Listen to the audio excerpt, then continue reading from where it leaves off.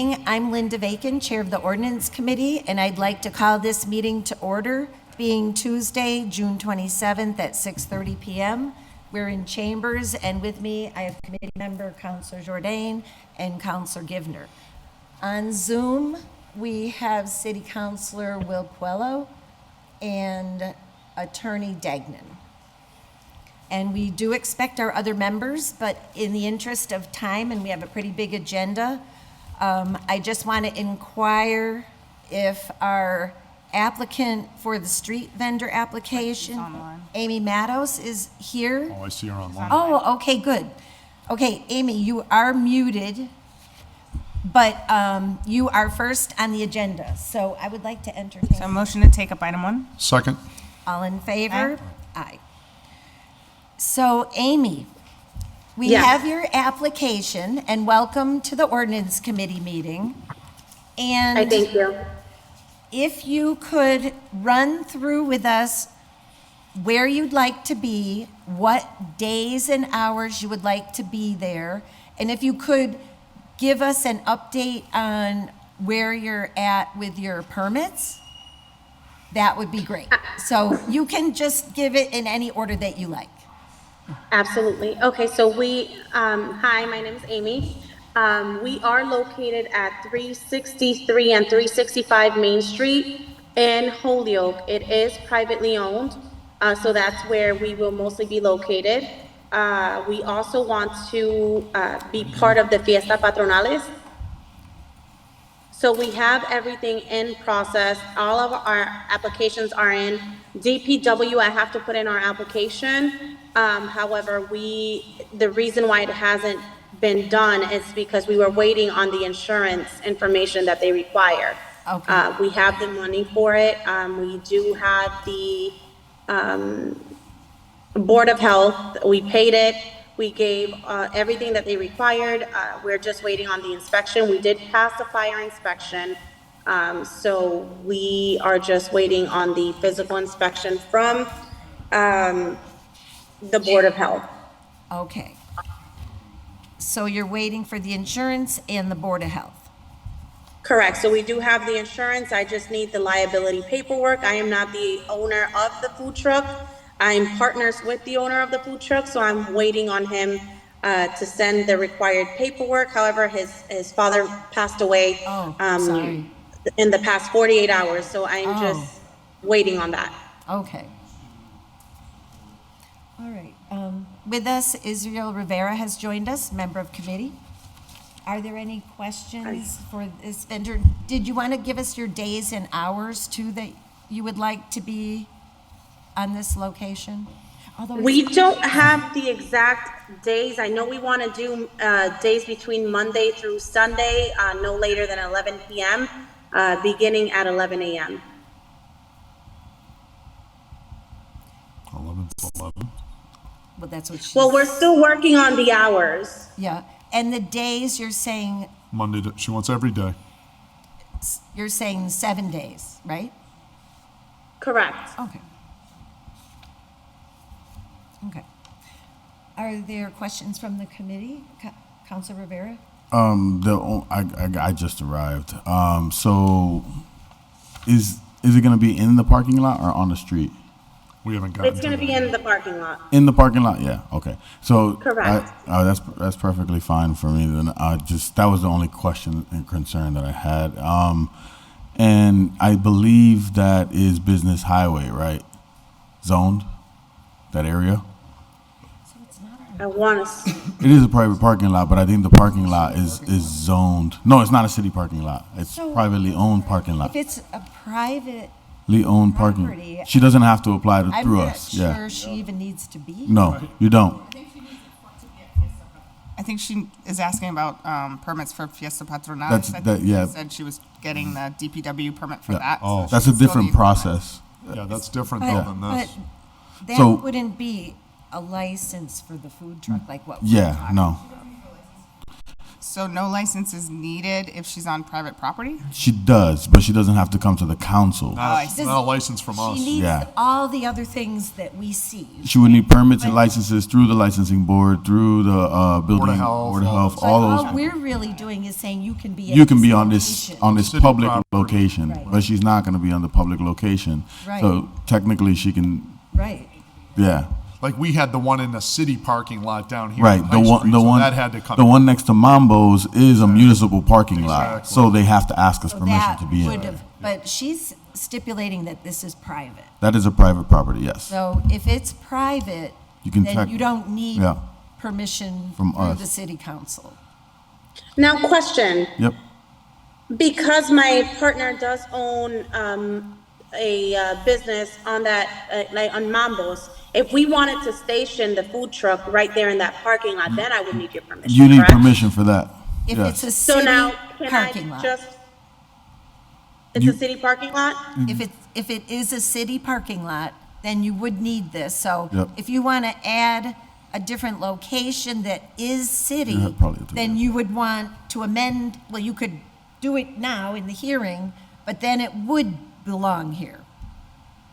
So can just, to be on the safe side, because like I stated, I haven't been able to speak to my business partner. However, to be on the safe side and not have to go through this again, Right. can we just add that parking lot, just, What is the address? Something High Street, right across from Haberman's. So, If you can give us the address, we can add it to this We'd- in I'd the have to, hearing. I'd have to look yeah, it up. I mean, I'm looking it up right now. Okay, I would motion to amend it and add the address once we find out the address, but then I would also possibly motion to table until they get all their stuff together, so to make sure that everything is all set, and then when they come back in, they already have that street added into it, and then they should already have all their paperwork, everything should be all fine with regards to that particular street. This doesn't bar you from applying for Fiesta Patronales or any other things, this is just for that particular street in that location. this doesn't Yeah. stop you from being at the private Yeah. parking lot either. Yeah, Right. we just Okay. changed 363 Once you get your Main to the permits. new High Street. So what I'm So suggesting, yeah. if you want to add High Street, we can do that.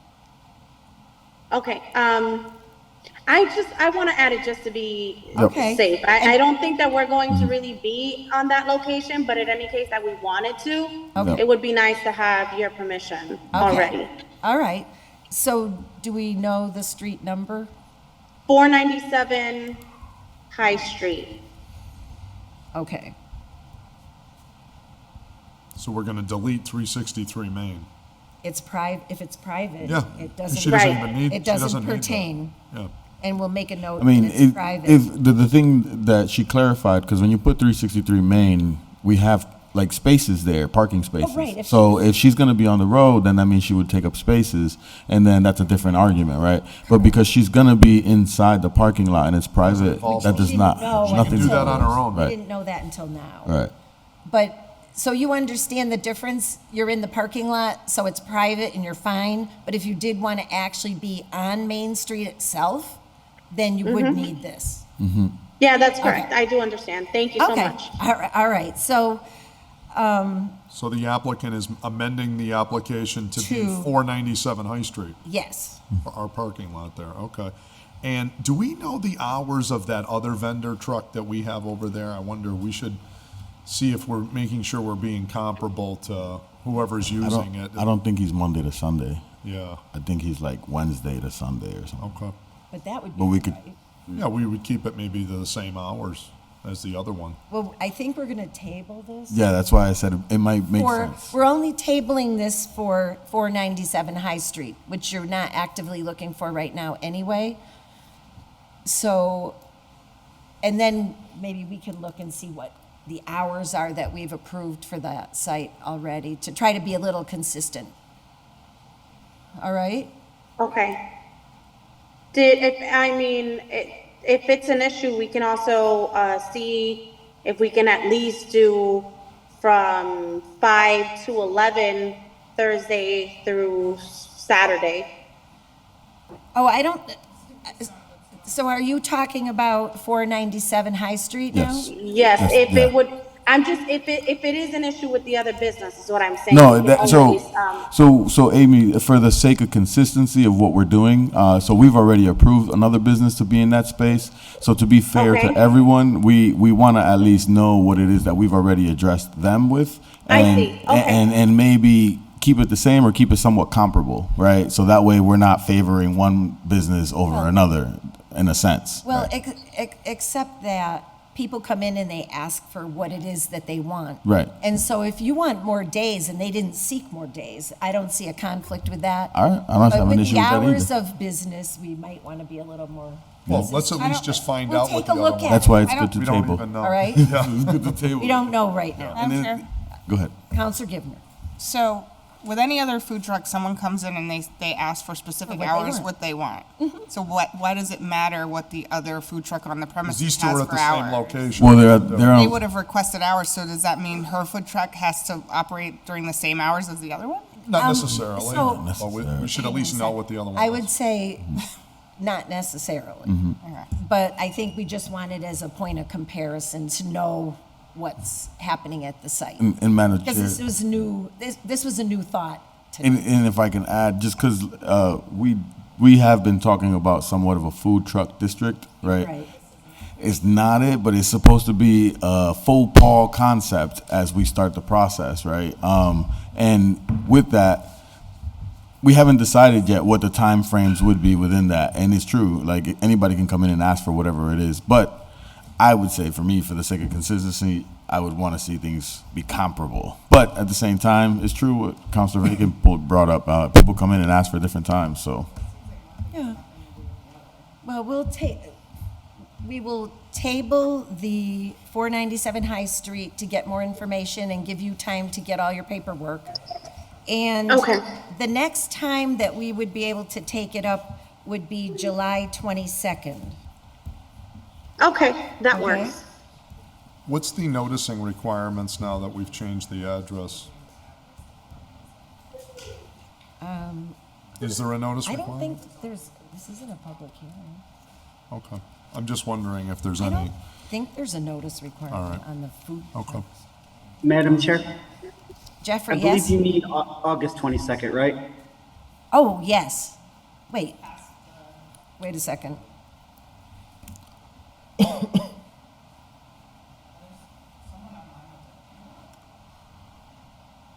You're correct, because we're not meeting in July. The committee wanted the month off, right? The vacation month. Thank you. So- Well, one other note, Madam Chair, I just looked up a street vendor license you approved for High Street in December, and the hours were 10:30 a.m. to 8:30 p.m. 10:30 To a.m. 8:30. to 8:30 p.m.? And was it Wednesday through Sunday? That one was actually 7 days. 7 days. Oh, okay. And that is at the same site? It was on High Street. I don't see a specific address in the committee report, but Okay. it says High Street. Okay. Okay, so Amy, Yes, so just for your reference, and it doesn't mean you can't ask for different hours, the one that was approved was 7 days, 10:30 a.m. to 8:30 p.m. But that doesn't mean you can't come in and seek something different. awesome, thank you. Yeah.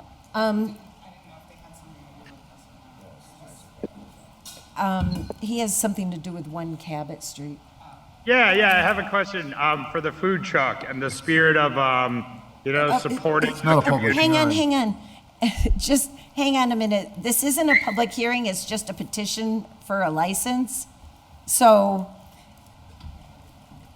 hang on a minute. And I want to let everybody know that Jose Maldonado Velez has arrived. He's our 5th committee member. What was Amy looking for hours? I think, Amy, you started to mention some 11 hours. to 11. No, I think you said, but, that was ultimately what you wanted, 11 to 11, 7 days over? That was Well, the here's first the thing. request. I thought, I'm just putting those hours out there. I am self-employed, so I do have a business that I run. So I'm still trying to get the logistics ready. I don't know exactly what times like I said, my business partner is in Puerto Rico for the death of his father. So I don't have the exact hours. I know that for sure.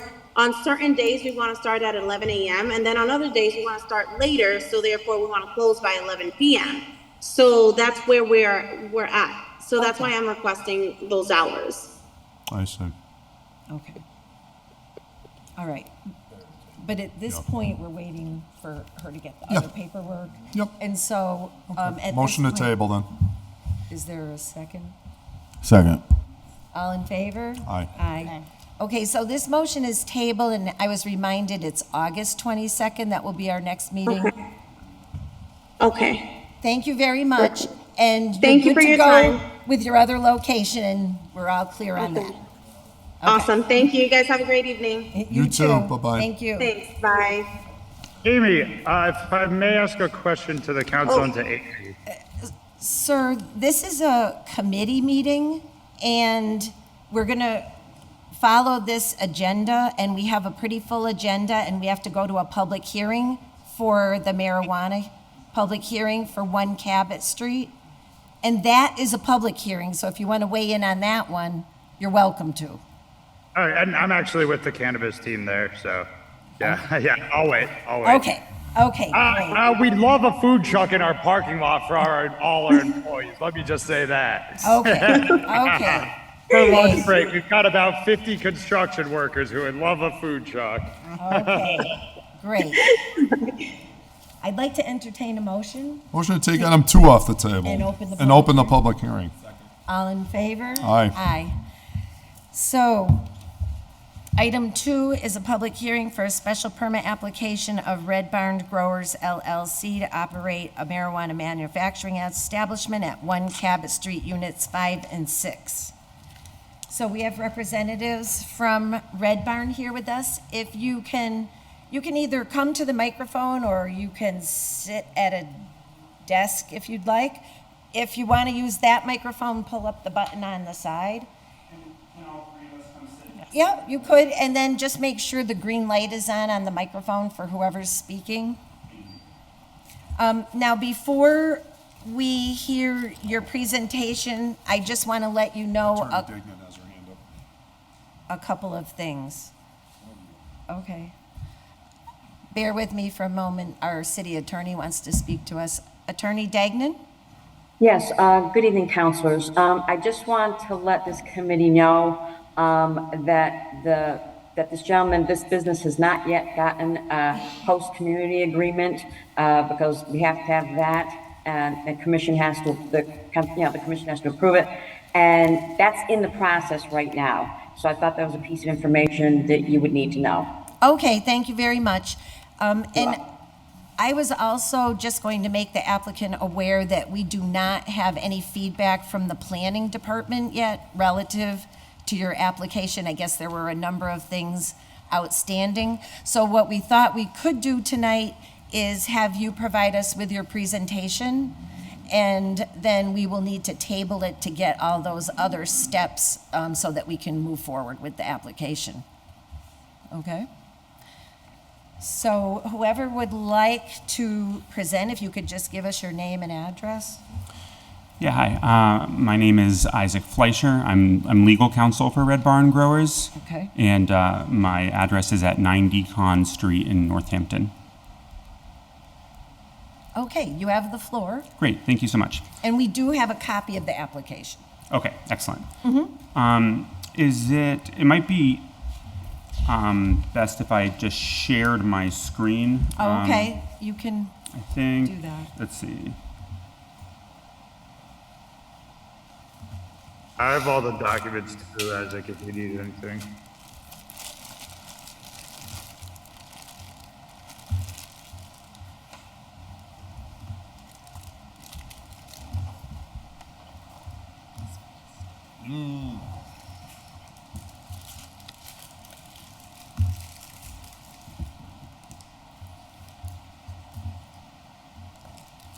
Okay, great. So this is an application to operate a micro business at units 5 and 6 of 1 Cabot Street. This committee has seen a number of other cannabis establishment permit applications at this same building, so it should be somewhat familiar. So Red Barn Growers is going to be a tenant of 1 Cabot Street, operating in a leased area of about 4,400 square feet. Specifically, it's 4,418 square feet. The license they've applied for is a micro business, which would allow them to do a tier 1 cultivation and marijuana product manufacturing. Tier 1 is up to 5,000 square feet. Their current proposal is only 1,200 square feet of actual growing canopy. For the cultivation? Yeah. They don't have any plans at this time to do product manufacturing. So it's a pretty straightforward 3 grow rooms, 1,200 square feet of grow space. This is the site this is the entire site, and you can see in the corner there is where Red Barn Growers is located. They are on the 2nd floor of the building. On that corner, because the site is sloped, I think, yeah, you can see here, so that red line outlines where their actual space is. So on one side of the building, it is on the 2nd floor, and it's technically considered the 2nd floor, but you can see that around the back, it's ground level. All of these windows that you see here, as well as that entrance on the side there, all that's being closed up. So there's only windows on one side. Actually, I'm not going to get to the floor plan yet. So I have 2 other people with me here today. There's David Gray at the end here is the owner of Red Barn Growers, currently the sole owner of Red Barn Growers. And next to me is Michael Palin, who is the architect from Meyer Design that did our floor plans. So I'm going to have David Gray talk a little bit about the company and the proposed operations. I'll have Mike Palin walk you through the floor plans, and then we'll get to questions. Okay. Thanks.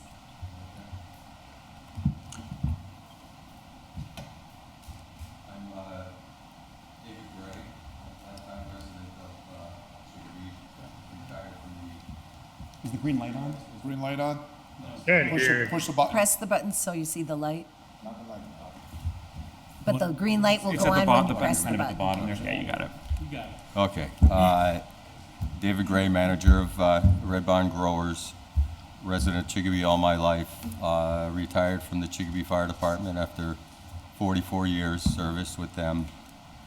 In my time, I was president and vice president of Local 1710 at the National Firefighters.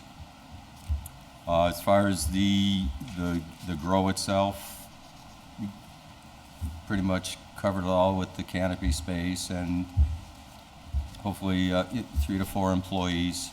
What we're looking to do is a high quality craft cannabis. We're keeping it small footprint, LED lighting. We're staying as green as we can with it all. And that's about it. I don't know if you have any questions for me. Councilor Rivera? I think the question I have is the same question that I ask anyone that comes forward to us is what impact do you expect to bring to Holyoke, not only economically, but like socially and as well as a business and within the area too that you're going to be in, because that is historically known as a underserved community. Those are the words that they used.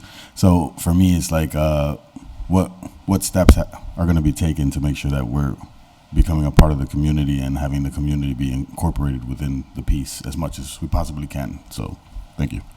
Well, there again, we're staying with employees from Holyoke, hopefully. We're just trying to be good neighbors. Certainly, any city laws, state laws, we follow right to the T.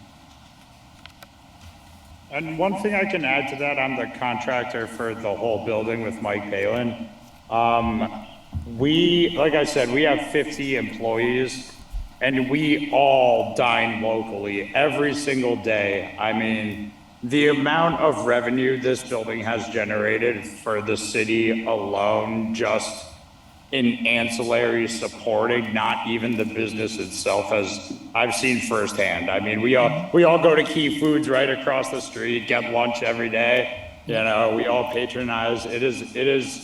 This building has blown me away with what Tom has done, his vision for Holyoke.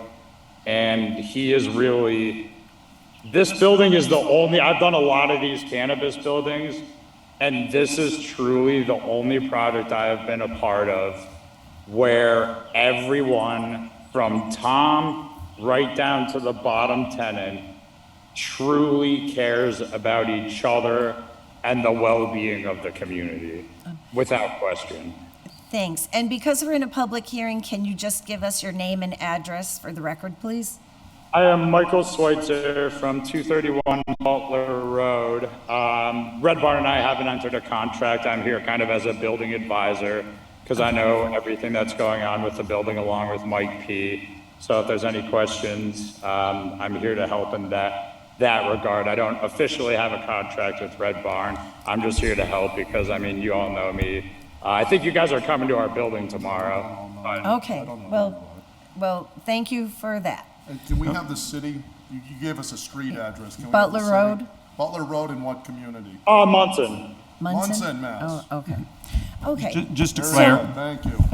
if I could just clarify, there's sort of two parallel processes going on here. There's Red Barn Growers is applying for their special permit for their space, their lease premises. I mean, that's why we're here tonight. Right. But this is not the first tenant that I've represented in this building, and what we're trying to do is make sure that we have somebody from One Cabot, which is Mike Schweitzer tonight, who can answer some of the broader questions about what's going on with the site as a whole, other tenants in the building, and just, you know, the master plan for the building. Okay, great.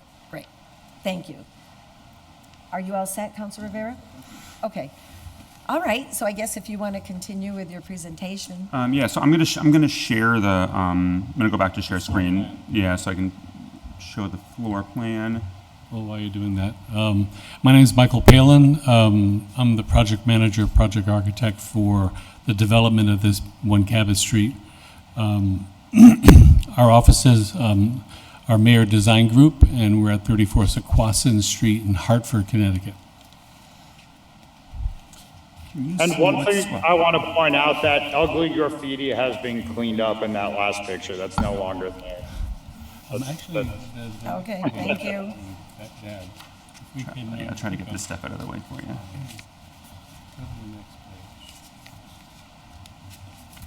Plan is in here. Oh, is that mine? Yes. Let's see. Actually, if you zoom in on that. Mm-hmm.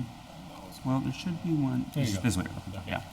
Okay, so what you're looking at on the screen now is basically the floor plan that's been developed for Red Barn Grow Facility. You can see on the left-hand side, this is actually a table layout, the grow tables. So the square footage comes from the amount of grow surface that they have.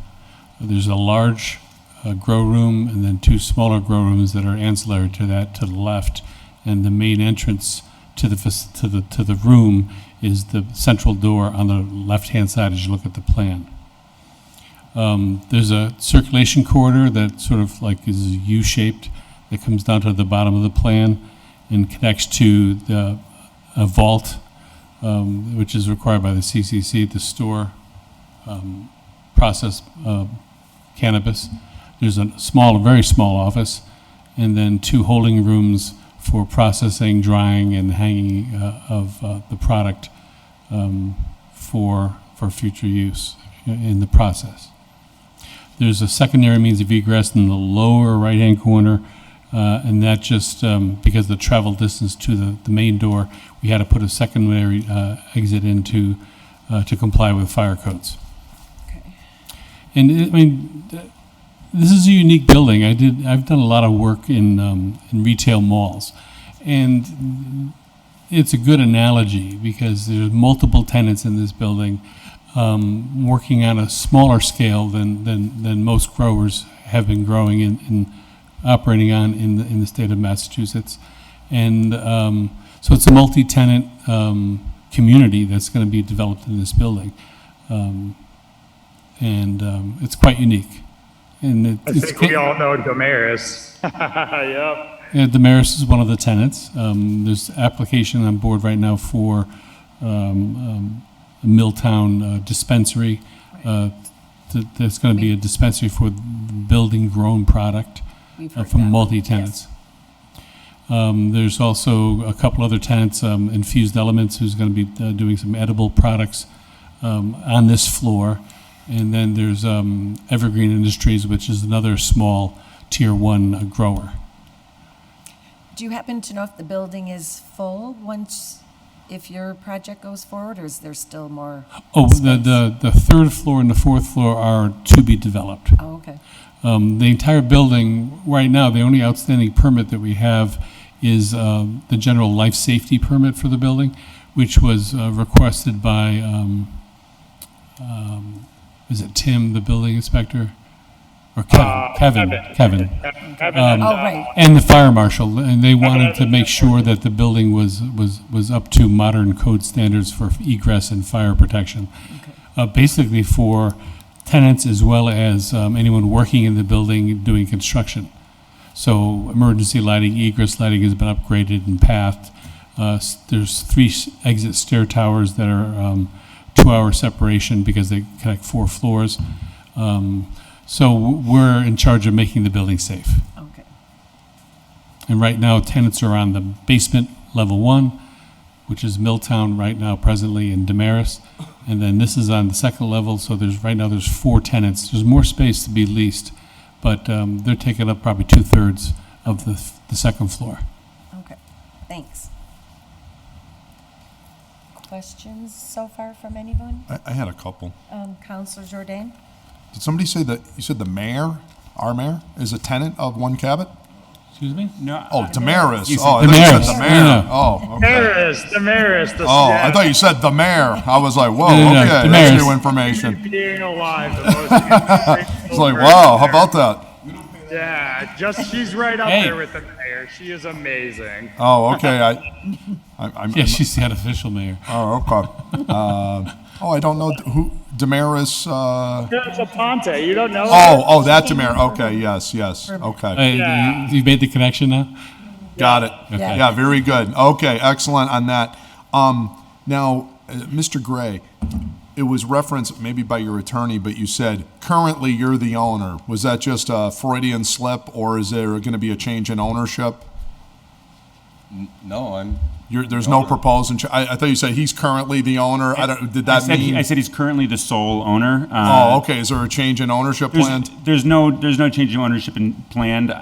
I said currently because I imagine at some point there will be other owners investing funds In this business. Yeah, but the plan is David Gray will remain the majority owner, and in fact, I shouldn't even speak for him. As far as I know, he's always going to be the sole owner. I'm not going anywhere. So you're the guy. I'm the guy, and Okay, good. everything is here. It's not a conglomerate out of Vegas or out of California. We just want to know who we're doing business with. That's all. I get what you're saying, but Yeah. I don't. Okay. They know I just want you to. I just want you to know I do pay attention. So and I'm listening very Well, carefully. thank you for that. Anyway. Yeah. I try. There's been a coup going on here. I didn't know it. I appreciate your service to the fire department at Chicopee. How are you making out with your host community agreement? Is this, you think, progressing at a reasonable pace? The law department tells us you don't have one yet, but is this something that you see in the near term that you guys are wrapping up, or is this something that could be a while? I can answer that. And I hope not. But,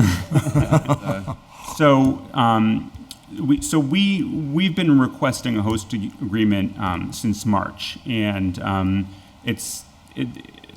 not throwing anybody under the bus. What happened is that the state has changed its statutes specifically regarding impact fees, but in other ways they've changed their statutes and what can and cannot go into a host community agreement. Okay. So Holyoke has been in the process of drafting a new model host agreement. We received the first draft of that last Thursday. Okay. So we immediately reviewed it, got back to the law department with our comments, and on Monday I had a call with Lisa Ball and outside counsel for Holyoke. We went through every aspect of it, and I think we're very close at this point. Yeah. So there were a few outstanding issues that each side was going to kind of propose some different language. Sure. But yeah, I think we're maybe like a week out from a final version of that host community agreement. Are they substantial changes with the change in the statute, or? Oh, yeah. The new draft host community agreement is completely different from So it's other, prior HCA's. I just haven't seen it. So a very simplified. The biggest change is that as of now, under the new statute, impact fees cannot be calculated as a percentage of gross revenue. That's the biggest change. Okay. Be assigned to a specific nonprofit or entity versus it going straight into the pot. So it's a different rule than before. Okay. Right. So so impact fees have to be based on documented expenses, Right. as opposed to it can't go into general funds. Okay. All right, thank you. All set. Thank you all very set? much. Councilor Rivera? My question was regard to parking in the building. So I ask the same question every time a new business moves into the building because there's limited parking there. And as the businesses start moving in and they start growing, we probably are going to run into a situation with regards to parking, which is not an issue for me. But I know that there are some rules and regulations around a certain amount of parking spaces that have to be allotted to a specific business. Yep, so Isaac, you want me to take this one? Yeah, and if you want to, I don't know if you can see what's up on the screen, Mike, but I have the plan with the parking calculations. I'll take the screen if you don't mind. Oh, yeah, sure. I'm going to stop sharing and there you go. Host disabled participant screen sharing. If someone could give me permission, please. You should be all set now. All right, sweet. So let me close my email so you can't see all my personal stuff. So this is the site survey here. Just property border, nothing really special here.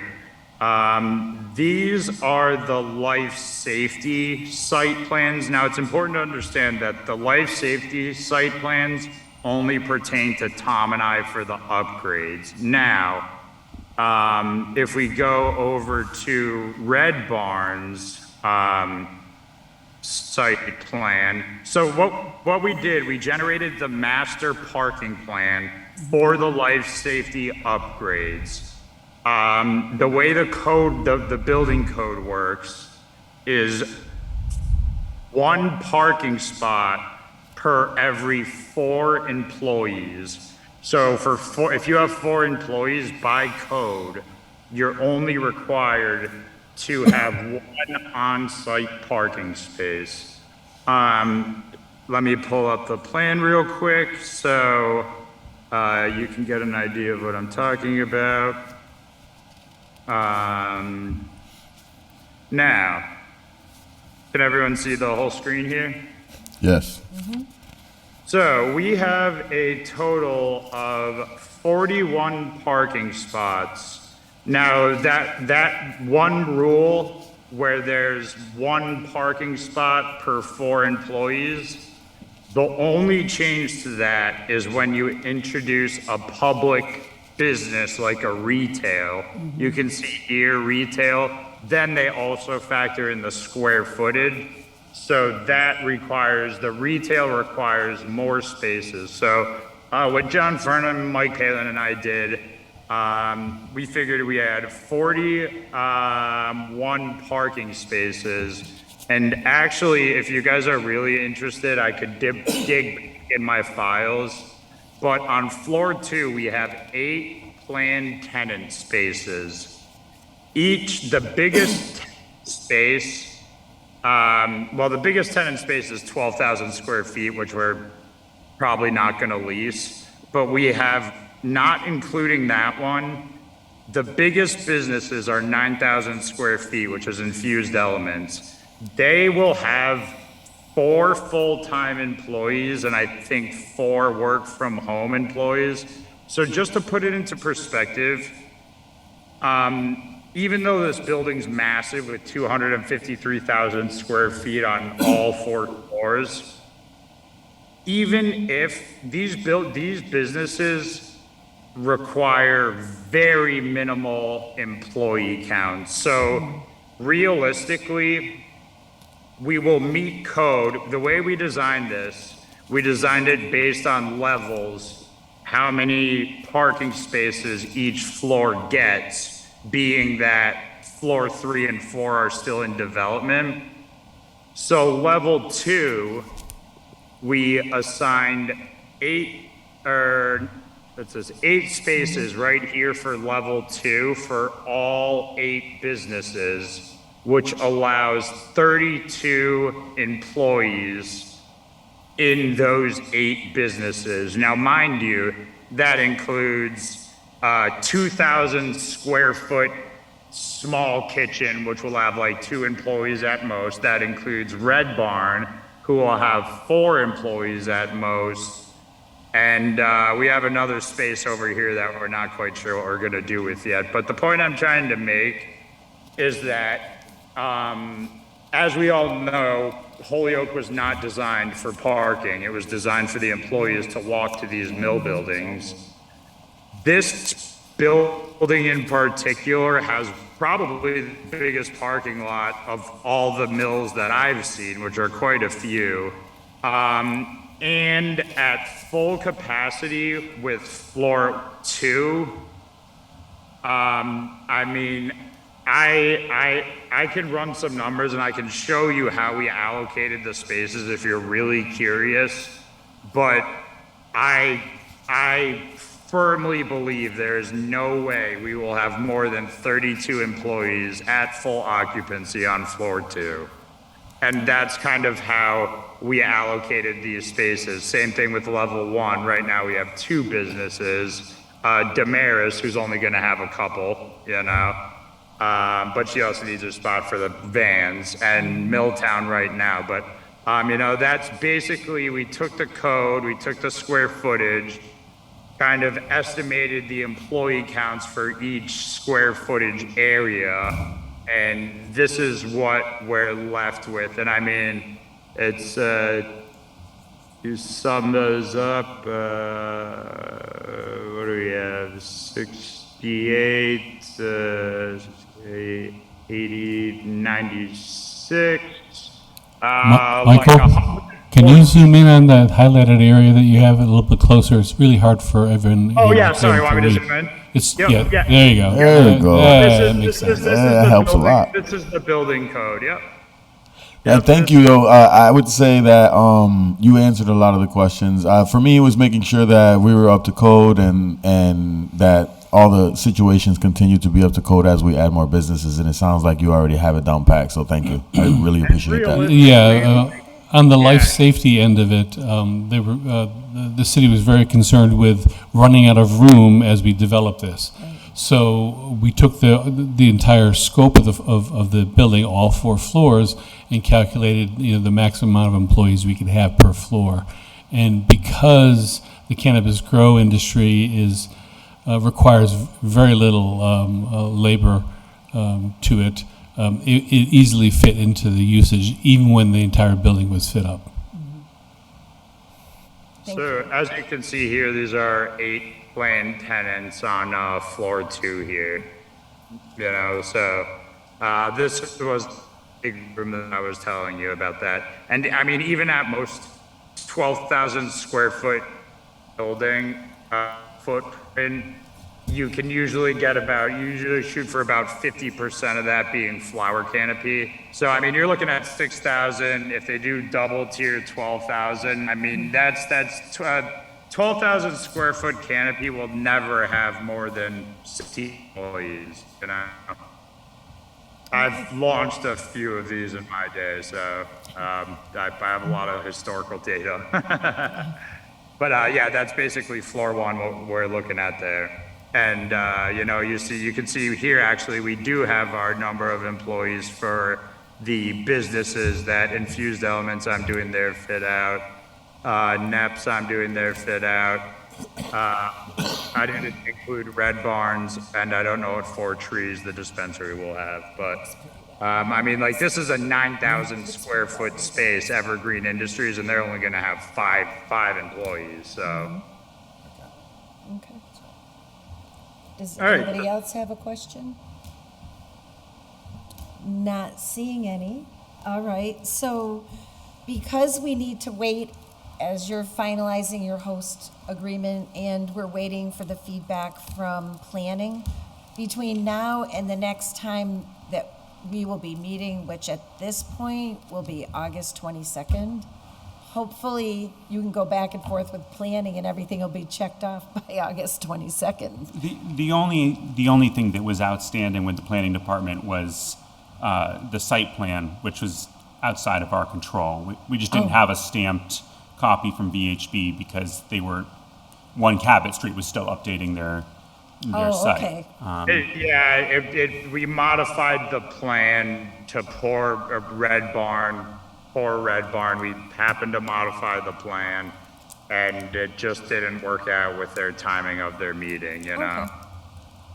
But Jeff Burkott does have a copy of it. It came in, you know, on like Thursday, I think. And Yeah, and he was then I still guess away. he was off a few days or something too, so. Yeah. Okay, well, And I think he's actually coming to the site tomorrow. We're meeting with the Holyoke Water, and I know the fire department as well. okay. All right, so then I think it would be fair to entertain a motion to table to August 22nd. There's going to be a lot of public hearings. At what time? At 6:30? well, we have to say 6:30, but Motion to continue the public hearing until August 22nd at 6:30. Second. all in favor? Aye. Aye. So Thank thank you. you very much, and so you won't need to go through the whole presentation again. We'll just go down to the Yeah. nuts and bolts, right? Yeah, absolutely. Okay. Thank you for your time. Any of you Have a great evening. have a good night. Looking Thank forward you. to seeing you guys tomorrow. Take care now. Good night. Thank you for your time. Thank you. See you soon. Thank you. Yep, bye now. Motion to take item 3 off the table? Second. All in favor? All right. So item 3, ordered that the ordinance section 12-4 flags of the City of Holyoke be amended to include the new regulations for flying the prisoner of war flag.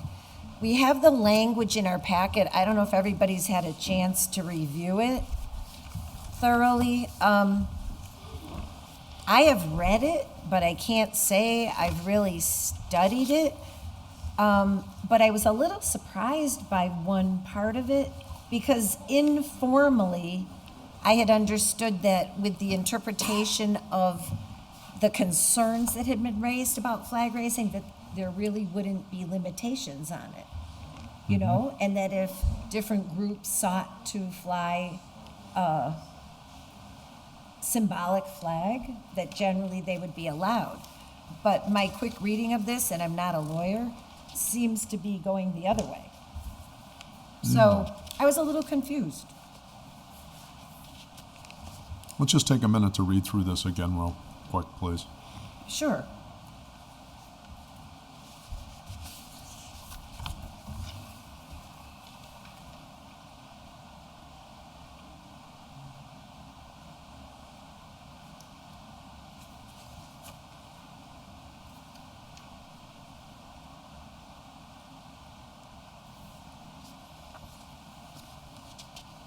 Oh, and I would like to note that Counselor McGivern has joined us in chambers. Sorry, I didn't see you come in. I'm sorry? It was his order that he filed relative to the prisoner of war flag, but then it became more complicated because of the issues around flying them and when and if and how, and there was some lawsuit, I guess, too. Yeah, involving the city of Boston, yeah. So perhaps, Kathy, did you draft this? I did, and with short left in mind, I know that's the case that Councilor Bacon is referring to, and I understand. And basically, there were other municipalities after short left, Boston included, that drafted flag-raising policies, which is what you have in front of you. And one of the big things that was a problem for Boston is that they had a policy of letting private groups fly their flags. And it became free speech. And you'll see, and I have to say, I looked at Boston's flag-raising policy, the town of Sutton. I mean, there were a bunch of them. And basically, I pretty much used that for the legal basis of this. I thought there would be some factual questions, because I know I had a couple.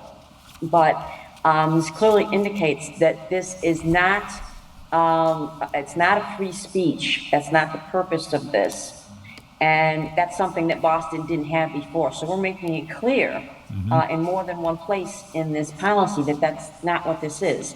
It is to have what they call government speech. And that's why we have the order, the special occasions, the order on how flags will be flown.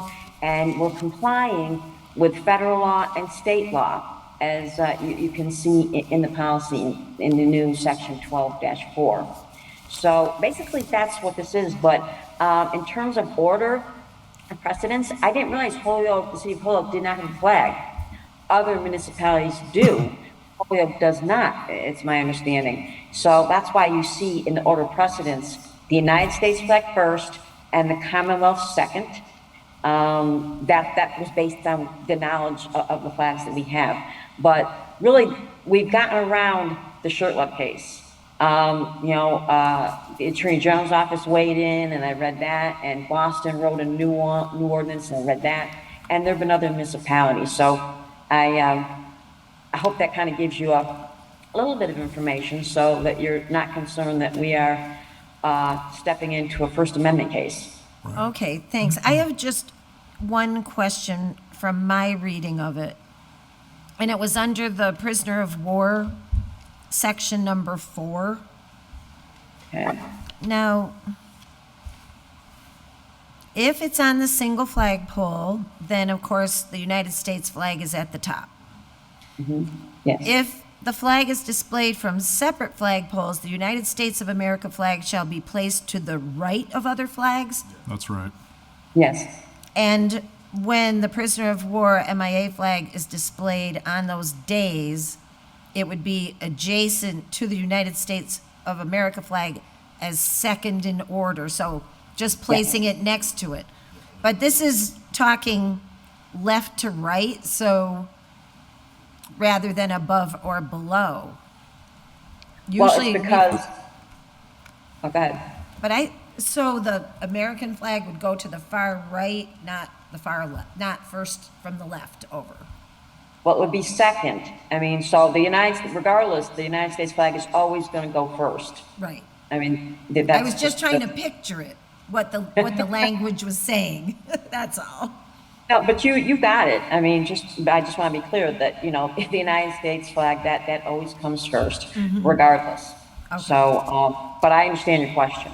Okay. Councilor Jose Maldonado Velez. Thank you. I guess I'm following your thought, Madam Chair. Because I've always been under the understanding that it's like, as long as the American flag is above the other flags, like that's fine.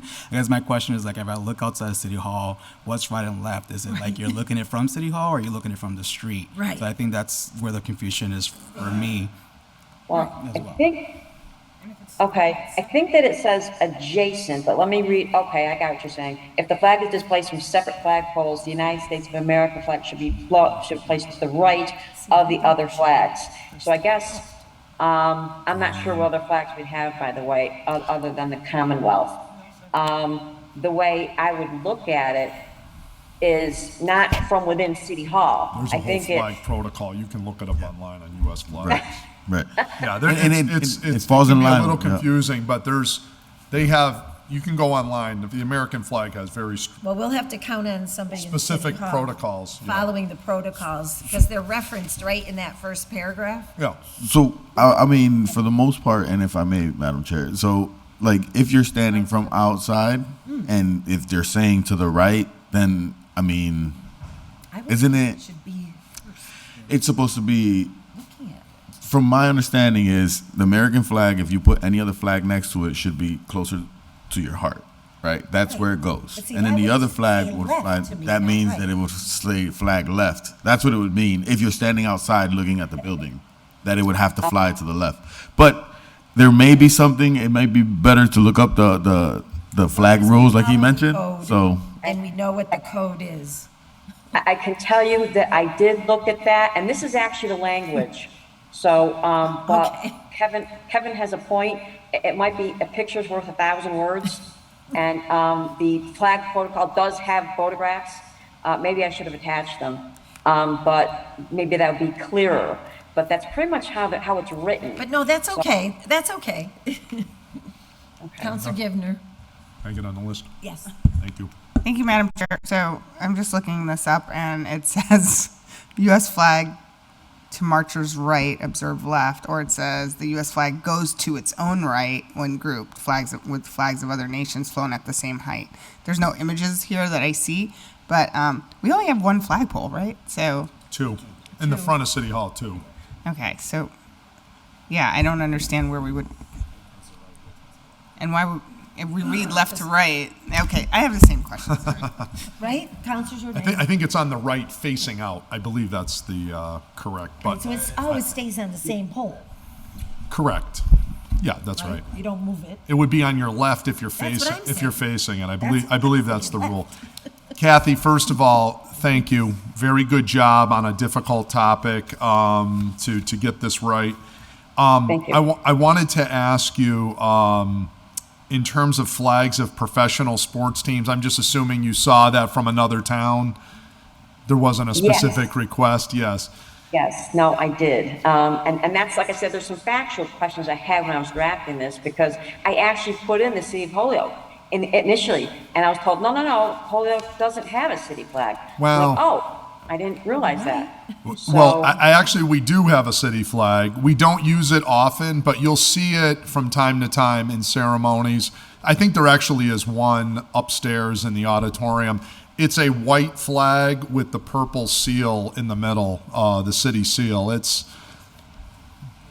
pretty straightforward, but I don't think we ever fly it outside, to be honest with you. But we might want to put that in there to have it, that we add the City of Holyoke flag. Absolutely, and that would be third in order of precedence. Yes, So, yes. yes. So maybe if it's okay with the committee, I was going to make a friendly recommendation to delete professional sports teams. And because I don't recall if we've ever had the Red Sox or the whoever's fly their flag in front of City Hall. I don't think that's happened. And in fairness of consistency, I don't think you put the Bruins, I mean, as much as we like the Bruins and the Patriots and, all those, or the Celtics. Yeah, any of them, quite frankly. Because then you're going to say, well, I want the Yankees next week, or so now you got another, exactly, or the Montreal Canadiens or whoever. So anyways, I was going to ask for that, and then just to add the City of Holyoke flag. That was going to be my 2 friendly suggestions. Certainly, because I think that flag of those professional sport teams, other municipalities do it, and I understand removing it, that's not an issue. And putting in the City of Holyoke as number 3rd, it's the way it was initially drafted, so that's not a problem either. Counselor McGivern? Thank you. I First of all, I don't know why we need an ordinance. Flag etiquette and flag rules are determined on powers that are far higher than any city. But I think in answer to Councilor GIVNER's question or thoughts is, a lot of this etiquette deals with ceremony.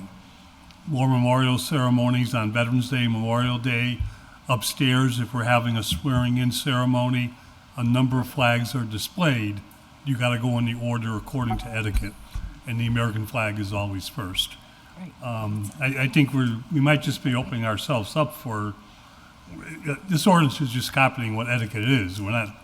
We can't determine what it is. It's only what's already determined. So why don't we just follow the rules of etiquette?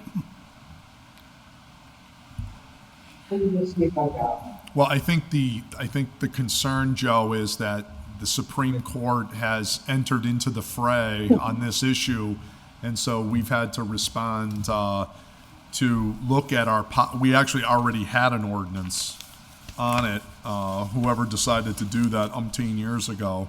So the question is, we're just modifying it so that we're consistent with the Supreme Court is telling us. So if, The original one? Which one? So when you talk about just kind of following protocol or etiquette or whatever the Supreme Court has said is correct, Oh, you're saying where did Kathy, so Kathy's saying she reviewed the Supreme Court decision. She started to look at those that have addressed this issue, and now she's giving us this as a model to follow. Okay. yeah. And then my only question would be, why would we want to change it at all then, if that's kind of the norm everywhere? Before it was, yeah, go ahead, I'll let Kathy answer Kathy, that. go ahead. Yeah, Attorney Councilor Degnan. Givner, what we had initially, and Councilor TALLMAN brought this up initially, to amend this section because we wanted to include POW flags. And so that's why you can see in the ordinance that I have struck that prior ordinance, that the previous section 12-4, and put in a provision that deals with the POW flag, because that's what Councilor TALLMAN wanted, and also to put in a policy because I mean, Councilor McGivern is right. We are putting in the rules, as I said, and as Councilor Bacon picked up, the publication, it's already there. So what we're doing is having a policy that's there. One of the problems that Boston had is that they had a policy, it wasn't written, I don't think, but they had a policy and it was problematic for them because they let private groups do it too. And they said it was government speech. And that's why they had issues. So right now we have it in writing codified that, look, this is what we're gonna do. This is how we're gonna deal. This is the order of precedence. And this is how we're gonna do it for special ceremonies. It's just, it gives us something in writing. So if anyone challenges it, they can say, no, look at our ordinance. We're saying it's not free speech. We're saying it's governmental speech, and this is how we're applying it. So basically, it keeps us out of trouble, in my opinion. And it also answers Councilor TALLMAN's request at the same time. Yep. Thank you. Just real quick. Can I get back on the list? Yes. Thank you. Thank you, Attorney Degnan. I think my confusion was misunderstood. I was asking specifically about Section E and why we would change anything from that here. Like, for example, to take out the number 2 in Section E. If this Section E kind of reflects what's being done elsewhere. I was proposing number 3. I'm sorry, 3. Not number 2. Any of them. Why would we take any of them out? Okay, I'm happy to answer that because that was my suggestion. Yeah. Councilor JOURDAIN. Yeah. If this is the norm, why would we change it? Well, I don't, quote unquote, the norm, to the extent there is yet a norm in the wake of the case. I'm just saying she picked this up on another example of another community. But what I'm saying is I cannot recall a time where we started flying professional sports teams, so I don't think this is really Holyoke. Maybe in Haverhill or wherever, I don't know where Kathy got, she mentioned a couple, maybe in Boston, they put the Celtics up. But I don't think realistically we've ever done like, hey, it's Celtics week and next week is Bruins week. I mean, as much as we love those teams, I'm just saying, I don't know if we really need number 3 for Holyoke. Doesn't it say specifically if there was something to commemorate something significant that happened with? I think it would be covered under number 2, right? Okay. Yeah. I don't. I don't think there would ever be. Sure, because I just don't want it to be like, Exactly. the mayor has a proclamation and it's a sports team. Yeah, related right, thing, right, suddenly right, we're right. arguing against it here. Exactly. Because we crossed it out. Yeah, I think number 2 would cover it. Okay. Yeah. And then I'm just making sure. And then the other point I wanted to make was on behalf of Peter Tallman. He did call me to say he regretted that he wasn't able to come tonight, but he was very appreciative about getting the POW flag and to get that in there, and that was really important as a veteran, and he wanted to point that out. So I want to make sure that I emphasize he gives his regards in support of this. Thank you. Yeah, Madam Chair. Madam Chair. Councilor Rivera. So just to add on to that sports team piece, I think for the most part, unless the Red Sox were going to come down here after they won the World Series for us to hang a flag up, then it would make sense. But otherwise, in Boston, it makes sense because it's the Boston Red Sox, right? And it's, I'm sitting here, I'm like, it would be cool, but no, it's not that serious. And number 2 keeps it open. Yeah, if they come to town, we'll give them a flag. We'll figure it out. Absolutely. All right, so just to summarize the discussion, so far it's been suggested that we would amend number 3 to add city flag and take out professional sports. Unless Kathy, the only difference would be, Kathy, did you think we should put City of Holyoke under other flags, or do you think we should put City of Holyoke in the first sections? Yeah, I think we should put it in the first section, paragraph C, order of precedence. Okay. Because we have the United States flag, and then Commonwealth of Massachusetts, the second, and then third would be the City of Holyoke. Okay. And then I was going to take in paragraph E, just delete section 3. Okay. Okay, so then I'd like to entertain a motion to add City of Holyoke to C and eliminate 3. Yep. E3. Yep. E3. Yep. I'll move that. All in favor? Aye. Aye. Okay, so is everybody good? I'm good. Then I would Motion to entertain a adopt. motion to adopt as amended and recommend to City Council. Is there a second? Yes. All Second. in favor? Okay. Yes. Aye. Aye. Okay, so 5-0, this goes to City Council as amended. Thank you, Attorney Degnan. We need to take. You're welcome. We're not hybrid. I'm just We're good making to sure go. everybody knows how everybody voted. No, This may be a stupid question, but I'm gonna ask it. So now that we took out E3, does that mean we also have to change E4 to now E3? I think That hopefully, naturally- hopefully, That'll- yeah. In general. Yes. oh, but no, it will change. Yes. 4 will 4 become becomes 3. 3, yeah. Yes, that's I don't think correct. we have to make a motion on that, though, right? No. And no roll call vote needed? I think we're all good. All right, good. All right, thank you. All right, on to item 4. Number 4. Oh, and Hey, Oh, cocaine. Coco, it's your item. This is your item. all right. Yeah, it's straightforward. All right. A motion to take item 4 off the table. All in favor? Aye. Item 4, per constituent request, please remove the handicap sign at 16 to 18 Linden as the previous owner has passed. Do you want to make the motion? Motion to receive and adopt? Yeah. Second? All in favor? Aye. Oh, that was easy. And I guess we'll need legal form, right, to take it out of the ordinance book, Attorney Degnan? Yes. Okay, Yeah, we'll do that. okay, thank you. So that's 5-0. Motion to take item 5 off the table? Second. All in favor? Aye. So this is an item from Kathleen Degnan, Assistant City Solicitor, the OPEB Declaration of Trust Agreement. This was sent to us from council because it was a very heavy-duty agreement given to us at a council meeting, and it was thought that we should review it and then before we accept it. and I did try to read it. It is the heaviest legalese. If I had to be a contract attorney, ooh, I'd sign up for a second career. But, so Attorney Degnan, in your opinion, Walk us through it. is this sort of Yes. standard fare, or?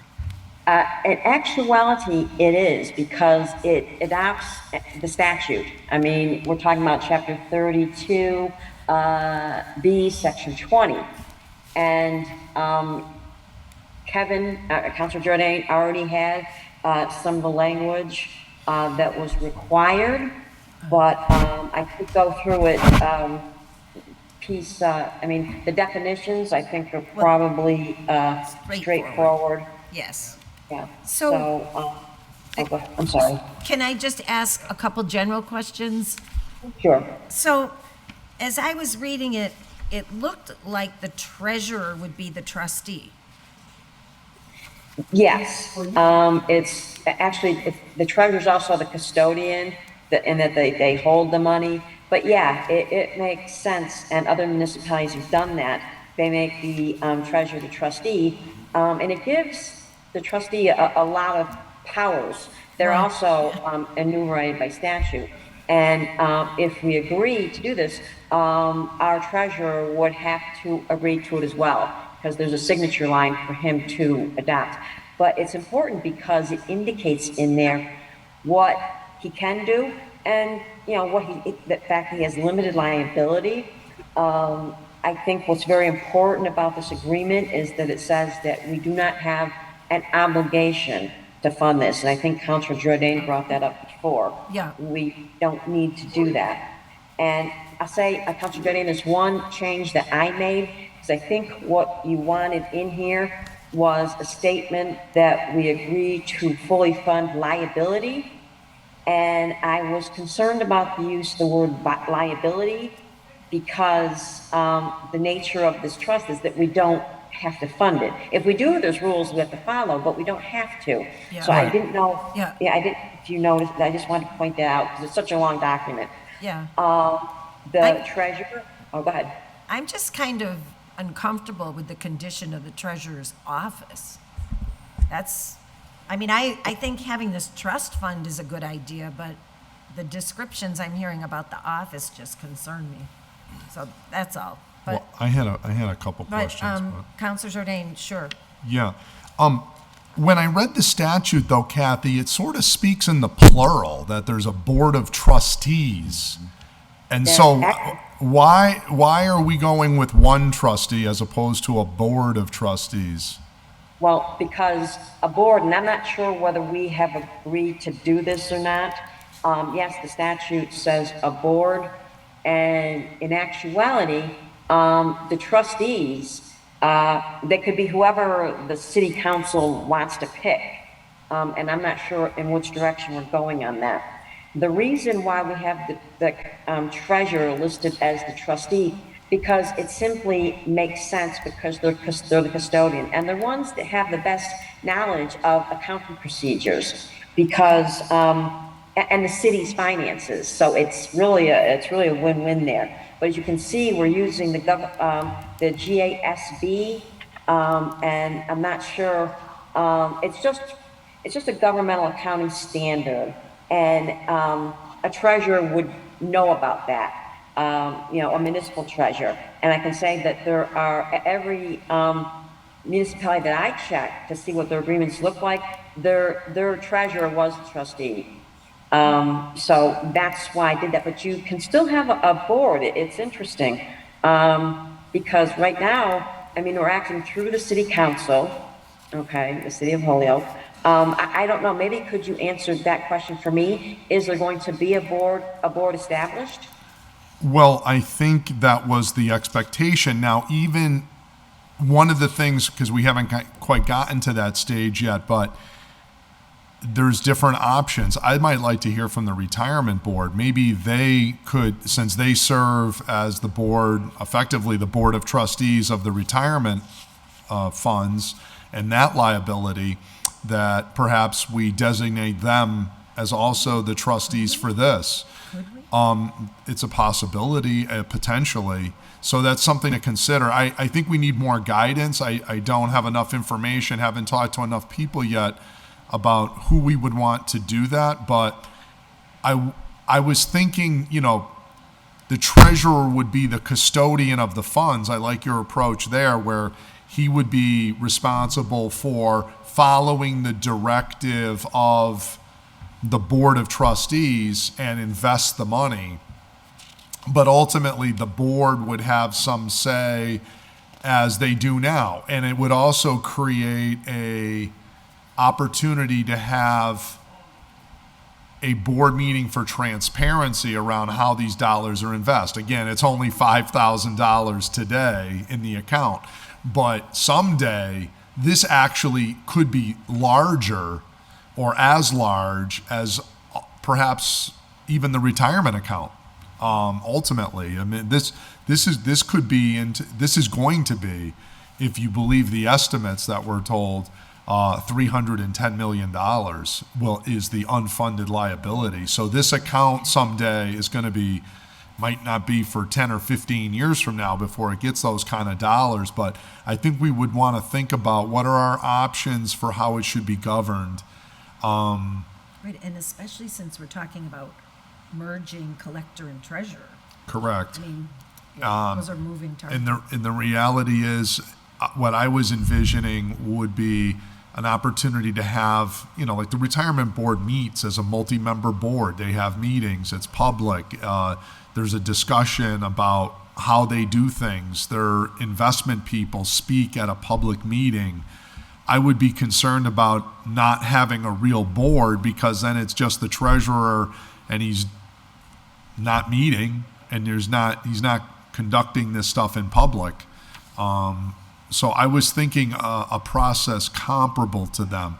On the other hand, the retirement board would have to be agreeing to sign up with this. I've already told those guys, and as much respect as I have for the retirement board and what a good job they do, I don't like the fact that they meet at 9 o'clock in the morning and they're not in compliance with the ordinance, in my opinion, which specifically names them as meeting after 5 o'clock, which interestingly enough is on the agenda for later today. We got to think about how we want to do it. Is it a matter of saying, well, it should be the mayor, the treasurer, the president of the city council, maybe the chairman of the city council finance committee, and the retirement director? Should we have a situation like that? I mean, there's different options. I was envisioning, probably 5 people on a board. Don't have a firm opinion on it at the moment, still thinking it through, but that was kind of the vision. But what you've put here is certainly getting us on a good footing to move us forward. But thank you. Councilor Rivera? Thank you. So for me, my question was around the restructuring of what we hope to do with the CAFO, right? Making sure that whatever powers we give to the treasurer may be somewhat passed on to the CAFO in case we do eliminate the treasurer in the future, because the treasurer position is an elected position. And as we hope, the hope is that whoever is in the role understands municipal finance, right? But it is an elected position, so there's no guarantee that is always the case. With regards to the treasurer being on a trustee, it totally makes sense to me. And in my experience in public administration, that is customary, that is common practice. The only thing is like Councilor JOURDAIN stated, a couple other members to help with the planning and making sure that things are transparent and it's not just one person calling all the shots, would help out with regards to transparency and making sure that a lot of the responsibilities are divvied up and it's not just falling on the treasurer too, because the treasurer still has their job to do as well. Otherwise, and then I think for the most part, this is just a start. When you're forming a committee like this or a board, you can always add more members as you go. It's just starting off as a foundation. So I think for us, it's starting us off, and then as we go, we develop the process of what we want to see with regards to other members being added. Yes, and if I may, you can, like we're talking to a board, and you can determine who you want to be in the board. The only thing I would say is the statute with respect to custodian. The statute says that the treasurer of the governmental unit, which is, this body, shall be the custodian of the OPEB fund. So, I mean, maybe, I don't know what you're talking about, merging two offices. I don't know whether, it's certainly not going to get rid of the treasurer's position. I don't think. It would probably be adding more responsibilities to that position. Does that sound right? You don't. To be determined. Yeah. Okay. Still All right. to be determined. Okay, well, I'm just pointing out what statute says. The statute says the custodian is the treasurer. But if we don't have a treasurer, then it would be the CAFO Somebody next. would have that. Whoever has the responsibility of the treasurer. As long as they're able, like you said, agree to be the custodian and perhaps a member of the board, I guess that would be up to them. Yep. That's right. So is it reasonable then at this point to ask Attorney Degnan to pursue the option of a current sitting board being the trustee, or does the committee want to move forward on this on one track and then? I'd like to talk to the mayor about it, because I'd like to see what his thinking is in terms of who the trustees should be, and then once we kind of think it through with him, then maybe we say, okay, it's key people, but not the retirement board, or maybe there's a representative from the retirement board, or we say, no, it's just the retirement board. Like we would never have Tony DeLude, who's a great guy, but we would never say, Tony DeLude, you alone are in charge of the retirement fund, right? So we wouldn't do that with, there's going to be literally at some point hundreds of millions of dollars in this account. So, but agree, he'll be the treasurer will be the custodian, but with the board setting policy and how things are invested, who do they hire for a management advisor? How do they, do all that policy setting stuff should come from a group. And I think that's what the legislature envisions by saying a board of trustees. Councilor GIVNER? I was just curious as to kind of to piggyback on what Councilor Rivera brought up. Who would be in charge of this should something happen to the treasurer or the treasurer's position be vacant for whatever reason? Because it seems like I feel like that would be important. Obviously, if there was a board, they would be able to, handle that as a group. But if it's under one person, I think it makes sense as a treasurer. But I would just wonder about what the backup looks like for something like that. Thank you. Okay, so then do we want to table this and find some more information and come back to it at a future meeting? Yes. So what I will do is ask for a motion to table. I'm not going to table it to a date certain, and I'll ask members to get back to me when you want it taken up next. Okay. Okay? I'll make a motion to have it tabled. All in favor? Aye. Thank you. Good discussion. Yes, very good. And thank you for this, Attorney Degnan. You're welcome. I think we're close. Yep. No, the board is, I understand. I understand. Second. All in favor? Aye. Item 6, that speed humps be placed on South Summer Street, petition attached.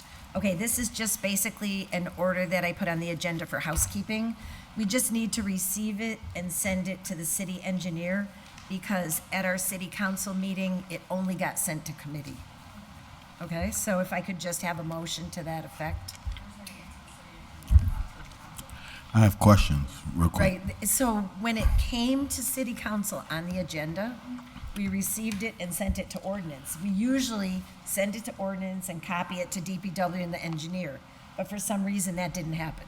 So I'm just getting it over officially to the engineer. I'm with you, but Yeah, in order to get it to the engineer, That's cool. did the clerk's office say that we got the 2/3 of the street on board? Of owners, property owners, right? well, usually, or voters. It doesn't have to be an owner. That's not what I was told, but that's great to know. No, it's on the bottom of the form.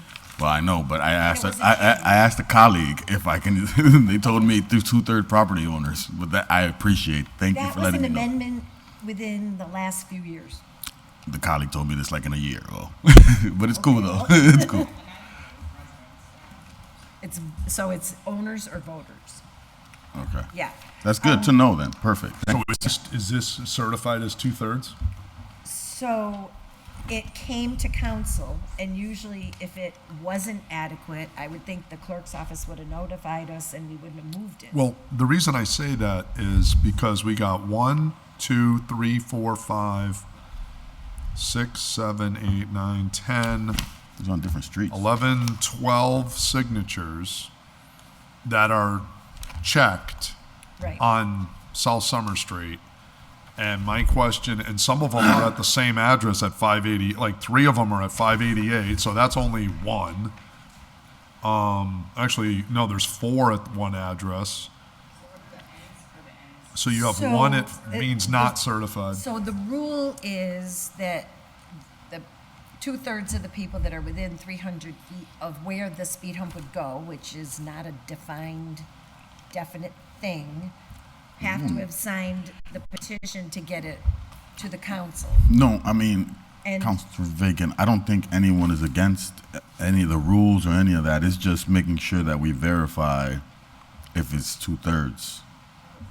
That's the only thing. I mean, I don't mind. I agree. Actually, I would prefer a raised crosswalk because it's cheaper and it's easier to maintain. But hey, that's They don't work for Well, slowing cars the down. note on the back is not exactly inspiring confidence. It says, don't know if she has the amount needed. Well, that was just for the person that was turning them in. That was a sticky on it that got Okay. copied. So it came to city council from the clerk. All right. We sent it here. All I'm saying is in the normal course of business, we would have sent it also to the engineer in DPW. So I just want to get it over there, and if it might not be warranted. Well, I don't know, but I'm just making sure that, well, I just want to make sure that we're following the rules, and that number 2 is if somebody says, what the heck is this out here? Then we can turn around and say, hey, well, 2/3 of the people on the street said yes. And that was the petition, and that's how we roll with that. right, so all I'm going to say is it came before the full council, and the full council moved it to committee. There was not a question on whether it was adequate at. but at full council, we don't have that conversation. Well, we could have. But it's We never frowned do. upon. Okay, We how take the about- how about All this? I'm saying is we It's frowned usually, upon, though. as a matter of course, we accept the petition if the clerk gives it to us, and we take it and send it over to engineering. I mean, that's just what we've always done with them, but All right. you want to send it back to the clerk. Well, how about we do this? How about we send it to the engineer, but with a copy to the clerk to verify that we have the sufficient All right. number of people to move forward under the ordinance. Does that sound fair? Yeah. Find out how many residents are in this area? It's quite a few. It's a pretty condensed area. Yeah, it's a very condensed area. Yeah, and- Very condensed area. But if we don't know how many residents are actually residents, we don't know how many 2/3 is. Well, you'd go down the property Right. addresses and then you'd say, well, but the way it's Five, written, 6 people in an apartment. yeah, but technically, the way we wrote it, it says when there are multiple property owners, the signature of one shall be sufficient. So does that apply to voters too? So if you have 100 people in a block I'm just hypothetically at 588 South Summer Street, one person in the block signs off, now that counts as one? I hope not. It's sort of seemingly, That's worse than going back to property owners. yeah. Can I make amendment to it? No, That'd be that's an ordinance change. That'd be an ordinance change. No, to the order. Oh, to the order? Oh, To yeah. the order itself, and What would you like? and to explore to get raised crosswalks, and while You'd have to file a different order. not if I make an amendment to this one though, right?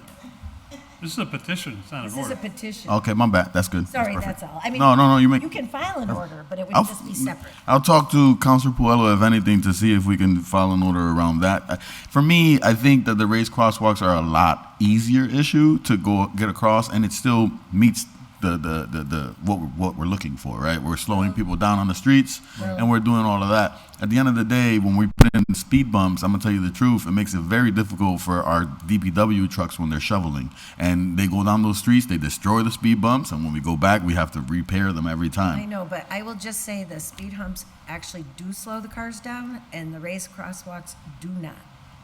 I would 'Cause I'm- disagree with that. At Dean Because Tech, I'm they up slow on down like. Westfield Road, and I see the cars going over the Nah, raised crosswalks. Just saying. Okay. And the engineer told me the purpose of them is for Jose, that's all. visibility, to see the pedestrians. It's not the purpose to slow the cars down. Just what the engineer said. Counselor Maldonado Velez? That's so if you get the building owner to say yes to it, that should to the building, that should be enough for that Yes. property. I guess my question comes down to like where exactly in South Summer Street is this looking? Because 300 feet, like it's South Summer itself is much, but it doesn't like specifically specify that in the position. Like South Summer Street over by Jackson is very different from South Summer Street over by Cabot. As far as like number of residents. This would be closer to Cabot. So 588, so that's like a couple blocks. So that's specified on here. That's the high number, No, it's it's- 588 now. No, but like where the speed bump is gonna be is not exactly. So I think Any of these blocks where you need it. Can we recognize Councilor Puello? His hand. Oh, Counselor Pullos. Okay, I will, yes. so. I guess my thing is that one question is like where exactly would it go on there? I do think like just based on the reading, like when I read it first, it was 2/3 of registered voters, but if it says signature of one should be sufficient for that property, maybe 12 units is to 2/3. However, it's still not verified with, like, there's no actual verification. So I'm on the boat with, like, we should send it to the city clerk to get that verified signature before we actually do the speed bump. I'm not against the speed bumps on there. A lot of people in Ward 1 and Ward 2 have asked for speed bumps. I just going back to, like, making sure that we get this process done properly. So Yes. So, Counselor Puello. Yeah, thank you, Madam Chair, and thanks everybody for the discussion. So I guess just 2 quick points. I think for the location of the speed hump, I think after the city engineer has an opportunity to review it, I think he'll be able to recommend the best location for that hump. I think that's the reason to send it over to him. And then my second point, I guess it's just a question really. When the clerk sends over a petition, I mean, shouldn't the clerk's office already make sure that it's good if it's coming to full city council? Thank you, Counselor. That's the position I am taking. We have not normally questioned when we receive a petition from the clerk whether it's adequate or not. We usually just move it. So that's just me. So there's a question, Counselor? I don't want to jump ahead, but just a couple things. One is that when we redefined the ordinance, that one per property, I think was like more about single-family homes. I think it's one per apartment is what we were trying to say here. But that, I mean, that's not even what I'm worried about. What I'm worried about is South Summer Street, these apartment buildings depend upon on-street parking. The speed hump is going to take 4 or maybe more parking places away. Yeah.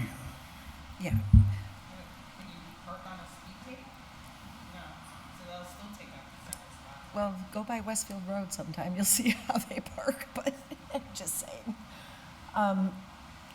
So I take everybody's point, and typically the engineer considers all of those things when he does the analysis and then finds either they would be indicated or they would not. I'm totally warm if committee wants to send it back to the clerk to verify that the signatures are adequate if they think something was missed, but can we also send it over to the engineer? Yeah, I believe that was exactly my motion, was to send it to the engineer with a copy to the clerk to confirm that we're meeting the ordinance approval. I didn't hear a second. Second. All in favor? Aye. Okay, all set.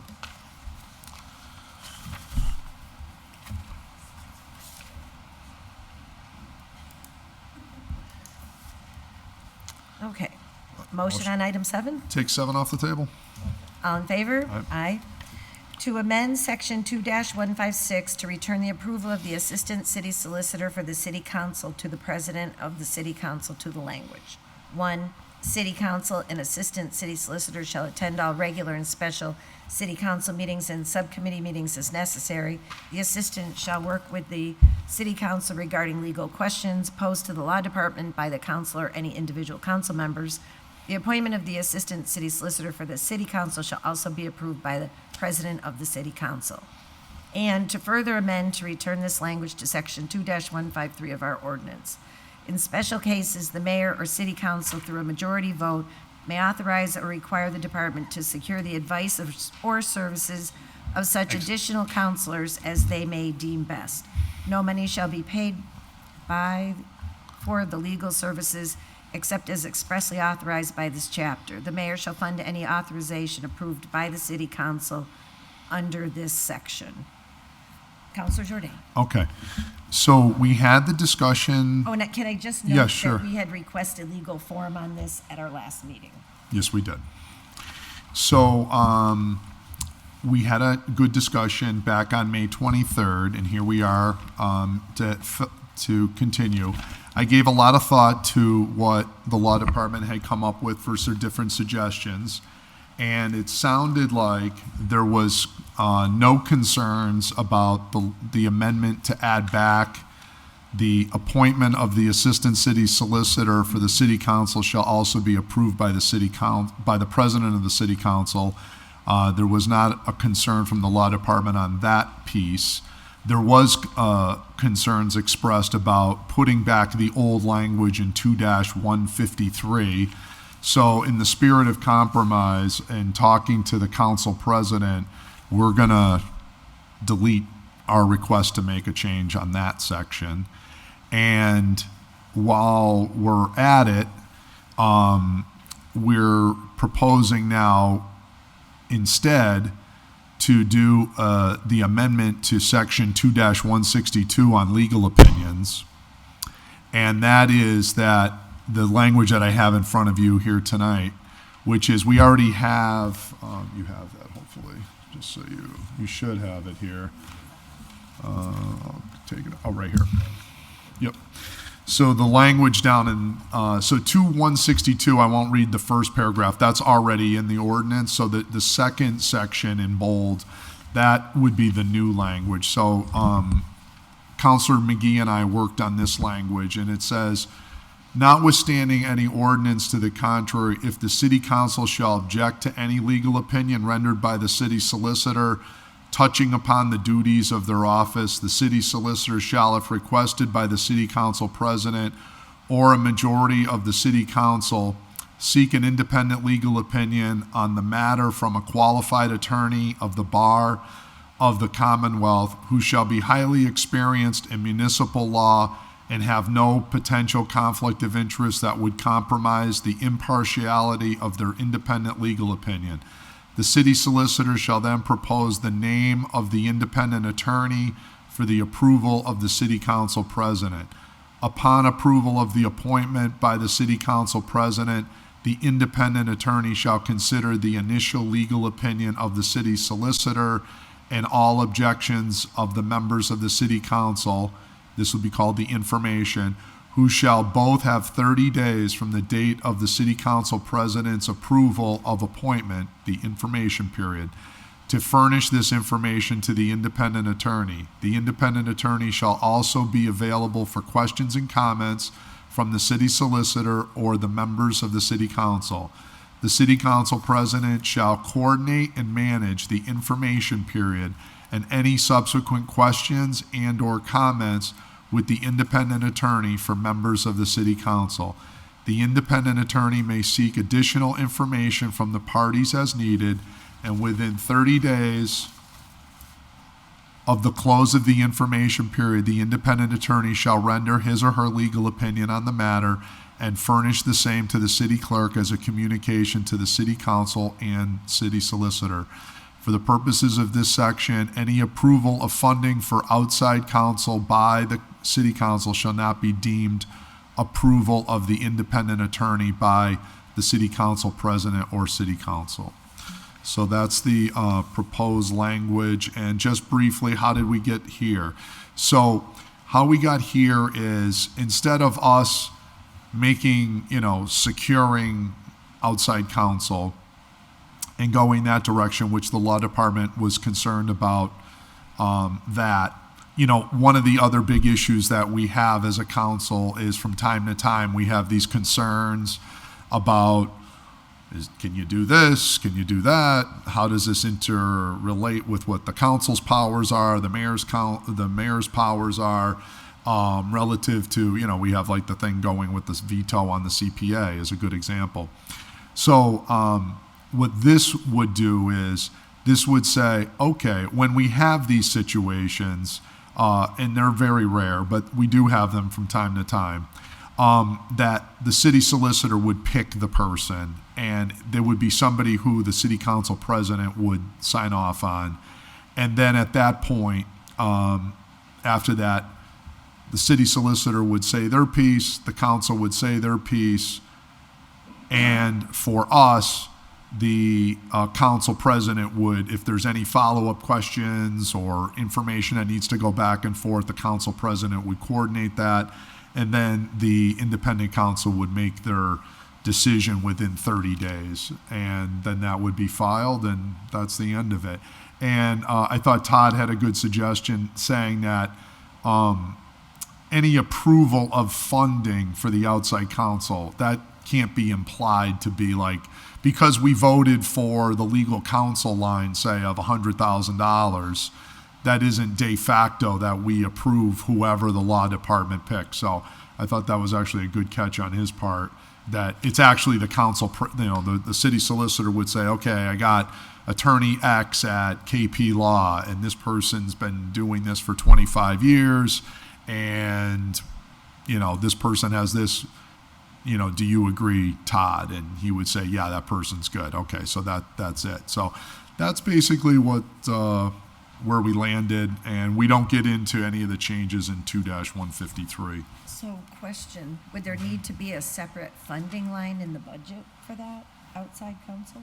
I don't think so. No, I think we already have, the city solicitor already has an outside counsel line, so it would be paid for out of that. Counselor GIVNER?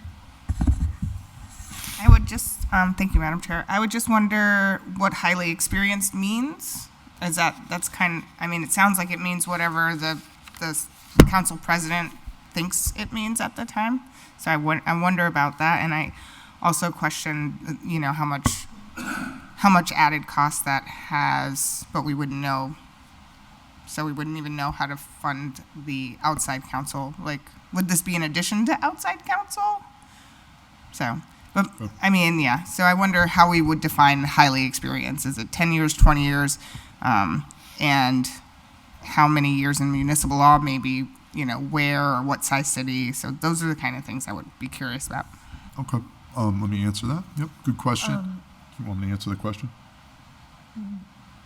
All right, and then I have Counselor McGivern in the queue after. So as far as highly experienced, I'll leave that to the good judgment of the solicitor and the council president, but I think it means what we think it means, which is somebody who, they shouldn't pick somebody who's never, you wouldn't hire someone who's a divorce attorney who's never done a municipal law matter before. I don't think, we're looking for somebody who would be very experienced in these type of topics and, would have the knowledge and experience and handling of being able to render one of these type of decisions. As far as the expense of this goes, I believe it's designed to, there would have to be an appropriation if there was more money needed, but the view is that this is going to be pretty infrequent and would be used with the current special outside counsel budget, which currently is about $100,000. Are you all set for now? Counselor McGivern? Thank you. Just two quick thoughts. First of all, I agree with Councilor Jourdain on returning to the Assistant City Solicitor being designated for the Holyoke City Council. We did that back when Mike Sullivan was mayor. Karen Braterney was our city solicitor, and I was part of the first three that interviewed. I think we interviewed 5 candidates. We came out, and Mike and I actually, after we interviewed, both picked the person that was chosen, who went on to become eventually the city solicitor herself. And I thought she was one of the finest that ever sat in, top 3 that ever sat in the law department itself, but that was Kara Cunha. And we actually said, after interviewing everybody, our piece, and we kind of left it up to Karen because that person still reports to the city solicitor, but with the input of the mayor, more important, the input of the city council president, it works great. I understand not changing 153. I hope these are separate votes when they come back to the council, and I'm not against independent review from time to time, but legal opinions are not binding. And I think we've seen a rash of of legal opinions over the past couple of years, more than I've ever seen since I've been on the council. They're drafted by good attorneys. They're drafted with, I think, all the facts in mind.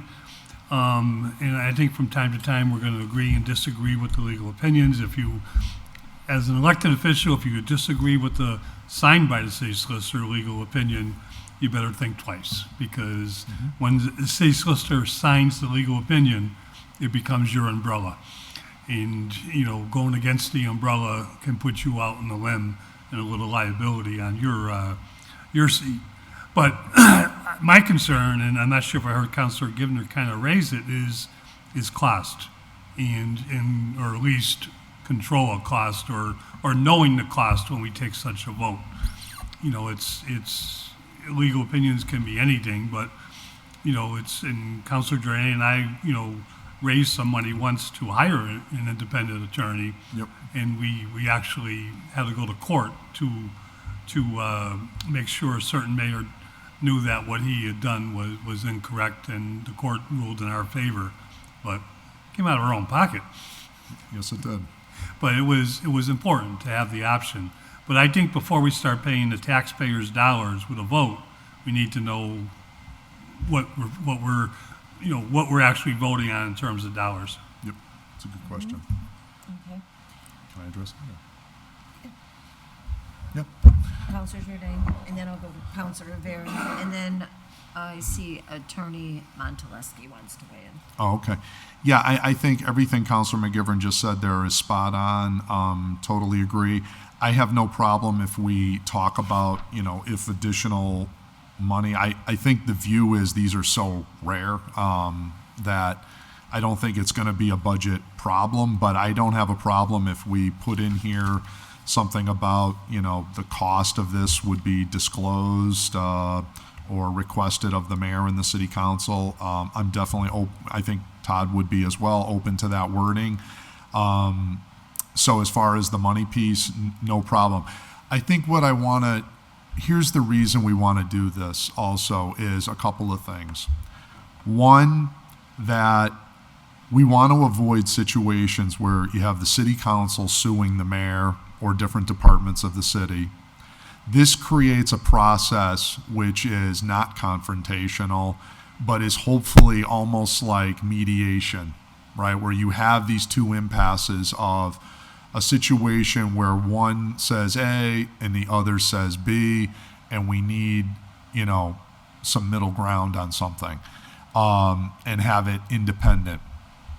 And so that is why we're at that, because people need an ability to be able to act. Like, for example, the city clerk now is put in a difficult position because here you have this CPA thing where a majority of the city council has said yes to put it on the ballot, and we have the law department saying, oh no, the mayor can veto it, and now you can't get it on the ballot. So what does the clerk do? She's left in this conundrum of maybe she's in legal jeopardy, because if she illegally doesn't put it on the ballot, she's in legal jeopardy because the statute says she must put it on the ballot if the city council votes for it. So it's a way of working through these situations actually, and I would argue is from a cost perspective, it's less expensive, because a lawsuit in these situations is even going to be more expensive. And what I think we can do is if we can have someone that we feel is independent and everyone can agree that, okay, you know, we're going to try it here. It's totally independent, as much as these things can be independent, and it's someone that the council feels comfortable with and the city solicitor feels comfortable with. And you know, if this turns out to be we're doing these 10 times a year, well then maybe we revisit the ordinance. I don't see that happening. I can only think of these two that we had, and it's been quite a few years since we had another one. So, but they do pop up from time to time, and I think it's in everyone's best interest that we try to resolve these impasses when they do occur from time to time. And I think that would actually save us money. Not be a situation where it costs, and it would be a lot quicker. and less acrimonious potentially. So I think that's the spirit in which this is presented. Thank you. Thank you. Councilor Rivera? Thank you. I guess for me, it's so in other departments, do we do something similar? Like, do we have someone else come in to see if we're doing the best practices, or pretty much to help the council look at it from another perspective, if possible, per se, right? In another department, I know it was mentioned before with regards to, is it our auditing department with regards to the Holyoke Mall? Oh, the assessors. The assessors, right?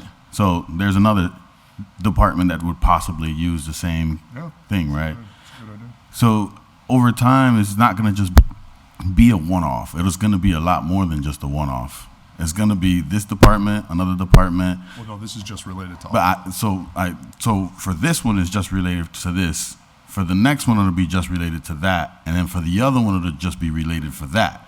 So again, like, it ends up pulling up two things for me. One is questioning our city department heads, right? And I don't think everybody is end all be all. Like, they should be questioned, but for me to go ahead and say, okay, so do I call another police chief in to get a second opinion of our police chief here in the city? Like, does it work that way? Do I bring in another fire chief to give me another opinion of how the fire chief is doing things out here? Do I bring in another person that runs ShotSpotter to give me a different opinion of how ShotSpotter's running? Like, so I guess for me, for the sake of consistency, right, I'm not sure I'd be able to support. It's a great idea and it makes sense, but I'm not sure I'd be able to support it. One, because it's not cost effective for us, right?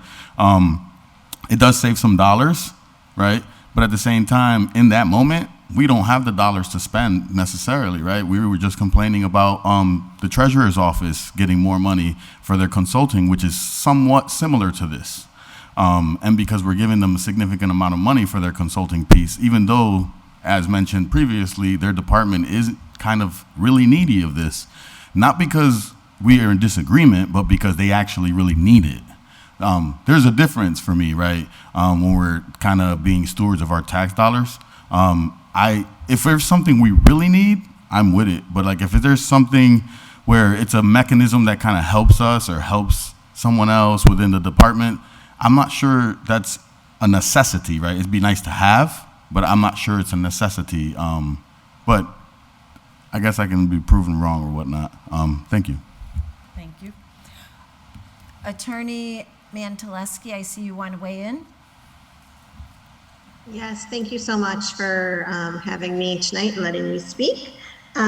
With respect to the first revision to 2156, I think, again, the law department is obviously fine with having someone attend the city council meetings.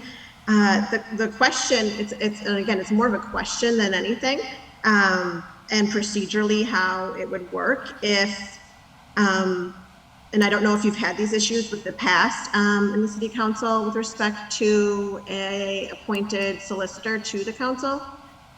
If there is an appointment that's been done by the solicitor, approved by the president, and then there's a situation wherein the president and the appointed city solicitor to attend these meetings come into conflict. So what is the procedure there? If that is the appointee that's been appointed by the solicitor, but then now the city council wants to remove that or not have that person appointed anymore for whatever reason due to conflict. So that is my, I guess, well, the law department's general question with respect to 2156. And so that was one thing, that was the only thing with respect to that one. And then the second one, the 2162, I did see this come in a little bit earlier this evening. And, I would just caution the city again, the council again, from having something like this in place. There's the specific language that states that the city solicitor shall, if requested by the city council president or a majority of the city council, seek an independent legal opinion. And there's a difference between shall and may, right? May is permissive, shall is a requirement. And when you have that type of very stringent shall language in something, it is a requirement. And right now, our charter under section 39 says that the city solicitor has sole charge of all legal matters of the city of which they're interested in. So again, the law department can't sign on to this type of revision to the ordinance because it would definitely be in conflict with our charter. And we already have that ability, the city solicitor does, to seek outside legal opinions and employ special counsel as noted in 2153. And I know that we've been working with attempting to do other outside legal opinions, and we've had those discussions, but it's simply the requirement that a city council can say, you must essentially go and get this independent legal opinion. And that is in conflict of our charter. And I together with what Councilor Rivera was saying, at some point you have to have faith in your solicitor's office. We have a fully staffed solicitor's office. We have 3 full-time city solicitors and 2 part-time city solicitors. We have 5 legal minds that are reviewing any potential issue at any given time. It's not just one person saying, oh, this is what I think, here you go. It is 5 minds. We've all went to law school, we all passed the bar, we've all been in practice for decades. So I think that, we've all been hired by the city, we've been interviewed, we've went through that whole process, we've been vetted, that we are qualified to represent the city in its municipal affairs. So to that extent, I would say that, it is at some point in time, you do have to have some sort of confidence in your departments to do the right thing and know that they wouldn't lead the city astray, and that we're trying to make sure that we are giving the city the best legal advice that we can. So that's what I have to say with respect to that. Any other questions? Happy to answer anything, but thank you for your time. Thank you. So I want to say a couple things. So at our last meeting, we had requested legal form from you and the legal group, and we did not get any response. I mean, you're giving us a verbal response to a proposal now. It would have been helpful if we had had a response from you in terms of the discussion that we had had at the last meeting. And I think that we can all agree that from time to time, we run into unusual and unexpected circumstances. Now, I haven't been on the city council the longest of anybody in the room, but I don't think anybody in the room can remember a time where we had a city solicitor give 2 contradictory opinions. So I think it's a highly unusual situation that leads us into a situation where we look for a resolution. And I think the resolution that Councilor JOURDAIN has tried to put through is one where we would seek an outside opinion without, as we've been advised by one of the city solicitors, having to go to the court to seek that relief in a circumstance such as this, to manage it in a less adversarial way, which I think is more beneficial to the city. And the other thing that I would note is we can have faith in our city solicitor and the legal department, and we can also have some very fundamental disagreements that the executive branch of the city should not be impinging on the city council and the rules that in our charter says the city council is the sole determiner of its rules. And so when we have our executive branch weighing in telling the city council what its rules can and cannot be, I would suggest that that's a violation of the charter in a greater fashion than what you just described that by the word shall. So I think we have a couple of fundamental questions here. I think this has been put forth as a way to move past them, to get some resolution and avoid the conflicts of interest that we see. But it will be the will of the committee and the will of the council what happens in that regard. Councilor GIVNER.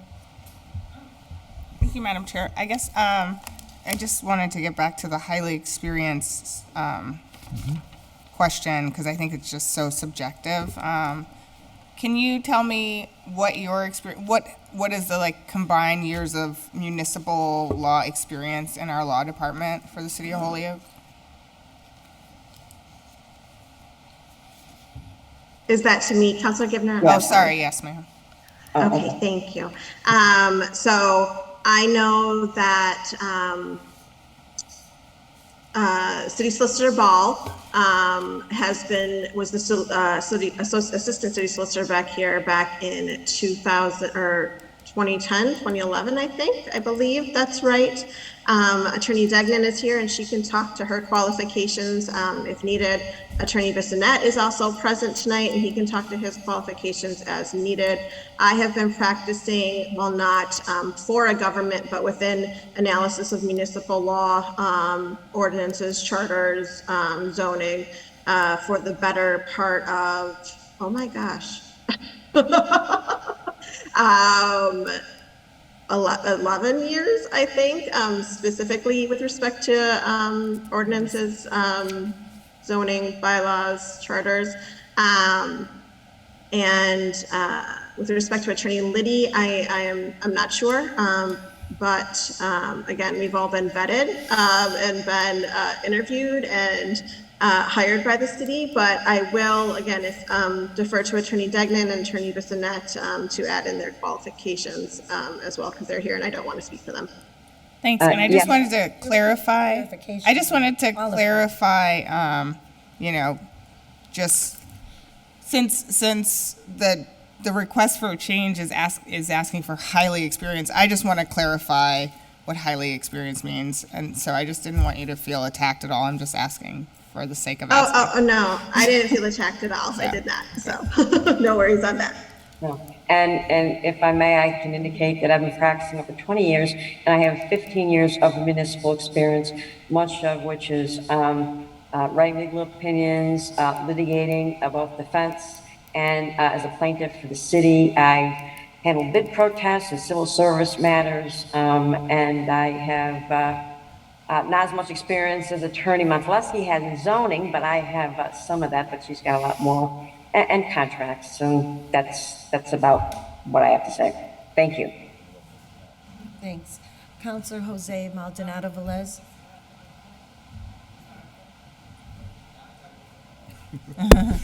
Thank you, Madam Chair.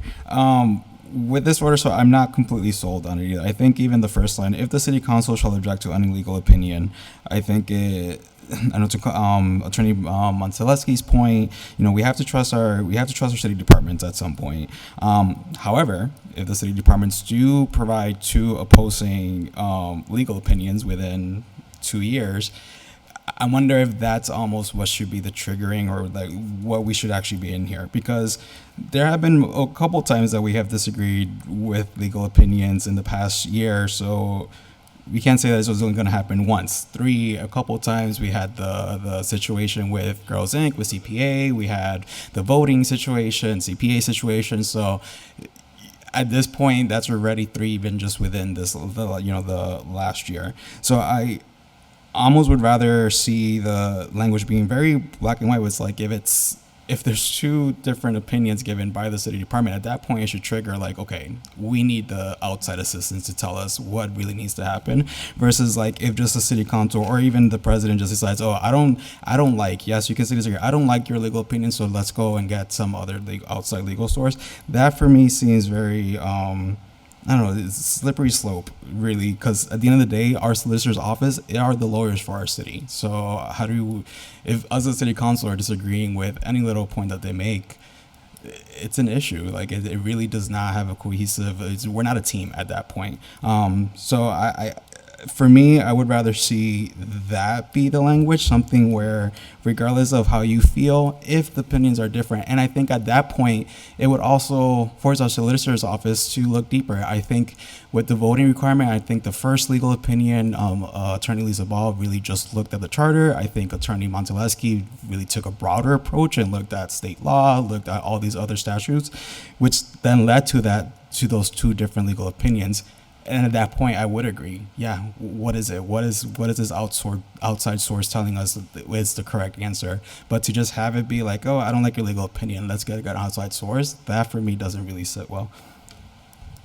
Thank you. So you want a standard? Yes. Okay. And to circle back to Councilor GIVNER, so based on the feedback that you got relative to very experienced, You're looking for a number of would you years say to put there? like 10 or more years of municipal experience would be that? I'm not sure, honestly. I'm really just trying to get an idea. I'm not sure, honestly. I'm really just trying to get an idea of what, for example, our city department's experience is, so I can wrap my mind around what, adequate experience is. So I don't know if that's 10 years or 12 years. In the case of Attorney Bissonnette, I just looked something up. He's been, a lawyer for decades. So do we take an average? I mean, I just think it's subjective. But I do like Counselor Maldonado Velez's idea because I think when we have language that really specifies why we would need outside counsel, and this is exactly why we have wanted outside counsel, is because there are conflicting opinions in our legal department, then I think that's the kind of language we need to write in to make it very clear so there's no tit for tat, things, because we won't always be here. Right. And ideally, these kind of changes are so crystal clear that we don't need, 10 opinions to figure out what, the change here means. Thank you. Councilor Puello? Yeah, thank you, Madam Chair. I just wanted to very quickly speak in favor of this. I think this is just so important. And, I would urge this committee to either approve this or something similar to this. It's just so important. And look, sometimes you hear a lot, well, I'm not an attorney, a legal opinion, we get a legal opinion, I'm not an attorney. I mean, some of these things, I would urge my counselors, a legal opinion is just an opinion. So ultimately, you're the counselor, so you can read this. Any person off the street can read this. Your constituents could read some of this stuff and say, well, hold on a minute. This isn't right. This isn't correct. Some of these sentences really are just so black and white, some of these things that have been debated in the past. And, we talk a lot about experience, and we can talk up some of our colleagues that are also attorneys that do a very, very good job at doing their homework and looking into some of these things and have presented things so clearly.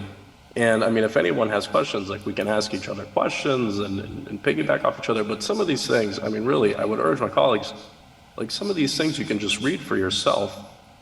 And it should send oh, wait a minute, that doesn't make sense with this other question. Because I've had constituents tell me that sometimes. They look at legal opinions and they say, wait a minute. So, I would just urge my colleagues to just please consider that. And one last thing I want to bring up too is the Girls Inc. vote. We haven't always done what the legal opinions say, and I heard somebody say some beautiful things about the law department. But you think about the Girls Inc. vote, some people just wanted to completely vote the other way. So I would just please urge my colleagues to just forget about the politics of this, and just some of these things just sometimes don't look correct. And I'm not saying anything's being politicized or hijacked, but just please think about this in that way.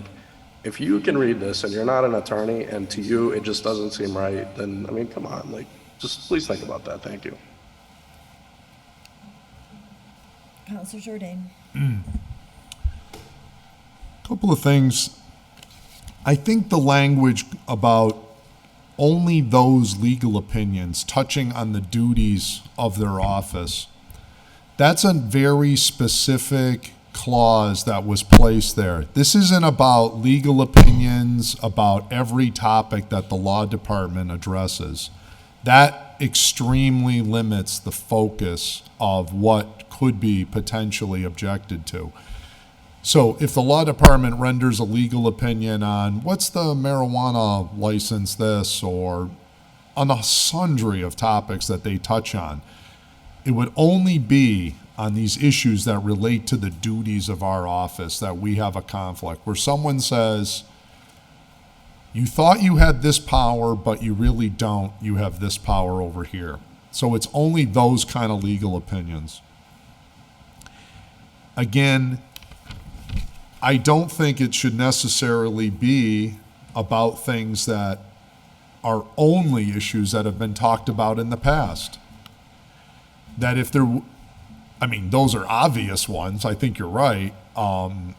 In terms of conflicting legal opinions, we do see those.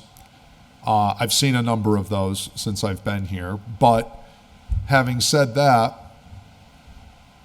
what if there is an issue of first impression? For example, the CPA issue is an issue of first impression that has come here. That hasn't had a legal opinion on the topic. This is the first legal opinion that has been on the topic. But it specifically takes away my vote, my power invested in state law. My vote was negated, in my opinion, illegally, to place something on the vote that disenfranchises the voters who voted for me and the 7 city councilors that voted to put that on the ballot.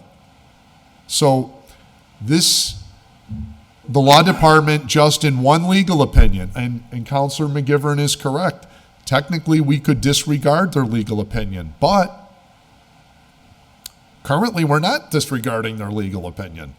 We're in this limbo status. And I will give Lisa Ball a lot of credit. She, I think, is legitimately trying to work through with us, applying this the spirit of this independent council. And what we want to do is create a process, not just a one-off, but what's a real process for the future. Because for some of us who have been here a while, and you will be here if you guys choose to be here for a while, and that's your choice how long you want to keep doing this. But if you do this as long as some of us have, you will come to understand that we've seen a lot of things.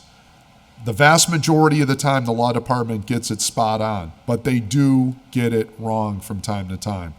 And the fact of the matter is, we're not playing horseshoes here. It has to be right every time. And sometimes it isn't right. And so we need to, where there is those times, make sure we get a second opinion. It's like the doctor that says, here's my opinion of your situation. May not like the news. You know what? Go get a second opinion from another doctor. Is it important to get it right, or just get it right the first time? And the fact of the matter is, lawyers do make mistakes. They try their best. Sometimes it's not a mistake. Sometimes it's just their honest opinion. And I believe everybody here is acting in good faith. Okay? But the fact of the matter is, we have a legitimate disagreement. So the question is, how do we work through those disagreements? What I see as a serious failing in our system here is that the current remedy is, okay, we go file motions in Superior Court and we duke it out in there. Not a pretty process. Wasn't a pretty process when we did it 10 years ago. Okay? Wasn't a pretty process when we saw it last year with Mr. PUELLO, right? Law department said, you're fired. You're off this council. He had to go down and get reinstated. Was that a pretty process? No, that wasn't a pretty process. So we're trying to stay out of having this runway down to the Superior Court and create this much more informal, but yet process that is balanced, that everybody can look and say, yep, I feel comfortable with this person is experienced. It's not saying that the law department is inexperienced. That's certainly not what I'm saying. I hope we only hire the best people.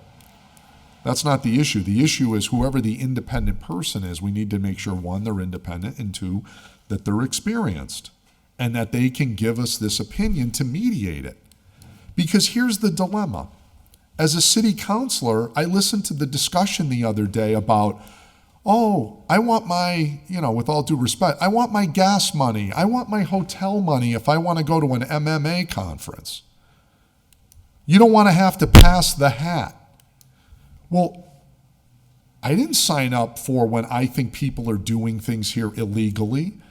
I'm supposed to go on behalf in my exercising my duties as a city councilor. I have to go reach into my pocket for $4,000 or $5,000 to go hire a lawyer in order to do my job? No. That's not what a correct, effective city council is supposed to do. Okay? Well, then they need to get it right. They need to get it right. And the fact of the matter is we've proven by that case before and other cases that the law department does get it wrong from time to time. And so the expectation is, and by the way, I should say, the city law department is operating under public funds. They are all being paid. If the city council filed a lawsuit, they would all be on the clock. They're not reaching into their personal pockets to defend their opinion, and city councilors should not be in a position where they have to fund their own legal defense. Either we're going to have our own budget where we can call upon our own lawyers to then represent us down in court, or we have this type of a process, which is where we agree to work it out and to mediate it. This is so inherent to good government to make sure that we're getting it right. Because otherwise, people could just simply take away our powers and we're not supposed to respond to that. I have tried to say, let's keep this out of the courts. It would be very easy to run into the courts on a number of these issues. It's not easy to go and hire lawyers and pay legal fees and then try to sue the city to get reimbursement for legal fees and all of that goes with that. That type of confrontation is not healthy for our government. And quite frankly, if the law department makes some of these opinions on some of these controversial topics on separations of powers, they shouldn't be afraid to stand up to the scrutiny of an independent attorney. And nor should we be afraid to stand up to the scrutiny of an independent attorney to help us, to give us this type of advice. Fact of the matter is, the law department brings in outside counsel all the time to help them on different issues. And this is just the nature of the beast. And let me tell you, over the years, we have seen hundreds of thousands, millions of dollars spent on outside counsel. This is a drop in the bucket. Because otherwise what you create is a situation where city councilors, if you have money, you can go write the check. Okay? If you don't have the money, you won't be able to write the check. And that's not fair, and that shouldn't be the expectation. Number two, city councilors, whether you have a person who isn't a lawyer on the city council. Now, I happen to be a lawyer, so perhaps I'm more heightened aware to some of these things, and I've seen a lot of these issues more than once. But for people who maybe aren't a lawyer on the city council, but they've just say, you know what? That just doesn't sit right with me. I read this to be a different way, and I don't agree. They should have an opportunity to address that with their colleagues and to get that type of independent voice. So I think we have to work with each other. I'm open to continuing to consider the language, but I think we need to move forward on this. This is most definitely, based on history, the most cost-effective way. This is a drop in the bucket. If certain people here have no problem spending $900,000 for a treasurer's consultant to have what'll be a bag of shells to do a periodic legal opinion, a second opinion, that's a drop in the bucket. I'd have no problem defending the cost on that because, again, the cost of litigation, the time, the aggravation, the acrimony of having that type of a situation, that doesn't help anybody, and that's certainly more cost effective. So I think if we could all agree that there should be a process to address these issues, and let's work, if there's concerns about the language, I've only heard one, maybe two concerns about when these things should kick in. I'm open to those type of things. I'm open to the law department suggestion. They're saying shall versus may. I'd have to see how that would practically happen. I don't want that to be a way to effectively defeat having an independent counsel. I think that would be my concern with what the law department's suggestion was, to change this from shall to may. If that's going to be done in the spirit of we're going to do it unless there's some really serious reason not to, then I'm open to that.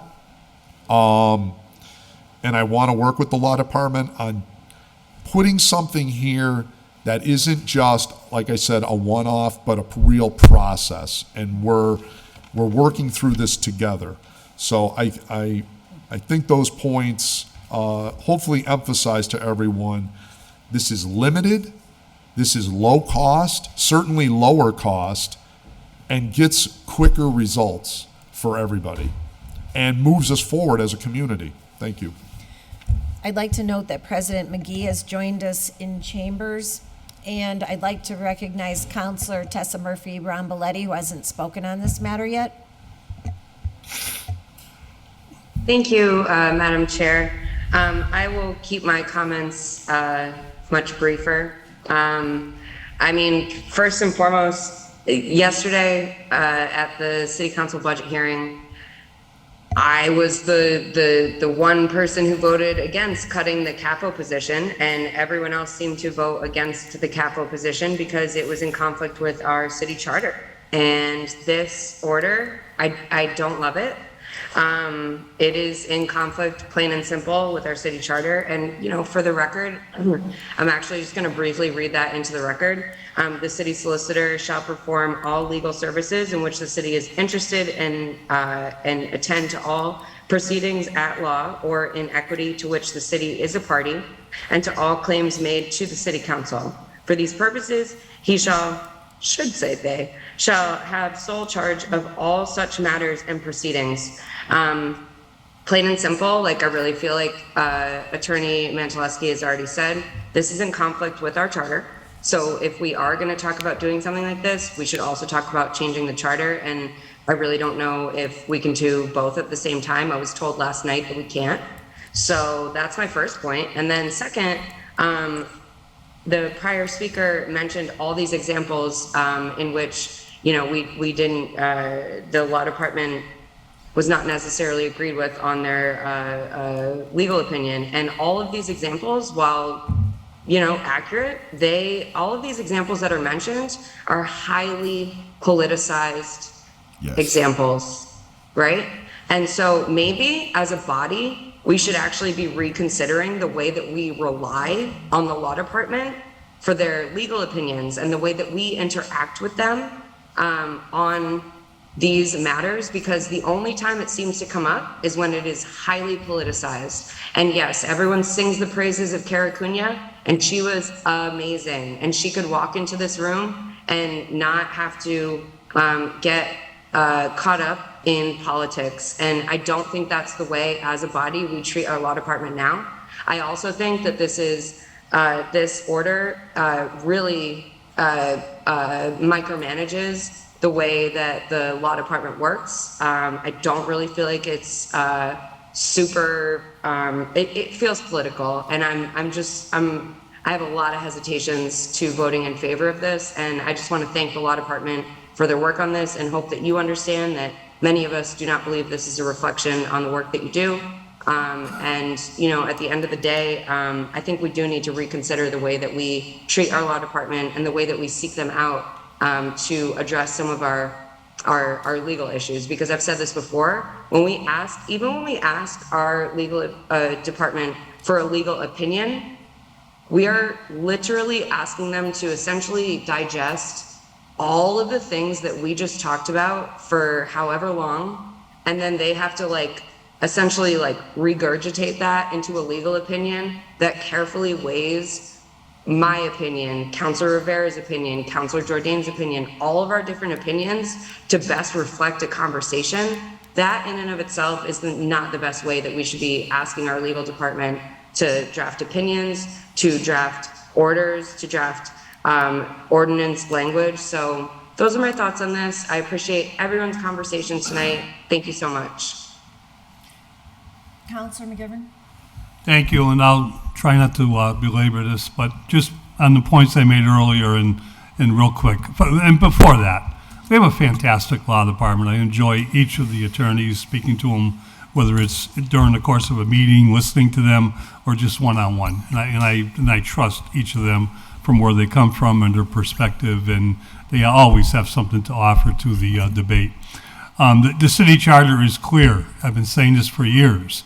The city solicitor gives the legal opinion. Now, it can be penned by any lawyer, it can be penned by a lot of different people, but when the city solicitor signs off, that's the umbrella I was talking about. And that's, it's not a conflict of interest to have a staff in the law department. It's not a conflict of interest to have other attorneys, our labor law specialists that we hire, and it's not a conflict of interest to, from time to time, to seek an independent opinion on something that is controversial. So with that in mind, though, how do we get there and make sense? First of all, going back to one of the staff members of the law department being assigned to the city council on a regular basis doesn't mean other staff members won't be participating in areas that they are have more expertise in, but it just means there'll be one person working with us. We tried this, it worked very well, and I really suggest that we look at going back to that. It's not someone who will report to the city council, it's someone who will be assigned and work with the city council on a regular basis. Second, in terms of those occasional independent opinions that do pop up from time to time, not often, but some of the language here I agree with, some of it I don't, because as I expressed, I want to understand if I'm going to vote in favor of an independent attorney for an independent look at a legal opinion that was signed off by the city solicitor, I want to know how much it's going to cost. The faith in the language here, and it could be enhanced, is it takes a majority of the city council to even get to that point. We can make it 2/3 majority of the city council, which is close to what we do everything with these days. Otherwise, I don't agree with that. Mass general law is very clear. That was one of the rules changed. Mass general law is very clear. Majority is really what government is about. And it's only when, certain occasions, although I think we've made it almost all occasions in the city of Holyoke. But that's why I'm asking for separate votes. I believe we should go back to one person assigned to us. Again, it's a great law department. It's been my pleasure over the years to work with a lot of good individuals who have served this purpose. Kara Cunha was mentioned. She was fantastic. I go back to Ed Micknick, Al Bissett, and Steve Fitzgibbons. There's a three of a kind there that not too many people can beat. They were all wonderful. And we've been fortunate over the years. A couple of us can remember Harold Bruno being a city solicitor, but we won't go way back because that dates us, doesn't it? Thank you. Thank you. President McGee? Thank you very much. Sorry I was late. I got pulled into dealing with another issue that came up, so I ran down as fast as I could. For the stuff that I heard just sitting here, to be clear, the issue that is trying to be dealt with is when a legal opinion comes in that may have different viewpoints or could go either way.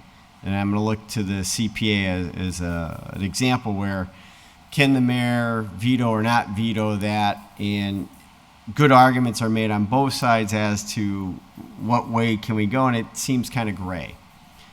Is there a process currently in which we can, go outside and seek a independent review in order to get a final answer. Because what can happen is next term, the term after, if those issues keep coming up, it's just another ongoing battle as to what is the rule, what is not. So when sitting with the mayor, sitting with the city solicitor, sitting with Councilor JOURDAIN, we're trying to figure out what is a way to set up a process to deal with an anomaly that comes up. It's not going to come up all the time, but I do agree with the arguments. Are we micromanaging? Could it be used on any issue that comes up? Sure. That's hence why we started off with what's before you as, can we come up with a process? Now, after all the debates, maybe we can't. And we stick with what we have, but at least we're trying to be proactive and look at when an issue like this comes up, and it happened with the 2/3 vote, it happened with the veto for the CPA, hasn't happened much more than that. So do I see it where it could go as a slippery slope and we could use it for anything? Absolutely.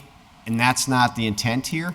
It's for when something comes up out of the blue, like the last two issues I just brought up.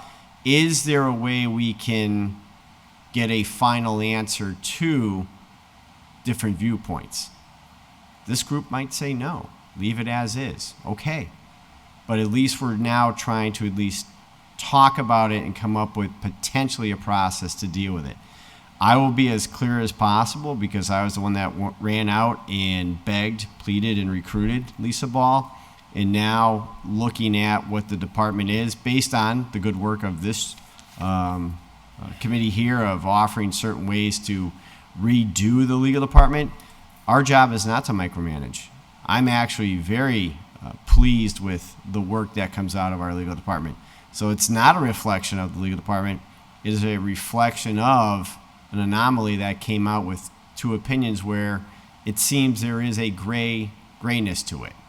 So with that, can we send it out to someone, a law firm, seek independent review, and get a response back? And maybe that is how we come up with a finality to the rule of that issue. That's all we're trying to do. Now, the language that is before you, Councilor JOURDAIN drafted some up. We sat down for, probably 10 hours. Just kidding. I think it was a 2-hour meeting, and nitpicked at that. And there's more language here, and probably not the way you like it. I mean, reviewing it this afternoon, some of the stuff where the council can ask questions, provide opinions, to me maybe that's overreaching because it's not an appellate review where we're providing our briefs as to what it is. Maybe it's just sending out a question like we do with ethics. Hey, here's a question. What's your opinion? And they give us an opinion back, and that's how we deal with it. I don't know. Maybe we make it that simple. Or we try and draft something that we were looking to do. Once again, we're not looking to micromanage. We're not looking to create a slippery slope for further issues that are political in nature. That's not the intent here. The intent was, how do you answer questions that may or may not have a grayness to it? Maybe there is no answer to it. Maybe we just leave it as is and go forward. But at least we have a honest, open discussion about it and maybe come up with a solution.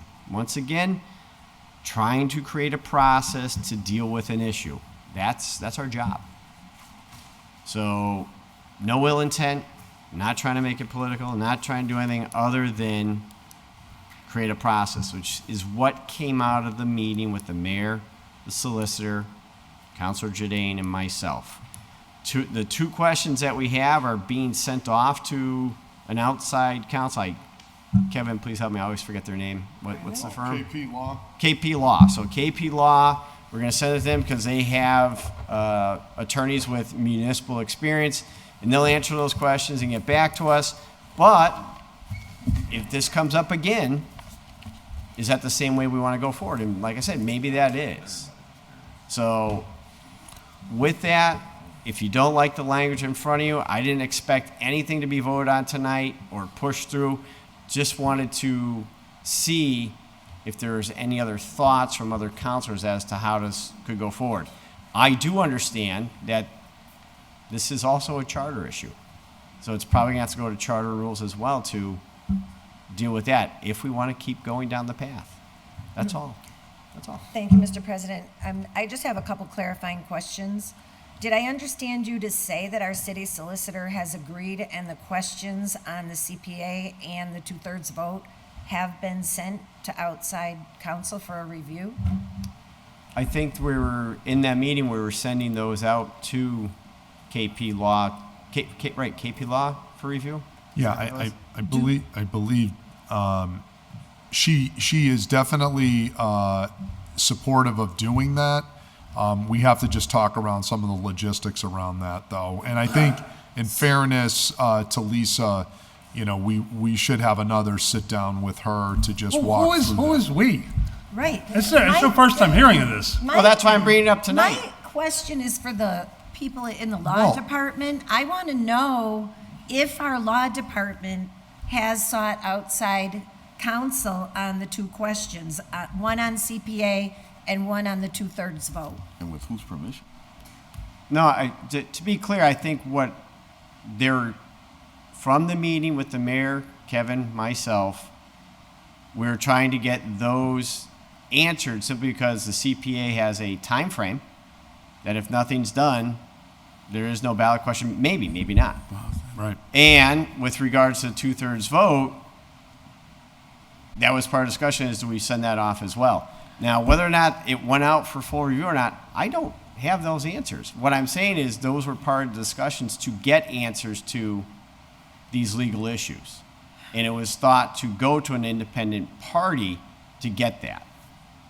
So real quick for clarification for me, right? So my future practices, right? So I can set up an appointment with the lawyer, the city solicitor, and start practicing and drawing out language and do all this other stuff before it's presented to the committee. No, that's why we're presenting this to you, to try and come up with a process to do it. That was the whole discussion. But I guess what I'm saying is that the discussion was already had and the language is drafted. So, No. So just to clarify, process clarification. At our last ordinance committee meeting, we asked legal To create language. give us legal language. Yes. But legal didn't make language. It was someone else that made language. I wrote this. Right. So, But this isn't, but be clear, this is not approved by the law department. Right. This is coming from the pen of Kevin JOURDAIN in consultation with working with the council president. Right. And And the law department. And the mayor. well, we've had the discussions with the law department, and but in fairness to the law department, this is the first time they're seeing this tonight. Correct. So I'm not expecting that the law department has signed off on I'm this. just trying to understand like the open meeting stuff and all the meetings. Oh, yeah. Like I always not follow the open public. meeting law. I'm not saying you're not. I'm trying to understand it for me. So if I can do that You stuff, can, yeah. I can set up meetings with the lawyer to talk course. about all this stuff before it Absolutely. comes to committee. Of course. Okay. Yeah, why not? In fact, I would encourage it. The law department is a very accessible group. You call them up and say, I have a question, or I want to sit with you on XYZ, or you want to sit with the mayor. It's different to sit down and have a conversation, right? You could be excused. That's fine. I wanna have some order. That's okay. We could have had order a long time ago. Real quick. excuse me. Again, I'm going to say what I I have have to not say. recognized you, and I'm not. You did not in recognize a debate. a variety of different people at I- different times during Councilor today's Rivera, meeting. I have recognized you repeatedly Twice. this evening. We Twice. We're, I had to wait a whole nother hour for this. We're time. having a nice conversation. Why is it going? And I'm this just way? trying to ask process and clarification. There's nothing going anyway. The thing is that you guys don't like the questions that I'm asking. That's all it is. I don't dislike your question. You're So asking then- a I question. just don't want a round table, that's all. What's I the- just want to, I just want to understand because he process, has nothing right? to try Because to at the end of the day, it's feeling like process is not consistent across the board. Let him ask his But- question. Let him ask Nah, it's cool. I'm not going to be belittled. We're not going to go do that. We're not going to do that. That's cool. It is what it is. At the end of the day, what I wanted to say before is gone now because we've had 1,000 hours of just rambling. What I'm asking now is, roll your eyes all you want. It's not going to change what I'm asking, right? ask away. Thank you. Not a problem. You know what? Forget it, man. I'm good. If I may? Counselor Jose Maldonado Velez has been waiting to be recognized. Just make sure your microphone's on.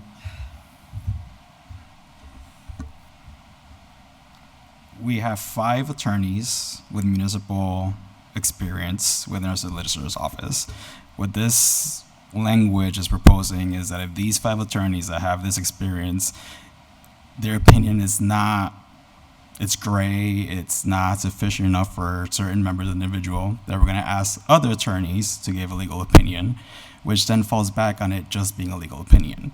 So either way, we're just spending more time to get another legal opinion when at the end of the day, us as a council are the ones that are interpreter of our own laws, right? Mm-hmm. We were just, at some point, yes, it's not what we want to do, but at the end of the day, we'll use Councilor Puello's example, with this whole being kicked out, being back, it had to go to the judge. So I think for us, we're just wasting time with just, one, I'll take a step back. It should be the standard where if there's different legal opinions that are being pushed through from our solicitor's office, then that should trigger a outside source for legal opinion. But then also at the end of the day, that legal opinion still won't matter because it's still just a legal opinion. And I think, the word finality was coming, but that's still not final. We still, at the end of the day, the judge is the one that will have to decide, yes, this is what needs to happen, this is not what needs to happen. And I feel like this process is just going back to what's been said a couple times. We have a solicitor's office that's not being trusted. We have an office that we as a council, again, 5 attorneys with municipal experience, and we're saying, nah, your opinion is not good enough. I just use Attorney Bissonnette as an example. If Attorney Bissonnette all of a sudden were to quit or no longer be employed by City of Holyoke, would then he be the highly qualified person that we can ask next year for a second legal opinion? And how different will his opinion be from what he's offering right now within this body? I think this is my issue with this.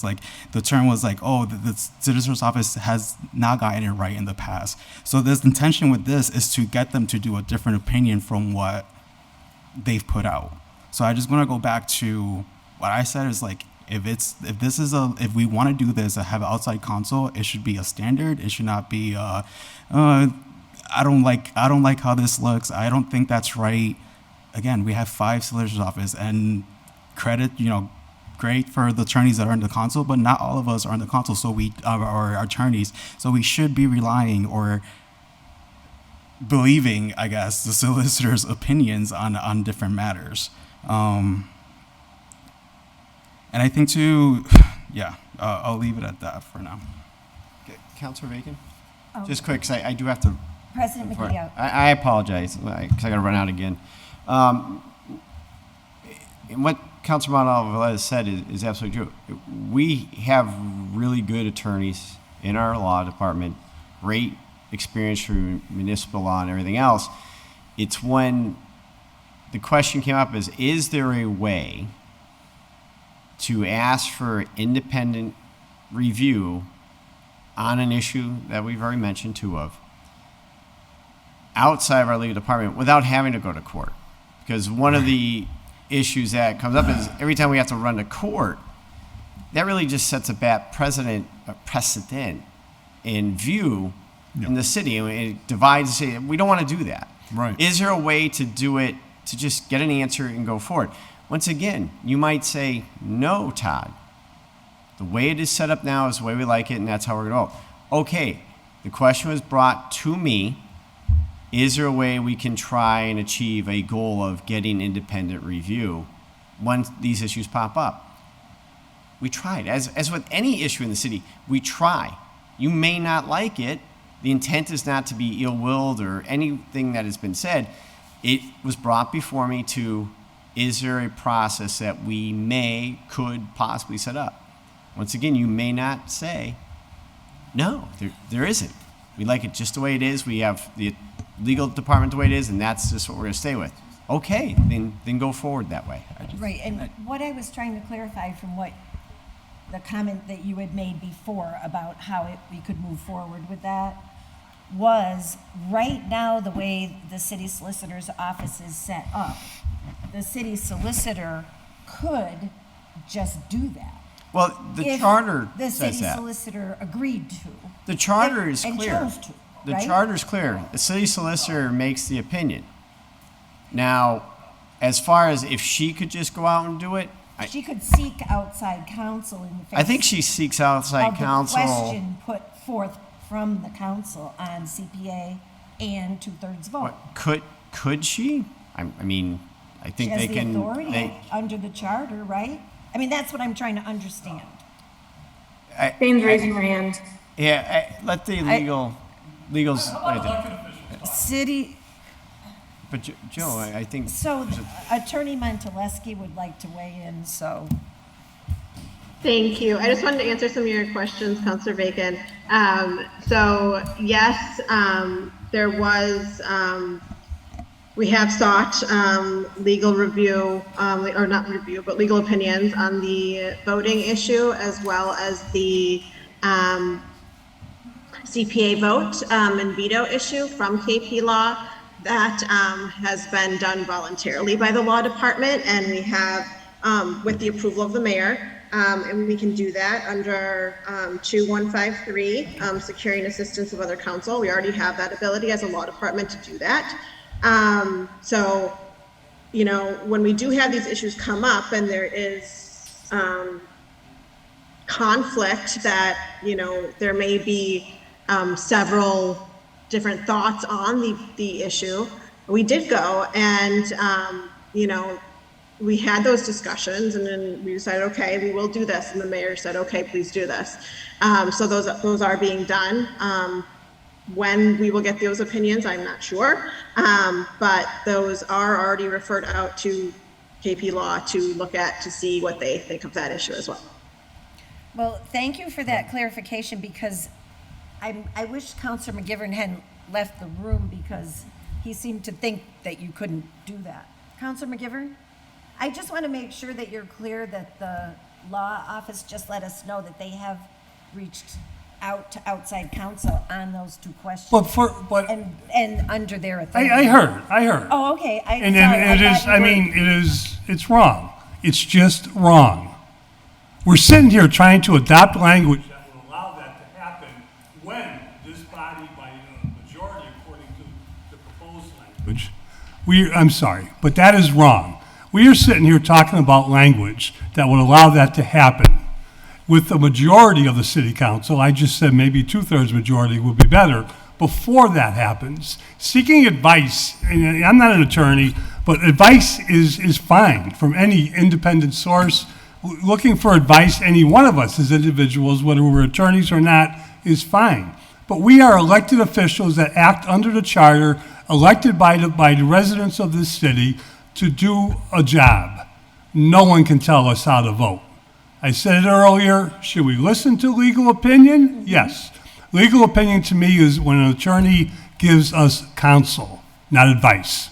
Counsel. And there's a big difference between counsel and advice in this world. Counsel, to me, is the legal opinion. But counsel, and that's why our charter says only the city solicitor, doesn't mean the city solicitor has to pen it. Only the city solicitor can sign off on the legal opinion. And I keep calling it the umbrella, but it becomes the counsel to the city council.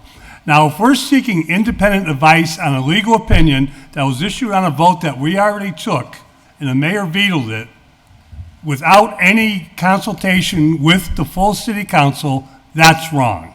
Now, that's usurping our authority of a meeting that's gone by, and we've already debated. And it's the same thing with the CPA issue. We've debated it. Now you're trying to reverse our vote by getting an independent counsel without even our knowledge of that's happening? That is wrong. We're sitting here talking, trying to figure out how to set that up where it could be possible, but it needs the council to weigh in. Not 3 people in the room with the mayor making a decision. It needs all of us to weigh in.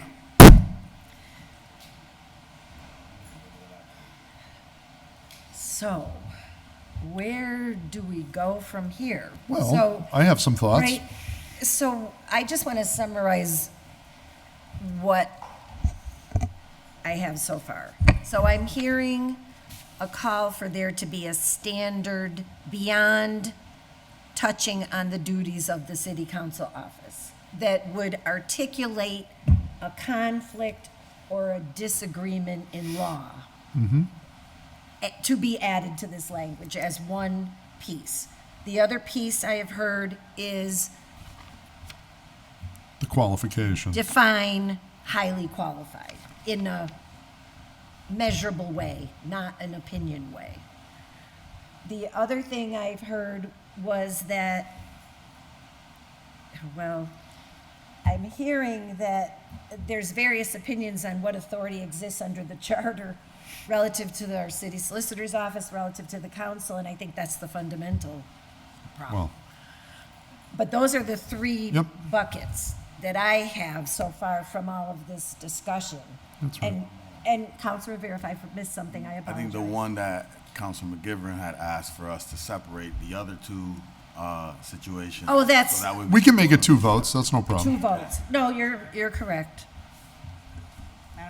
Councilor GIVNER.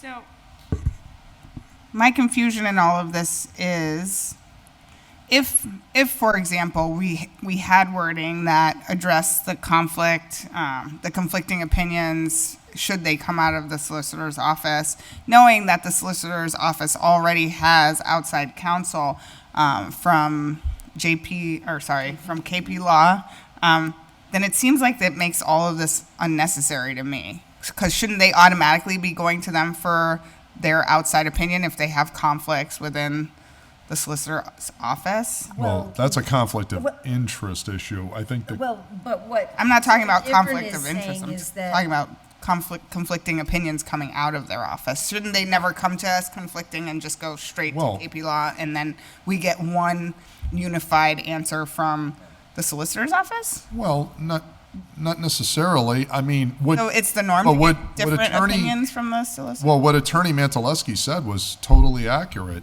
She's right.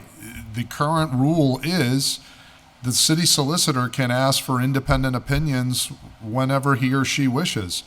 They already have them, and long-standingly have had that authority. And quite frankly, without being so formalized, they do it all the time. Every time that they hire an expert on this topic, or they might have their own opinion, but they say, hey, we're dealing with something really complex. Maybe it's the marijuana regulations. Maybe it's something on telecom. Maybe it's something. They can already have the authority to hire outside people to do that. What I was suggesting, and what I think has been suggested, is how do we resolve the point where the council has objections to an opinion of the law department that bears on our duties, our authority, okay? And instead of resolving those in court, how do we resolve those locally? Now, if the answer is, hey, don't worry about it, the law department, if you get in that situation, they'll just give you the outside counsel, then perhaps this is not even needed. That authority already exists for them to do it. But what we were trying to create was a situation where we would create a process that said, well, where we have those, this is how we're going to manage it together. And I'm not expecting this to be approved tonight. I was expecting, and it wouldn't be fair to the law department anyways, because they're just seeing this for the first time tonight. I want them to digest it, to think about it, to offer changes. I'd like to have another conversation with Solicitor Ball. Appreciate those conversations as we've always had for many, many years. And I think everybody's coming at this in the spirit of cooperation and trying to work through these issues. I don't think there's, and Rome wasn't built in a day. So I just appreciate the fact we're getting there and think about a process. So, and maybe though, because these are time sensitive, the law department can't, in fairness to them, wait around for this to be figured out. They're acting responsibly and trying to get these opinions to move forward as they are. And so, I would say though that relative to, I know myself, I've had an opportunity to share a memo, my opinion on the CPA veto. I have yet to be able to share with the law department a memo or an opinion on the other issue. I'll certainly do that if that's allowed. One quick question. Councilor McGivern, yes. It's a question. I mean, I'm hearing, I just want to make sure I got it straight in my mind, that we're saying the city solicitor already has the right to go out. Yes. I mean, section 2, 153, I've always read, deals with prosecution and litigation, not with legal opinions. That's the way it's always been used. It's outside legal counsel that is connected with collective bargaining. It's probably the closest to not being in the courts in terms of litigation and prosecution. It's very broad. If you read the language, read the first Well, sentence. it says stenographers and stuff for the purpose of prosecution, right in the language. Right, but in the It just- I'm asking. I know it's broad. I'm not a lawyer, but I'm just asking because Well, Joe, think about it this way. They have all the time that hire people to do not just legal cases, but also legal assistance. I mean, the law department's done that for years to get assistance from time to time. And there doesn't have to Not- necessarily be a lawsuit. not after a vote of the city council.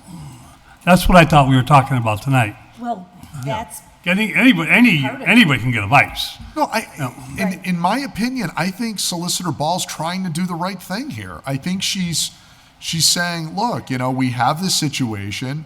We also have a place where this is time sensitive, right? The statute says that it has to be on the ballot at least 35 days before the election. And she's saying, let's just make sure we get it right. So Councilor McGivern has the floor, and I want to clarify with you the comment that you made about what we were trying to do with this language, which was around giving that authority, because what I'm hearing you say is the city council already properly voted on a matter. And if I was understanding you correctly, you're saying it shouldn't be going to legal and out to outside counsel because it was our purview, our vote. We took our vote. We took our vote. The mayor, then the mayor vetoed our vote as far as the ballot question goes. Right. And then the question came up, does the mayor have the right to veto that? Right. Okay. We're all over different, I think we're all on different pages as far as that goes. Right. But the city solicitor made a ruling. This is where it gets tricky. Right. A legal opinion as to, not just to us, but to the mayor and actually to the city clerk, because, Right. Until the mayor vetoed it, that was gone. We can't go back and take another vote. Right. We can only act on the mayor's veto if it's deemed we're allowed to. Right. And that's where it gets the crux tricky. of the matter. Yes. So how do you see it playing out from there?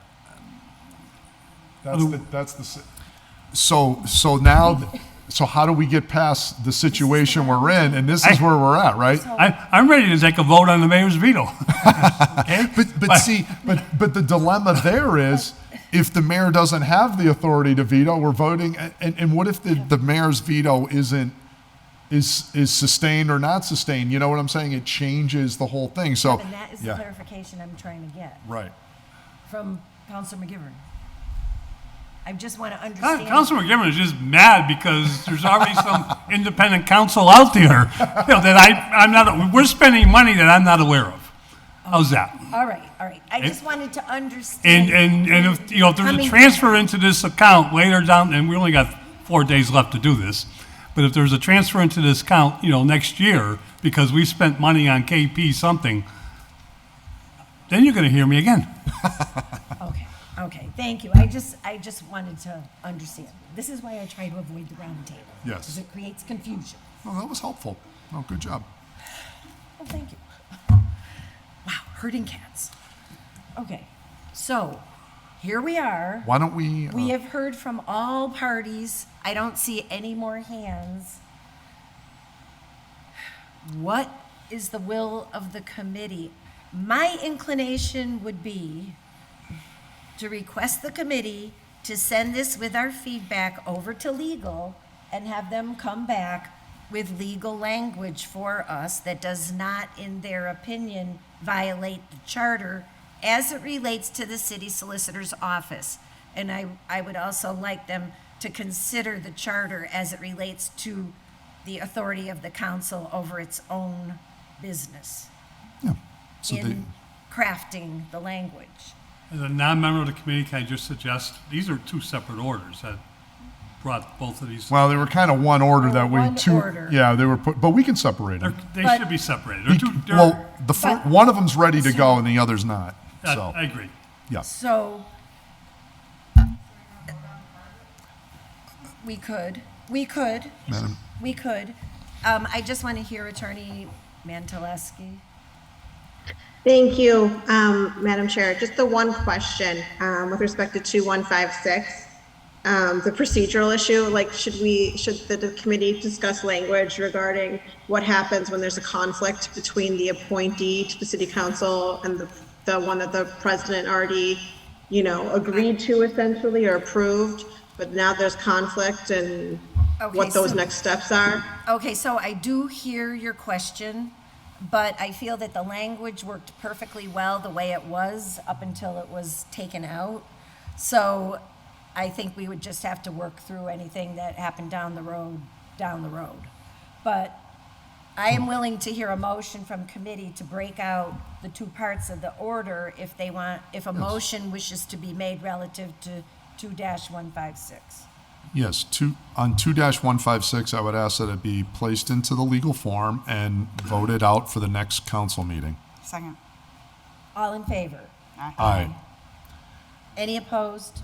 Nay. 3-2. It's sent to legal form for city council.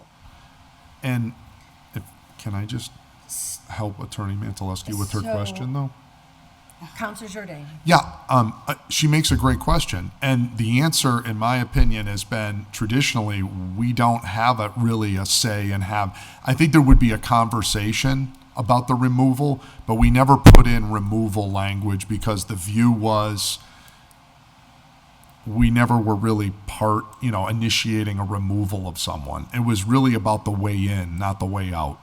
And would hope that if the relationship went south, that there would be a conversation between the council and the city solicitor. But we've never formalized a removal. Only had a say on the way in, not the way out.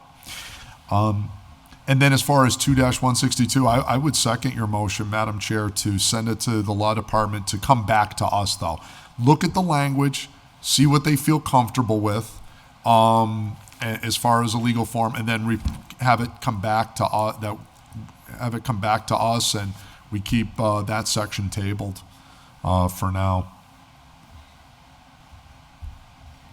So, on the motion to send it to legal form with the various issues raised that people had brought forth that have been heard by all, on that motion, all in favor? Aye. No. Opposed? Nay. No. Okay. So we have 3 noes and 2 yays to put it into legal form. Well, just for continued discussion, it's Pardon? going to stay tabled, though. Yeah, I don't mind tabling. I don't want. That's all Yeah. we're Well, doing. We're not. We're asking for the legal form, so I'd rather table and have another discussion on it. Yes. Oh, no, it's That's- going to be tabled this for is- more this- discussion. This motion is only sending it to get legal form and come back to us. So that's what I'm against, because I think we're very unclear as to what we want the actual legal language to be. So I would rather have at least one more discussion before we ask the solicitor's office to spend time creating this legal form. I think the first one we were pretty on the same page with, but the second one not at all. So I'd rather just table it than request for legal form to happen for that second one. And then maybe do that after wanna one more put it on discussion? the agenda at the If- next meeting again? However the chair decides, yeah. Counselor Givner. I mean, even with these included items, I just don't think I don't feel comfortable supporting this at all. Whatever the changes are, some of the things, I agree that if we did something, it should have this, conflicting opinion bit, but for the rest of it, I strongly feel that that they already have outside counsel, so I have a real problem with just adding this in general. I don't know what the solution is, but I just don't see this as it yet. So I agree, if we want to have another discussion, maybe we can come to the table with some new ideas, because it would be better to not have conflict with our legal department. I just don't see this being it, unfortunately. even though we've just spent 90 All right, minutes but- talking about it. Well, but I mean, But I can't, I don't, yeah. that's why we're having this. I think I mean, everything operates off of good faith. If the law department will, on their own initiative, do these things, then that system works. To the extent it doesn't, then we need to consider, how does the council have an ability to make these requests to the law department to initiate those? I don't This disagree. is, I just don't think this is the okay, answer. then please come armed with solutions to get us forward, But because we. I would like to ask the indulgence of the committee in this regard. If the law department drafts a legal form of this, they're going to cure the problems where they see it overstepping and overreaching on their office. And then we can throw the whole thing away. But I think we've had some agreement that there's merit to having a process to resolve an obvious conflict. Right. So we agree. I don't think we do. Well, I honestly don't think we do have an agreement. We don't. we've had. What's your We solution? have. We've had four It's not that I have a people say it. solution. It's just that we've had a variety of different counselors that have different opinions and different.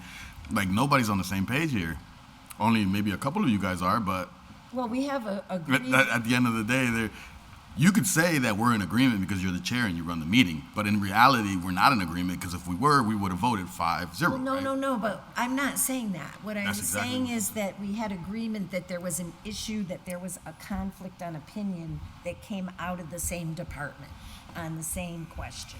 That's the point that Well, that's just a had fact. agreement. That happened. Correct. We know that. That's a So fact. that's a It'd be point nice to be able that to we deal with have that. agreement on. That's all I was saying. Yes. Well, so your solution, so the solution for the evening is you just want to have it tabled, think about it some more, Yeah. and then perhaps get the law department involved at that point. I think for me, the solution for the evening is to trust in the law department to be able to do what they need to do and do their due diligence in their job. That's my solution. Thank you. Well, and Well, I guess we all have our own opinions on it, but I would just remind folks that we are a completely separate branch of government Well, that's- from the executive That- mayor's office. Yeah, that- We are the legislative branch. It's a completely separate body, and it is separately defined in our charter, specifically. yeah. Specifically. Yeah, and the fact of the matter is I don't check my responsibilities at the door and just say, oh, law department, I'll only do what you tell me I can do. I mean, that I just know for a fact is most of the time that works, because most of the time they're accurate, but occasionally they're not. And so the question is, when we see, I mean, we've already pointed out how many instances just in the last 2 years. And again, it's not that there's anything nefarious, it's just these things happen. And I think people work well-intentioned, but I've seen this for decades, where these conflicts occur in the system that I feel is a fundamental flaw, is this notion that we got to resort to the courts to work through our differences, where we can work through a process here. And now, again, I appreciate City Solicitor Ball. She's trying her best to, at this point, to work through, in the absence of this, using her already existing powers to help us. So I do appreciate that good faith. And I'll have more discussions about how that works out. But I just think it's in everyone's best interest, council, mayor, different departments. How do we move forward with, when we have these things from time to time come up? How do we work through a process? I would ask everyone to keep an open mind and continue to think about, if not this language, what other language, and how do we come to an understanding with everyone? So I will note this as a logistical matter, that if we simply table it and we don't move forward with any language, there will be no opportunity to address the ballot question matter, because we won't have time. The clock will run out. well, I'm hoping that while I think what you might be saying is. In terms of this process. for this process, but we're hoping that the solicitor will Sounds like you're already doing get it. an independent to help us through that otherwise. Well, I heard something's gone out, but they don't know when Yeah. it will come back. Well, it is time sensitive So- for sure. But it is, yes. So I just make that point. So I'll entertain a Motion to motion. table item 8? No, sorry. All in Item- favor? Item 7, sorry. 7, the second half of 7. Yeah. All in favor? Okay. Any opposed? No. No. 3-2, it's tabled. It sounded like 2-2 with silence, but. Well, I don't know. We'll call Roll call. that, I guess, right? To But table. I don't know. Yeah, all right. Well, how about just everybody vote? Is that too Did much? we not vote? Silence. Somebody not vote? Well, what's silence? I voted. Yeah, okay. I'm just asking everybody. I didn't speak fast enough. We could call roll call just so that the public can know who voted where and in what Okay. direction. We don't need a roll Item call. or motion to table the Well, second just- half of item just say yes or 7. no. Yes. Table, yes. Yes. And I said no. And I so- said no. And I And wrote- Jose, what did you say? Yes or no? And I wrote 3-2. That might have been my fault. 'cause Okay, so the vote was 3-2. Wonderful. and Jose Perfect. very soft-spoken. Perfect. Thank you. All right. I wrote 3-2. That's Let's- the way I got it. Let's keep moving forward. Madam Take Chair, up item 8. Motion to take item number 8 off the table. I'm sorry. Jeffrey have something for us. Jeffrey? Yeah, just a minor technical question. Usually when orders are reported out to the full council, the entirety of an order is put into the committee report on the agenda. When half an order is being approved and half is tabled, I'm just not quite sure how that works with what's put on the agenda. I would put just that the committee reported that section, and that's it. I wouldn't even report out the other section. Yeah. Then I guess, So, From the words to amend to right before to further amend? yes. yeah. Okay.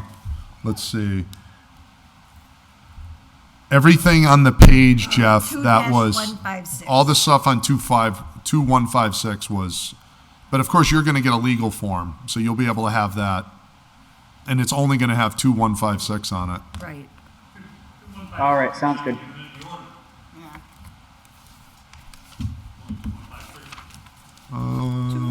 2-156 is. I think it is. On number 7? Yep. Where's my number 7? 2-421 is what's Yeah. referenced. Yeah. Oh, no. Yeah, 2156 No, is I in was the looking first at the half, Joe. wrong thing. It's on the front and the back of the paper. All right. Okay.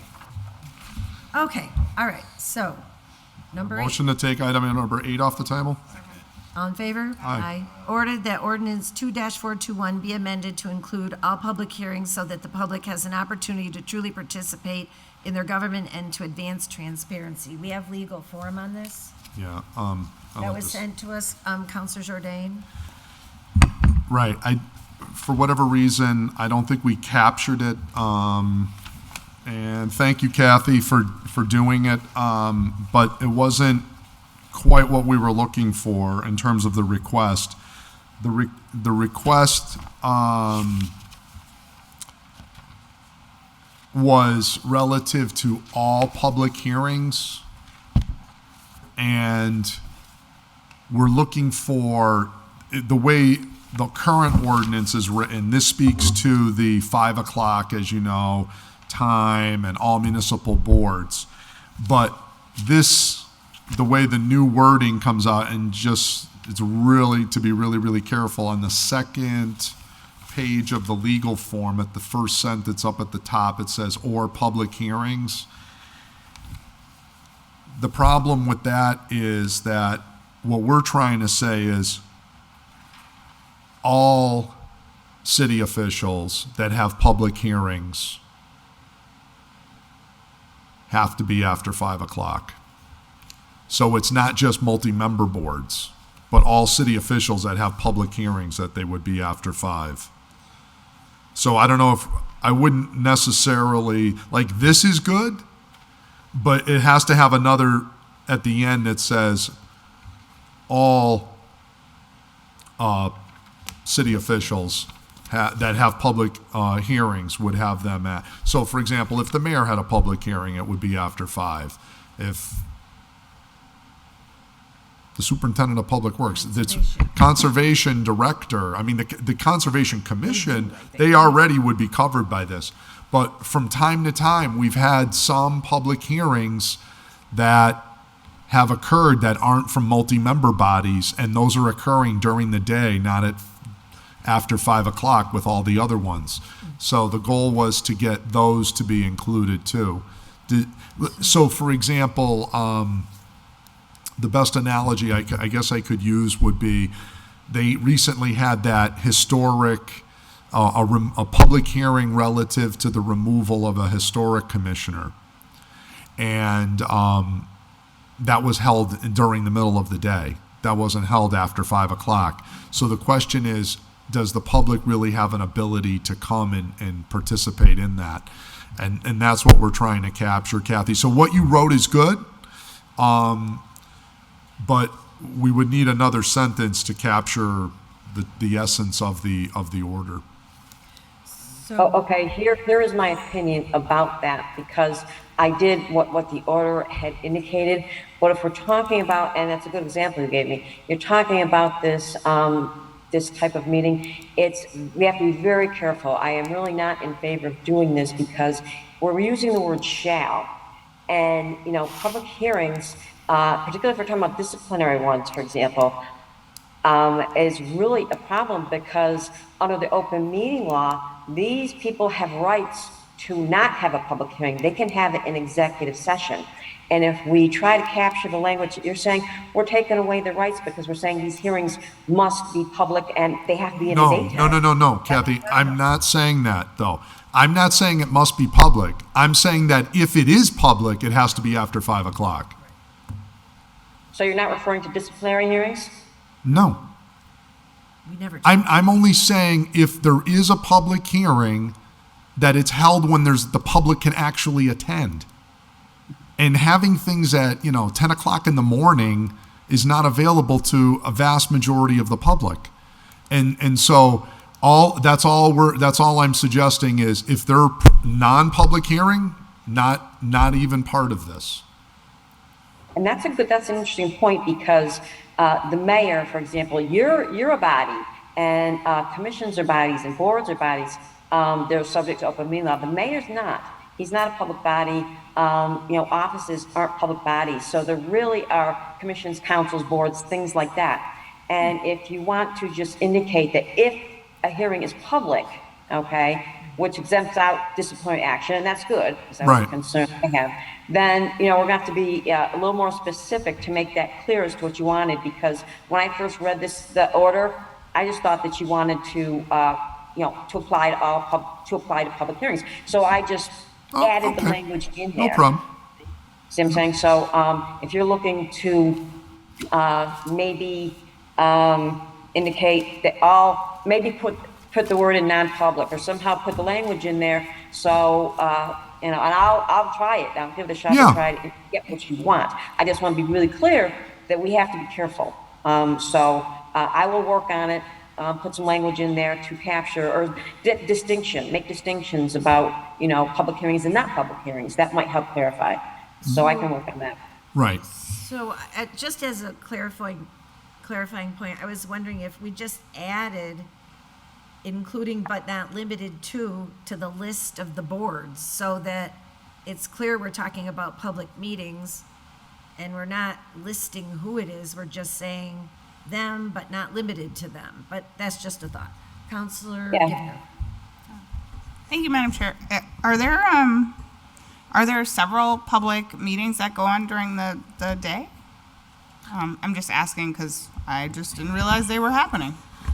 The only one that's currently not complying with the ordinance is the retirement board. Oh, and they have them at 9 o'clock in the morning, and they've been fighting us on it on the premise that it used to happen all the time, by the way, different boards. But luckily, everyone is in compliance with the law, which is why we passed it. And but currently, the retirement board is saying they came up and again they came up with a legal opinion that said they don't have to comply with city ordinances.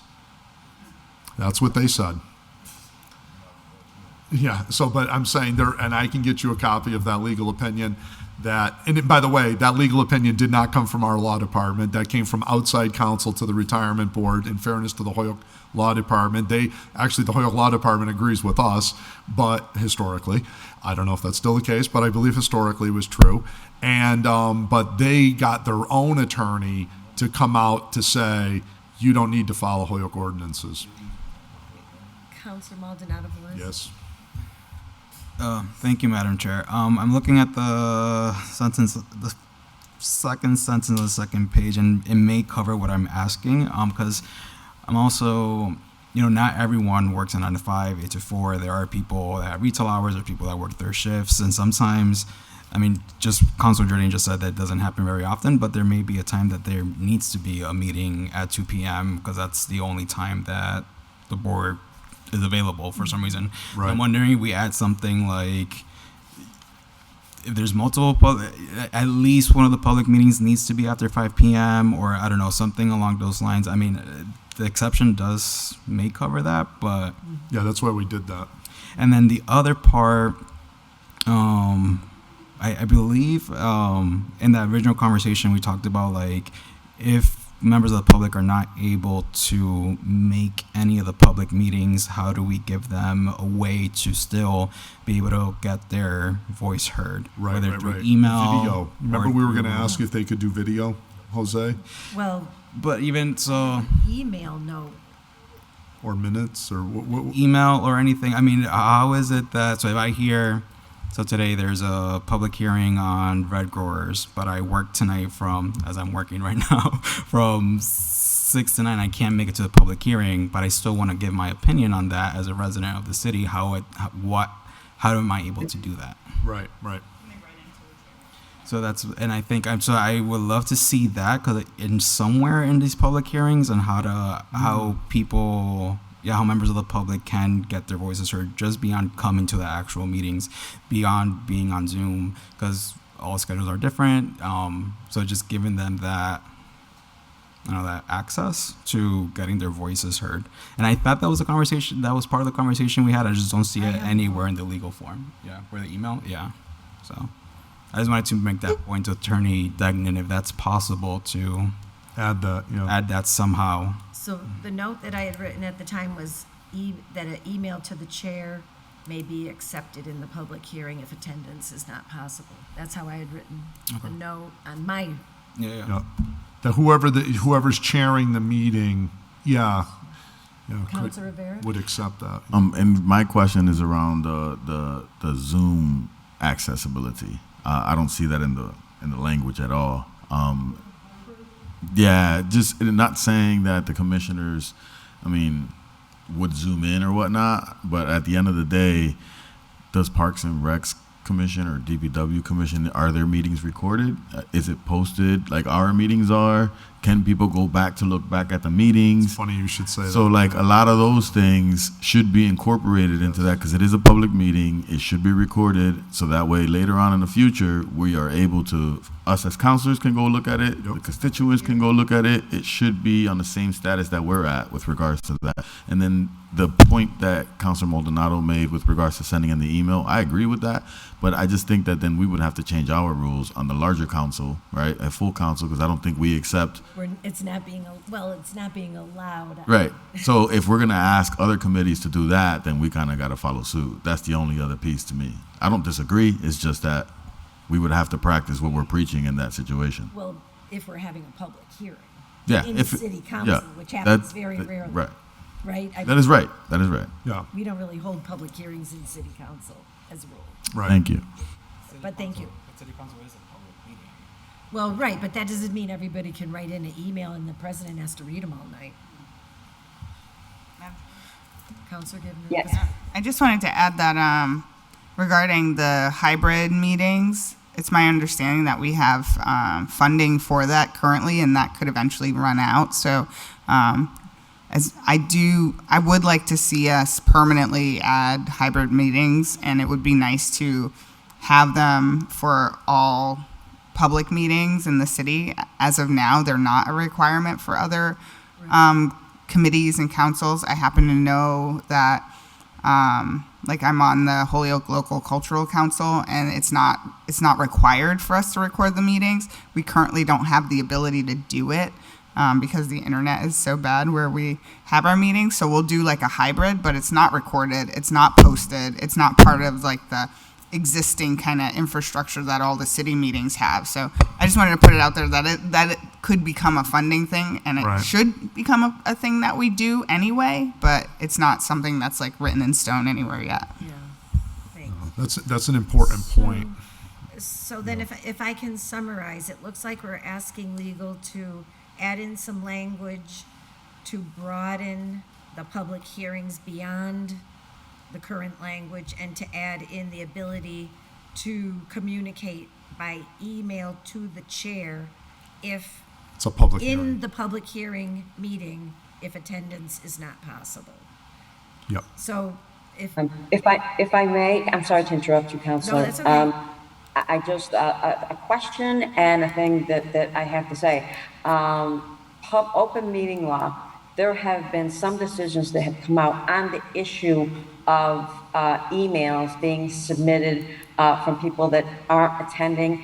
And quite frankly, I can't be blunt, I can't remember exactly, but there may be an issue on that I have to look into, because I didn't realize that you wanted email and Zoom into all of that, but I need to verify to see if there's a legal issue on that. All right. And also with respect, I thought really the big issue here, and maybe I'm wrong, is about timing.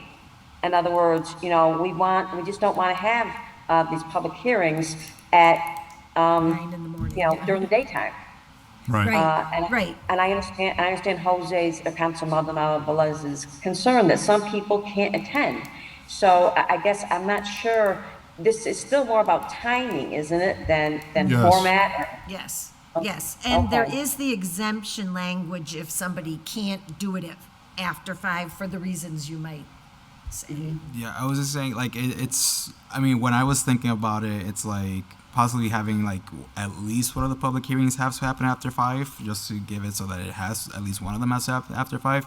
I think the exception, I mean, because at the end of the day, like, if a board does the exception, that means we still don't have a public hearing after 5 p.m. And I think that was part of the reason why this order came in, to at least have one of the public hearings after 5 p.m. So if that was a way to incorporate that language into it, that'd be great. And I hear you in the email. Would love to hear more about what you find about the email situation. Thank you. No problem. I actually am very supportive of what Councilor Rivera is saying about the Zoom thing, but should we hold off on that until we get either ARPA money? Because the thing of it is, I don't want to mandate it when these folks don't have the resources to do it, but down the road, we should try and give them the resources and retrofit some of these places, or give them a space where that they could have their meeting to do it. It's either that or whether or not Holyoke Media has a line item for stuff like this, right? Because this is Holyoke Media kind of category with regards to recording and putting it out there. For me, I don't think it should be a requirement. I think it should be expected in a sense, right? Like, if we're holding a public meeting about what we're doing with our parks projects or our DPW sewer commission projects, if people want to know that, they should have the ability to be able to go back into our archives and that's right, do their research with regards to that. I used to be on the Parks Commission, so I know that the meetings are after 5, but it feels ad hoc-ish, right? At the same time, where it's like you come in, the agenda's kind of set, but in reality, if we were to have public to come in, there wouldn't be no room because we meet in their office downstairs. So if we have a hot topic issue, people wouldn't come because there is no room for them to come. So if they wanted to watch it on Zoom, they can't even do that because we don't. That's not provided in that context. Well, for this moment in time, are we good with the general discussion, and Attorney Degnan will check on the email and aspect, and if it's okay, you'll put it in, and otherwise it'll come back to us hopefully at our next meeting. Attorney Degnan, is that reasonable? Yes, and that would be the 22nd. Yes. Okay. Yes. Thank you. So could I have a motion? Motion to send it to the Law Department, put it in a legal form with our suggestions. I'll second that, but Jeffrey has his hands up. Yes, Jeffrey? Yeah, I kind of have a technical question as far as this is concerned. Because my role includes watching the website, if, noticed, maybe by me, I'll probably be the first one to see it. If a hearing is getting scheduled during the day, what's the recourse from there? Because once it's put on the website, it's likely a hearing has already been noticed. Well, the word should get out to everybody that they're not supposed to do it. I mean, for multi-member bodies, they're already not supposed to do it. This is already the ordinance. So luckily though, this doesn't happen with exception of one board currently. So we have 99% compliance already. That's the good news. So logistically, we can send out the updated ordinance to the various bodies. Should the city council pass it. Maybe going there. Does that help, Jeffrey? Yeah, it does. Just I was envisioning that situation coming Yeah. up and wondering how to handle it. Yeah. You could send them a friendly reminder, although that's not really your job either. It's the chair's job. But on the motion, all in favor? Aye. Any opposed? The motion carries. So it's now tabled, waiting for legal to come back. Motion to take up item 9. Second. All in favor? Aye. Ordered that the City of Holyoke develop a personnel policy for the handling of administrative leave and codifying the rules into ordinance as recommended by the Personnel Department, including but not limited to when employees should or should not be placed on paid leave or unpaid leave. The current process appears lacking objective standards. Taxpayers should also be protected to ensure people who should not be out on paid administrative leave are placed on unpaid administrative leave. Now, I have not seen Kelly online. I know that the mayor was, okay. I'm here. I've been here for Okay. the Oh, whole God. time. I'm Poor sorry. Kelly. I just can't see you on the screen I'm looking at. I apologize. You don't want to see me now. It's past my bedtime. So I'm not I'm ready. sorry. Some things took longer than I thought they might. No, I understand, but no, I've been here. Okay. Thank you for your patience, and I guess if you could just sort of give us an overview, that would be great. Should I talk about the order first? Well, I just read it. Okay. Yeah. So, and I have Kelly's it here. been waiting, so go ahead, Kelly. Yeah, it's all good. So I have it here, but I know Councilor JOURDAIN is interested in having a admin leave policy, and I've checked with other municipalities. Most of them don't because they follow the CBAs, the collective bargaining agreements, which we also do. Since my time here, we haven't had anyone on Schedule A go on a admin leave. Schedule A employees are employees at will, so if there was to be an issue that we thought had to be investigated or a crime committed or something, we have the liberty to either pay them or not pay them or fire them. But for the departments that have collective bargaining agreements like the Department of Public Works, the fire, the police, and all the other unions we have to follow those regardless of what we think should happen. We have to follow the collective bargaining agreement. And in most cases, we have to put them out on paid leave. If it was a crime someone committed, they have to be on paid leave until the investigation is over. Okay, thank you for that. And do you know if all of our contracts have language on leave, administrative leave? Yeah, so most of them do. I'm putting together like language from each of them on a sheet so that I can share that with you all, but with competing priorities, I haven't been able to complete that project. We understand, but I appreciate the information. Councilor Rivera, did you want to be recognized? Yeah. Quick question with regards to the paid leave and the handling of like with unions or not or whatever, the contractual stuff. So like for example, I guess I would say if we were working in an office and for some reason I got raided or my partner got raided or something, would I be put on paid leave or would I be let go? It's actually happened here, by the way. I guess that's why I'm bringing up the example, because in the past there was no paid leave for the example that I'm bringing up, but for other people there has been paid leaves. So for me, it's kind of like having the idea of like how does that work? Because Right. I know the situation you're talking about, and I wasn't here, nor was Solicitor Hall, but we would probably gather the facts and decide. I'm not sure if that person was in a union or not. Okay.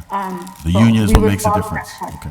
The union is what makes a difference because they could potentially like grieve it, take us to arbitration. It could get costly. So we have to follow the collective bargaining agreements, except for, like I said, Schedule A, we're employees at will. So depending on, what the law department personnel and the mayor felt, we could move forward there.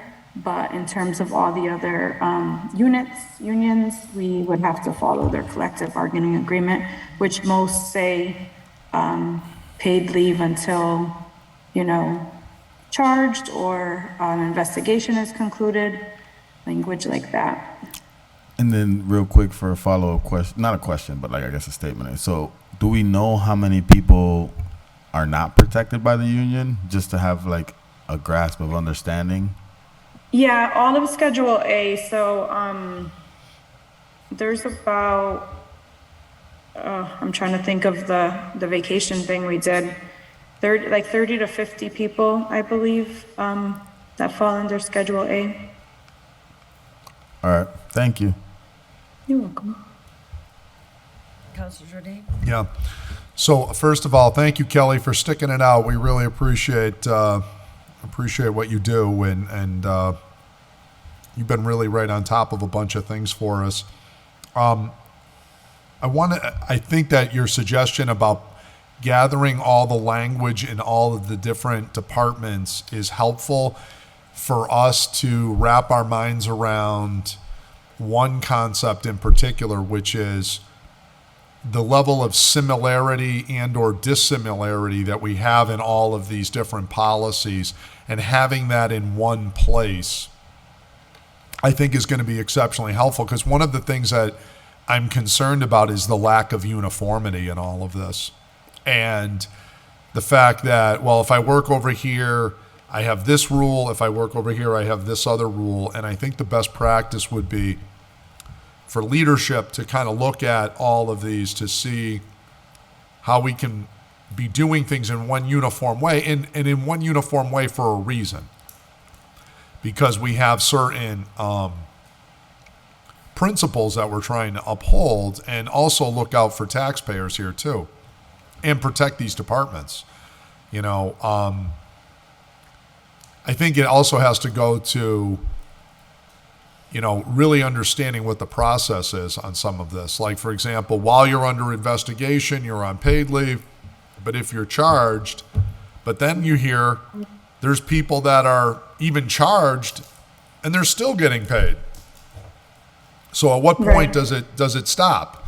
And I wonder why that is happening, because I would also argue that in some instances now you're weighing innocent till proven guilty, but if the person can't work in the capacity, then I would almost rather, and we have to consider this as a situation where they're not paid. If you can work and you're presumed innocent, then okay, you should be paid. But if you can't work, or it's just too much of a risk because the charges are so serious or so counter to what you're doing that it would jeopardize public integrity, then it almost should be a point where you're not paid. And then if you win, we pay you back your back pay, right? Mm-hmm. As opposed to a situation where you're paid and then you're found guilty, and now we're out all that money. Like the other way, at least the taxpayers could have potentially gotten some of the money back. But once you pay somebody, you'll never get the money back. So it's a difficult situation. I'm keeping an open mind on the whole thing. I haven't formed a strong opinion one way or the other, but I would like to see what all these rules are. If you could help us gather that, which sounds like you're already doing, then we can get into, are people actually following the rules that already exist in all these contracts? That'll be the next question. Hopefully that's true, and that they're doing it uniformly. Because obviously the public does question when they see these stories in the newspaper. We had them from time to time that, really raise eyebrows. So I'm just making sure that we're looking at all of this and how we can potentially do this better. Because, boy, it sure does seem like the public has done such a disservice financially when you see people can't work, they're sitting home, and they're getting huge salaries. And then, whereas if they were unpaid but they ultimately win, I'd rather write them a check then than to be guaranteed to be out all the money. I don't know. Right. So we'll see where it goes. But I appreciate you looking into it for us, and we'll figure it out from there. Councilor Rivera? Yes, thank you. Councilor Jourdain, although I agree with the withholding of the money, I think the fear with that part is that if it's 5-6 months and these people can't pay bills and can't pay a lot of different things, it would bring them to sue us for more money than what we actually owe them due to the trauma and everything based off of what we caused because we withheld their pay. And then they won the case, so technically we would have to I feel like they'd have the premise to take more money than we would actually have to pay them. So I think the crux in my mind to this is in that negotiation room, the collective bargaining situation, right? It's whether or not in the room we want to adhere to this or speak to some of the union reps and saying, hey, we understand that you were trying to protect some of your employees and some of the people that work for you, but at the same time, we are also protecting the taxpayer, right? The person that's actually paying your employees. So as a collaborative effort, we have to kind of find a place where we can meet in the middle for this particular topic. It can't just be that we're just giving it to you just because. I agree that this conversation, in my mind, because there's a variety of different issues that have come up over the last 3 or 4 years where I've seen people get arrested for certain charges and then they're still getting paid and they're still on the books. And for me, as a person that went to prison for 5 years, it's like that is the most amazing thing to me in my mind. It's like mind-boggling because every person that I know that have had a job, this is private sector though, but every person that I know that has had a job and was arrested while they had the job, they were fired instantly, done. Like there is none of that extra stuff. So for me, this is like new territory, new charted waters. Well, if I may, Madam Chair. Yes, but we have. I'm gonna wrap up, but on one point, that's the key distinguishing point. You're absolutely right. You wouldn't see this in the private sector where you're sitting home for 6 months getting paid, type of a situation, or maybe years. Okay. Thank you. So Kelly, thank you very much, and I'll entertain a motion to table. And when you're able to do this, I'm sure it's not like in your top 10. And when you can get it together to submit over to us, then we can take it up in the next 2 or 3 months, actually, going forward. Okay. Will that work Thank for you? Yeah, absolutely. Thank you for your time. I just wanted to say one more thing. We're not only looking at those similar language for admin leave, but we're looking for it in everything in different contracts so that the next round of negotiations, we're trying to make things more uniform so that, there's not tons of different ways to calculate PTO and time, and there's not so many different ways to discipline or steps are similar instead of having Like, for example, DPW, you actually have to commit the crime while working to really like just be in deep trouble. And so there's things like that that we're looking at. So the next time negotiations come around, we're working on getting those fixed. Oh, great. Well, thank you very much for that update. Attorney Degnan, is your hand up on this? Yes, it is. Just to say that, I understand why this policy, and it is being discussed, and I think Kelly's doing a great job, and I understand Councilor Jourdain's issue about, people that can work, but here they are, they're arrested or something, and they're pending criminal charges, and Councilor Rivera, I agree with him, because I've seen this happen before. There's situations where, if we just put them on unpaid leave and it's not really clear as to their, well, even if it is, I mean, we run the risk of a civil rights case. And so not only do we end up paying the money that we owe them, because we hire them, we end up making up for health care, monies that they may have lost, pain and suffering. I mean, it really just gets very difficult after that. So I understand Councilor Jourdain's issue with it, but I think we have to be really careful. But I think it's good that we're having a discussion, and we're getting all this information. I think that it'll have some benefit. Thank you. Oh. Okay, so can I entertain a motion on this? I could. Yeah. I'd be remiss if I didn't add one point that I marvel at the fact that everything Kathy just said is totally true, and what Councilor Rivera said is true, but it does comment on the sad state of public employment, that where you would think the highest standards of public employment would be, it's actually the most lowest standards, and people saying, what are my rights after I commit crimes? You don't see these civil rights actions in the private sector, where you would think it would be a lower standard than in government service. It's amazing. Yeah. Okay, thank you. I'll entertain a motion. Motion to table. Second. All in favor? Aye. And when Kelly gets to us, then we'll take it up again. Motion to take up item 10. Second. All in favor? Aye. Ordered that the City Council amend Ordinance 2-336 A and B to reflect a streamlined process for disposition of tax title properties and other properties not needed by the city for municipal purposes, and to add a new section for the creation of an abutter lot sale program. So, this order was filed by Councilor Murphy Ramboletti. Do you want to give an update on it? Yeah, thank you, Madam Chair. So the law department asked me to file this order, which I was very happy to do. Not just because of the 3 years that I worked in the Planning and Economic Development Office, but now the last couple of years as the chair of DGR.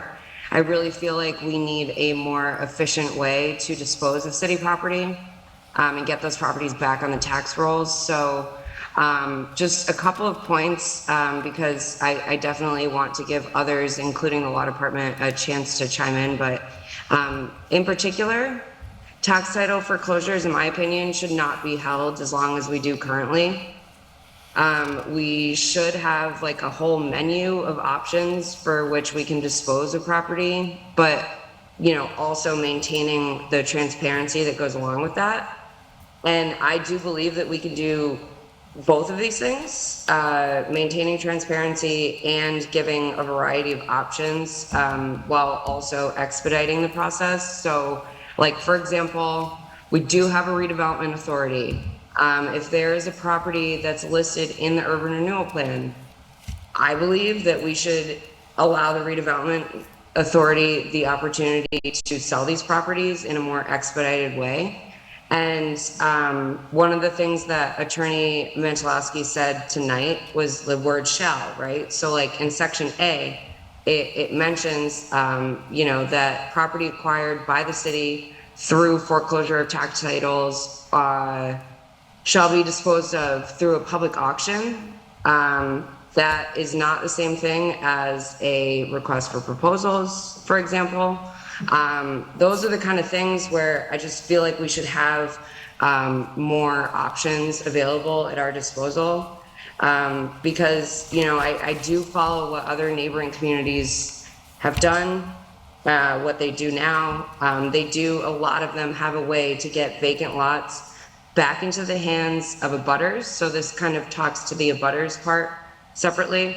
But if abutters have the opportunity to redevelop lots that are right next to their property, they have the motivation to do so, and that most importantly gets these properties back on the tax rolls, which overall helps us increase our tax values. And I just feel like this is overall an opportunity to sort of upskill our land disposition practices. So yes, the law department did ask me to file this, but this is something that I feel pretty strongly about. So I'm glad we're just starting the conversation, and I look forward to hearing what others have to say.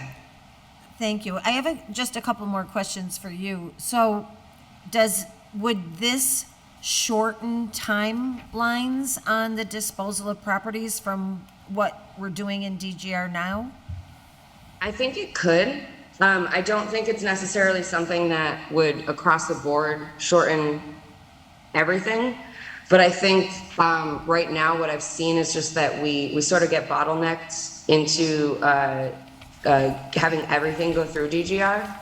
So I'm hoping that with an amendment to this language, we can sort of create more avenues for disposition to happen. So you're thinking things wouldn't go through council and DGR, they would go through some other path? Well, maybe some properties, depending on where they are in the city, or if they're, for example, within the urban renewal plan. You know, I don't think it means that we would eliminate DGR's process entirely. I just think that this would help us sort of look at the ways that we can dispose of properties, and does it all have to go through DGR? Maybe not, you know? Okay. And then I guess my other question is, and actually somebody else posed this to me, is have we had some things held up because of the way things are put together now? That's a great question. There are a lot of properties that don't get to DGR, especially when it comes to tax title foreclosures. I think we hold on to properties longer than we need to. When the Office of Planning and Economic Development, for example, feels like there's enough interest around certain things, they will take that step to bring it to DGR, which is great. But I think there's a lot of properties that we are not putting before DGR, and that's, in my opinion, because it does take a while. Like, for the next DGR meeting, we have like 5 different properties that we're gonna be talking about getting on, like, as surplus and trying to sell, which is great. Yeah. But I had to sort of pick and choose what we were going to be able to get onto the agenda for this one meeting, and we may have to have some other things go before us in a future meeting. So I do feel like maybe, as the chair of DGR, if I get a request for a property that should go through disposition or be declared surplus, I don't want to slow that down at all. Because I know how long it takes to just sell city property. So I just feel like this would open up our possibilities to be able to sell more properties. Okay. All right. Well, thank you for that summary. And I just want to say, because it's getting very late and this is a lot to digest, I think everybody just got it, Friday or Saturday? So I don't see us acting on this tonight because everybody's going to need time to look at it. But I see Attorney Mantaleski wants to speak. And did you want to be recognized, Councilor Maldonado-Velez? I'll let you go first. I had. Yes. Thank you, Madam Chair. Thank you, Councilor Murphy for putting in this order. This is the first time I've heard about the abutter lot sale program, but I'm looking at the city of Springfield, what they have, and even just the first page, you know, one thing to recognize is like it's the abutting property, so it's not just any, yeah, so like the owner of the abutting property is able to purchase that, so it doesn't seem, yeah, so I mean, I like it because, I mean, I even like going and looking at the flats, or even on Main Street, you know, there's a couple empty lots where I know conversations have been with like the owners that have been next to those empty lots. Oh, how can I get that lot? And again, like the Springfield one talks about gardens, side yards, off-street parking, a lot of different uses that those property owners may have. And honestly, these lots have been there for a very long time and nothing has happened to them. So yes, this preliminary conversation, I just want to appreciate you for putting in this order, and I'm looking forward to more discussion on this later on. Do you want to? Attorney Mantaleski can go first. All right. Attorney Mantaleski? Thank you. So this came about actually from a lot of discussion with OPED and planning, and really mostly OPED, I should say. We had, and also the treasurer's office, I don't want to forget about them. You know, in discussions, we have this monthly real estate meeting for all the departments to kind of discuss kind of a monthly state of the union as to properties that have been foreclosed upon via tax title, or properties that are in the mix to start being sold by the city. And I know from the law department, I get letters, I wouldn't say often, but maybe like once a month or once every other month from an interested owner of a single family home there's a lot that's either been foreclosed via tax title and is now empty, or it's always been empty, and they're looking to buy it and they want to kind of know the process. And so right now that process is, you know, it takes a little bit longer period of time to get things into the hands of potential people that could be paying taxes on that property. And I know that, you know, the treasurer's office has been doing a ton of work with respect to tax title properties. And, you know, I completely agree with Councilor Murphy-Raboletti about how we're holding onto properties way too long, and we really need to get them back onto the tax rolls so we can start getting in some revenue. So I completely agree with Councilor Bacon. This needs to be digested. It's a lot to take in. We worked on this for months. I've been working on this with OPED since, I think our first discussion was in November when I first got here. So it's been going on for a long time. So I just wanted to make sure you guys had a document, and obviously, you know, it's going to need a lot of discussion and revisions to the extent that you guys or the council thinks that it's necessary. But yeah, I think this will be helpful. OPED is really excited about it. And I know a lot of our surrounding communities do have these abutter lot programs. Springfield, as Councilor Maldonado Villas stated, and also I think Westfield has it, Chicopee might have it, I'm not sure.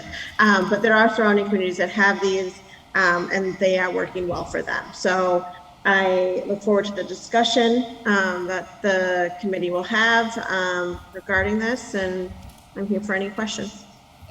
Thank you. So is the gist of this really to add the abutter plan, or is there the idea that timeframes would be shortened for some of the processes that we do now? Yeah, both actually. So it'd be adding in the abutter lot program, and it shortens the time period for a lot of different things. So it'll shorten the time period by which the treasurer has to essentially get notice of a foreclosure, and then get the notice out to the council and the various departments that we have this property now. Is there a potential municipal use for this property? And gives the various departments a certain period of time essentially to review the property, see if there's a potential municipal use, or they could sell it for something outside of the abutters, or outside of an auction to like do an abutter or something like that. So it is really both, in short. Okay. All right, so, thank you for this information, and I think at this point, I'd like to entertain a motion to table. Motion to and look table. it over and Second. pick it up at a future meeting. All in favor? Aye. Aye. Motion to take item 11 off the table? Second. All in favor? Aye. Need a water? Ordered to establish a Holyoke Food Coalition by city ordinance. Mouth to mouth. Now, I think we had this before, and then we said we didn't need it, so we got rid of it, and now it's back. So we need to talk about it. So I don't see so I know when it was first in front of us, we had come up with all this language and whatnot, and it wasn't submitted with this one. But essentially, the conversation was, at the time, we didn't need it, but then after further conversation with OPEB and Mass in Motion representative, it's good for us to have it. I think it's similar to, for example, the Parking Advisory Committee. Doesn't mean that it's an active committee per se, but it would be good to have it in an ordinance so that, I mean, I do expect it to be an active committee, like as soon as it does become ordinance, but even if it does sort of die out a little bit, it'll still be in our ordinance. And I think part of it has to do with grants that we get through Mass in Motion and having, I mean, they want to see that we're really investing and putting these sort of words into our legal language. With that said, I don't have the legal language from the original one, but that's essentially what we would be passing if we wanted to. Until we get the legal language back, I'm So, done. Jeffrey, if you're hearing this, I don't know if you have that legal language in the jacket. This was what, 6 months ago, It's maybe? like 4 or 5 months ago. I'm sure I can locate it. So I'm just trying to remember, do other members of the committee remember, had we vetted it all and had we moved it and then we withdrew it? I just have lost some of the details. So what I remember from it, it had the like what the composition of the committee would be, but then it also went into a lot of like bylaws and stuff. And I think at the time, just because it included all those bylaws, I think we're like we don't necessarily need to put that into ordinance. I think if we just have like really the composition, similar to the tourism advisory committee that we put in, the composition, really what the purpose of it, and then the committee will then decide on the bylaws themselves. I think when it was first in front of us, it was bylaws and the composition, and I don't think that's really what's needed for this order. It's just more of like, hey, we want to make sure that we have a Holyoke Food Coalition in our ordinance. Do you remember if we had already sent it to legal for legal form? I don't believe we did. So what we could do, if the committee wants, is we could take the language, if you feel it was finalized, and we could make a motion tonight to send that language to legal and ask them to put it in legal form For the next and meeting. send it back to committee. I'm down with that. It was ready. I know there was discussion. That's reasonable? Yeah. I'd like to see some language Yeah, Well, before we vote. So there has been language before. I'm either way, like if we want to send it to legal form now, or we just want to have one more meeting and receive that language and then send that language to legal form. Maybe, Either because way, it's but been a while. yeah, but I do think, but it needs to happen eventually. So I mean, Yeah. I don't think there's any like it needs to happen overnight. Ideally, before the next couple months, or I guess before winter. But I think we'll. Oh, there he's pulling it up right now. Oh, thank you. So even Is this the one page? Is this everything? So we can close it up.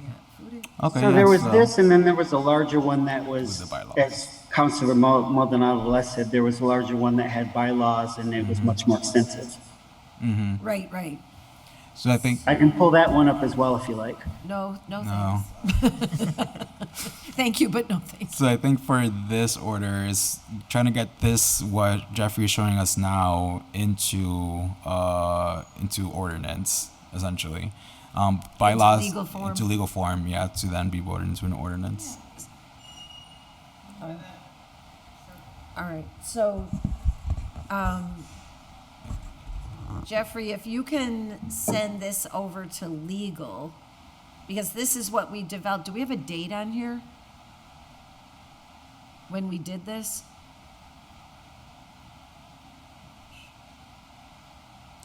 March 3rd? It was This over, was March of last year. over Wow. a year ago. Time So much flies. for time. We're having so much fun. No wonder we didn't remember.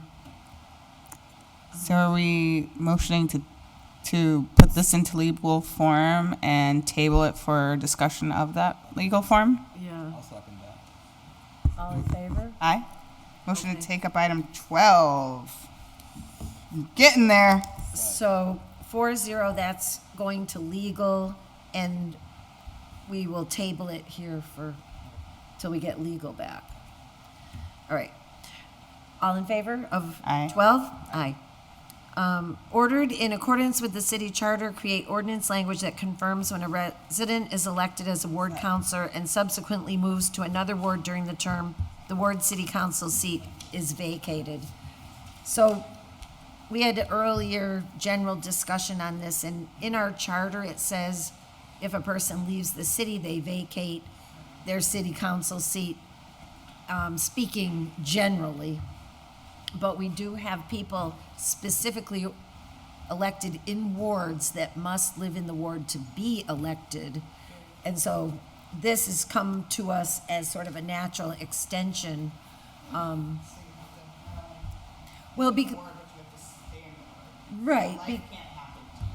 Well, life can happen to you, but if you aren't representing, because the whole purpose of the ward definition was to make sure that the populations where the people live are represented. It's a civil, So why did we table it before? I don't remember. Will is here, right? Isn't this his order? Will PUELLO, this is your order, and I see your hand. So would you like to speak on it? Yeah, thank you, Madam Chair, and thanks to the committee for taking this up. I think, yeah, your introduction was pretty good there, Madam Chair. I think the intent was if I live in Ward 2 and then for whatever reason I pick up and I move to Ward 7, then, you know, I was elected by my neighbors. I was elected by the folks in this neighborhood. And, you know, now I'm up there. The people up there didn't vote for me. The people down here voted for me. So, you know, I think it would be fair to then go through the process that we have so that then you guys could pick someone else to appoint somebody from that neighborhood. And like I wrote in the order, in my opinion, it's just confirming. So the charter already says this. We do have some stuff in public service. We're waiting on legal opinions and whatnot. But if the committee would be willing, I don't think there's anything wrong with coming up with some language. If you guys agree, if not, that's okay too. Okay, thank you. I guess because we weren't in a place to make a motion to get it put in legal form, or Councilor Rivera? So, I agree with the, with the roots of the idea of this, right?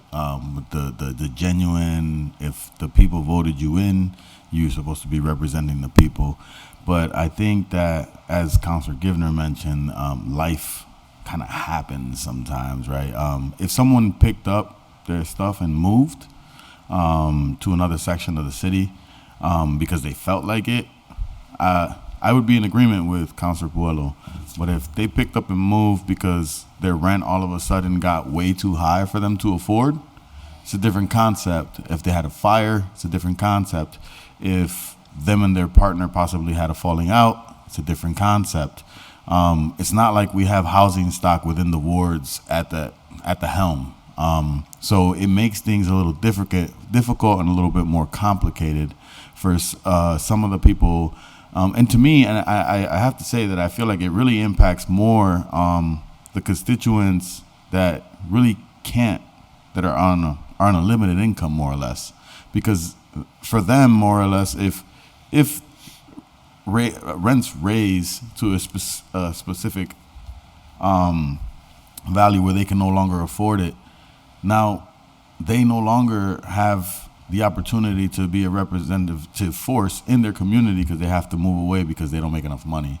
And we know that the council doesn't pay enough money. So at the end of the day, there's a slippery slope here, right? And I'm not saying that I don't want someone that doesn't live in the ward representing them. That's not what I'm saying. What I'm saying is that there has to be a situation for extenuating circumstances, and there has to be a clause for where there's people that for some odd reason, there could be a variety of different reasons that go into this. There's also time that goes into effect. When did it happen? Is it happening at the end of their term where they have like 4 months left?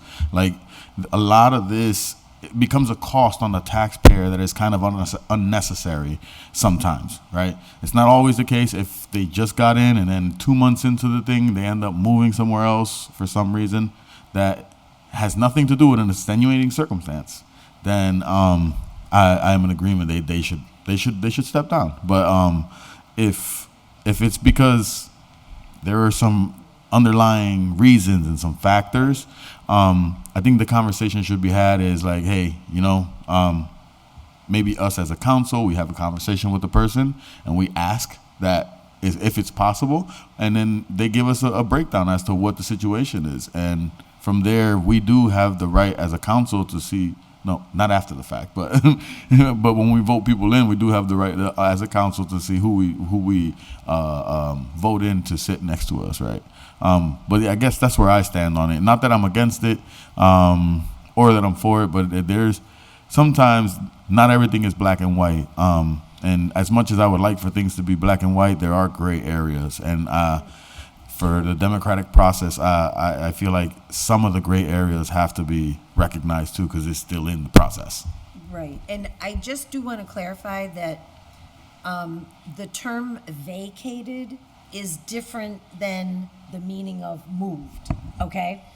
And the state interpretation of vacated takes into consideration things like if somebody had a fire, or if somebody's in a personal circumstance, they have to be out of their house under no control of their own. Those things are considered and are not considered vacated.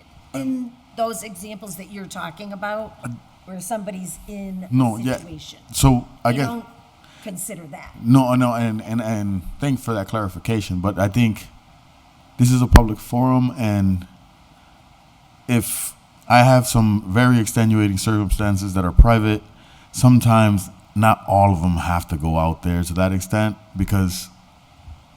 No. All I'm saying is, it But wouldn't if we're gonna be- necessarily disclosed. It's just that it wouldn't meet the rule. Just like But for it to be. vacating the city. Yeah. So, Councilor Maldonado, Velez, yes. Thank you, Madam Chair. I do remember this discussion from last time. I know one of the arguments, so just an example, downtown has Ward 1, Ward 3, Ward 2, Ward 4, like some of them sharing like across the street. So I'm just thinking, like, if you're moving from, you living on Appleton Street, you living in the house across the street, and you find a better housing across the street. Now you're going from Ward 4 from Ward 1, but you're still within the vicinity, and you're still accessible. You're essentially, sometimes exactly what Councilor GIVNER said, the same neighborhood, just different wards. But we don't look at, most people don't look at the city as wards, mostly like what neighborhoods are like. So I think that there's a lot of grayness here, and it's. For me, I do believe there should be a mechanism for, like, if the constituents feel like this counselor is no longer representing them, then they should have a way to do that. I don't think this would be it. That's a different conversation. That's in charter and rules, but like a recall process and whatnot. And we haven't. I know it's been tried in the past. I know, and it's an order that's there. But I think, like, I hear it. Like, if the residents don't feel like their elected ward counselor is no longer serving them, then they should have the right to do that. But I think just saying if you just move from your ward, there's just so many different reasons why that would happen. And also just like the point that I used, you move across the street, like whatever reason, like all of a sudden as long as you're still being accessible to the people that voted for you, yes, that means you won't be running again for that ward because you don't live in that ward, but I think you should have the right to just finish off your term at that moment. Thank you. Okay. Councilor GIVNER? Thank you, Madam Chair. I would just quickly reiterate that point. For example, I live in Ward 4. I have accidentally knocked in Ward 7, by one house, just because like the ward like splits right in the middle of one of the blocks, so I'm just like, wait, is this the right ward still? So, I think to that point, I think as long as you're serving your constituency, it should be okay. I mean, the intention can't be to run in a ward and then move, but I don't know if we have a way to police people's intentions either. But I would say, like, as a person who's active in my community, I would notice, if I voted for someone and suddenly they weren't responsive and, maybe their social media posts on their counselor page suddenly shows them in Springfield full time, I think I would start to take issue with that and probably come to public comment and say something. But I think it's almost like the conflicts of interest where it's really hard to police others. I would like to think that, we have the best intentions, and if I run in Ward 4, I intend to be in Ward 4. If I happen to move, if my house burned down, if I had a conflict with a neighbor, I don't know, any number of things could happen where I'd have to move. I'd like to think that as long as I'm still in Holyoke, I could still serve my community. It's not like we live in Houston where it's like 60 square miles, or 120 square miles of different neighborhoods that are like an hour away from each other. You can get all over Holyoke in about 20 minutes. So I think it'd be pretty hard to make the argument that you can't serve your community as long as you still live in the city. Thank you. Councilor Jourdain? I think the city should follow the law. And the law in this area is very old and has been well explored in many regards. The Secretary of State's office provides a lot of guidance on domicile. And the general rule and standard, there's a couple part test, but the general rule and standard is, do you permanently intend, essentially, to change your location? And if that's the truth, if that you have changed, at least, actually, well, I should back up and not use the word permanent. If you have established your residency for at least a time in another location, that is your residence, then that meets the definition that you've moved. So this helps you in these situations where, you had a fire or there's a domestic violence situation or whatever, and you're trying to come back, but you're only away for a period of time, or you're on vacation, or you're, for 3 months you go to the Bahamas and then come back. Those are not considered changes of domicile. And so never even comes into this. So I think we should draft something, because what I'm concerned about is, one, the law department came up with a legal opinion recently that said, if you're a ward representative, you only need to live in your ward just on election day. So that at any time that you leave after that, for any reason, as long as you stay in the city, you're fine. I don't agree with that opinion. I would say that under current existing law, if you changed your residency straight up, let's just follow this to its logic. The most obvious example. Somebody said, I live in Ward 3 and I have now sold my house and I have moved to Ward 5 and I'm the Ward 3 counselor. According to the legal opinion, you can serve out the rest of your term as the Ward 3 counselor. Guess what? I would say there already is, by the way, a legal remedy for that. Anybody can now challenge the voter registration of that person as a registered voter of Ward 3. All you have to do is go down to the registrar of voters office and challenge I'm just saying what one could argue, the illegal voter registration of someone in that ward. Because what you're saying is they're not a registered, because So that to me is the remedy, because once they're off the voting rolls of that ward, then they're not even a registered voter in that ward. How could the city argue that you can represent that ward when you're not even a registered voter of that ward anymore? Yeah, but I think you're required to be a registered voter in your ward. I mean, I agree with that. So what some people have done is they say they have their current where they ran from. So say it's, I live in Ward 3, I'm at X address, and because of whatever these other circumstances, I'm living in an apartment in Ward 7 or Ward 5, wherever. You live there because of these circumstances, no change of domicile. You're still a legally registered voter in your current ward. You don't need to change your voter registration. You're still a legit registered voter there. And that's the Secretary of State's rule on it. But where you now say, no, I'm never going back. I have changed my residency. I have moved to this other location. That's where I live.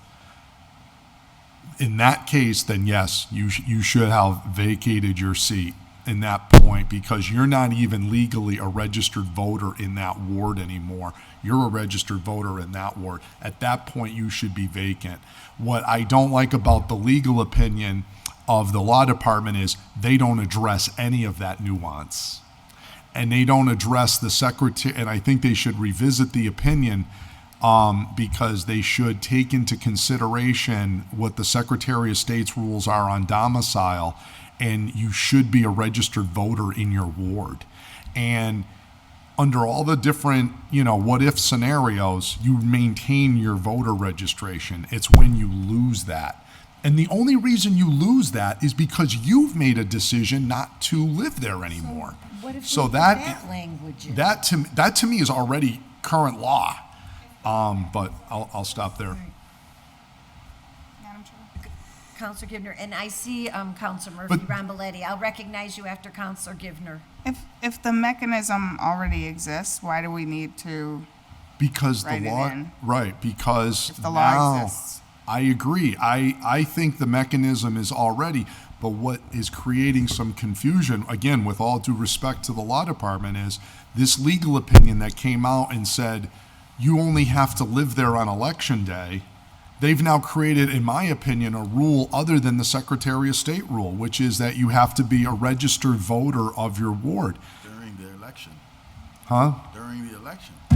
Yes. It doesn't say after the election on the Secretary of State. It says during the election. Yes, but under the opinion, we didn't really have an opinion on it.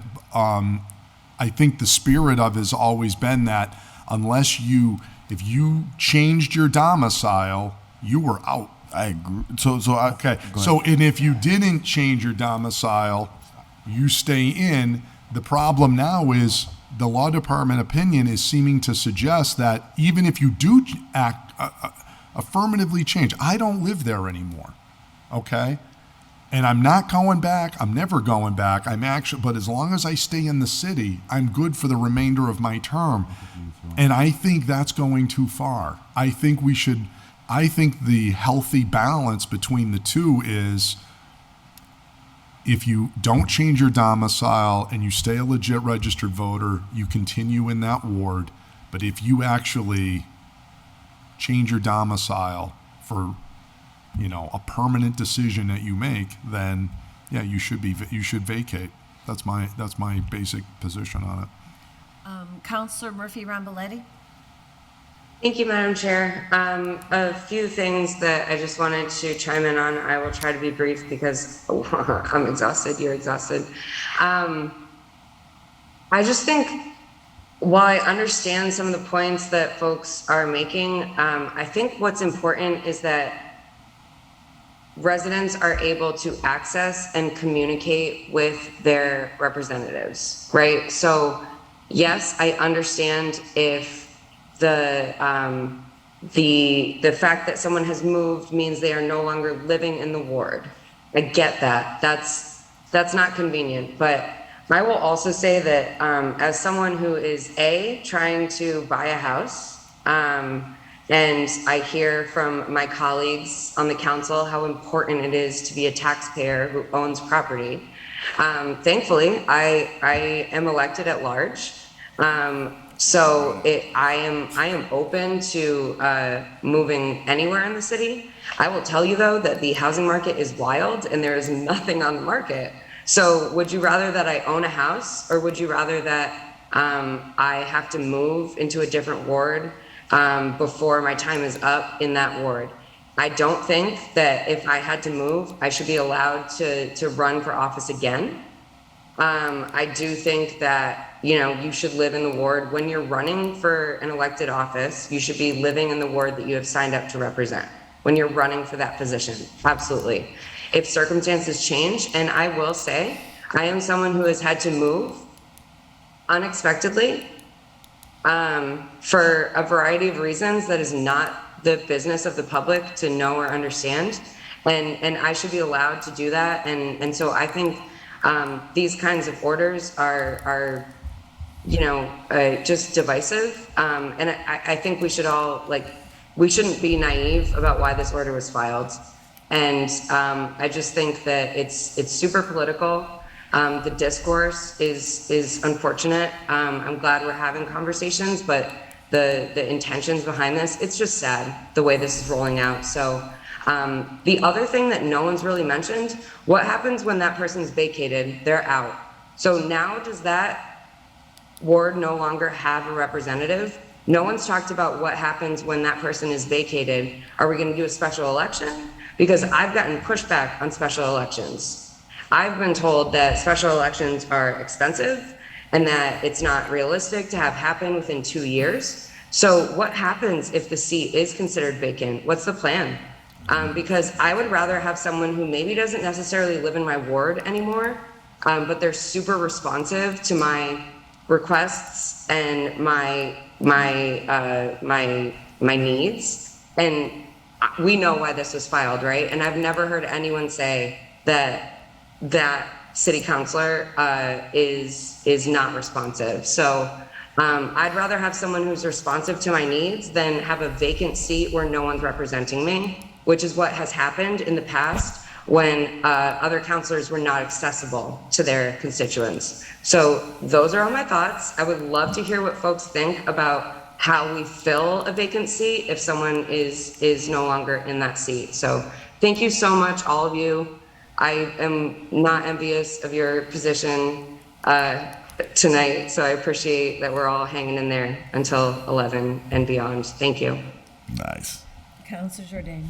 Yeah, Councilor Murphy-Ramboletti, the reason you didn't hear anybody talk about how we fill vacancies is because the charter is crystal clear how vacancies are filled. They're appointed by the council. Any vacancy in any city councilor that leaves before your term, it's a vote of the remaining members of the city council. Wouldn't that take away the power from the people that voted, though? That's what the charter says, so we just follow what the law is. Thank you. Thank you. Councilor PUELLO? Yeah, thank you, Madam Chair. And I just want to say, like, I agree with what pretty much everybody said up until the second to last speaker. Like, you know, like comments about divisiveness and intention about why orders are filed. Like, it just seems like, you know, and I don't want to go down this road, but I just have to respond to it because it's a little annoying. Like, it just depends on who it is. You know, it depends on who it is, whether or not it's the intention or the divisiveness. It always depends on who it is around here, and I just can't stand that. But I really do agree with what Councilor Rivera has said, what Councilor GIVNER has said, what Councilor Maldonado has said, what everyone said. And I can understand the points that are being made regarding, like, emergencies. Like, for example, you go to jail, okay, well, you're protected because that's what the domicile clause says in the state law. So just to put everybody at ease, like, that's, you know, that's one of the things that you're protected. Like, your house burns down, you're okay. It gives you that wiggle room to say, to come up with the intention. Like, what's your intention? Are you gonna stay out? Are you gonna come back? So yeah, and the second thing I wanted to say too was, I lost my comment, so never mind. But thanks, everybody. Appreciate it. Thank you. All right, well, we're going in circles again on this one, I see. Motion to table item.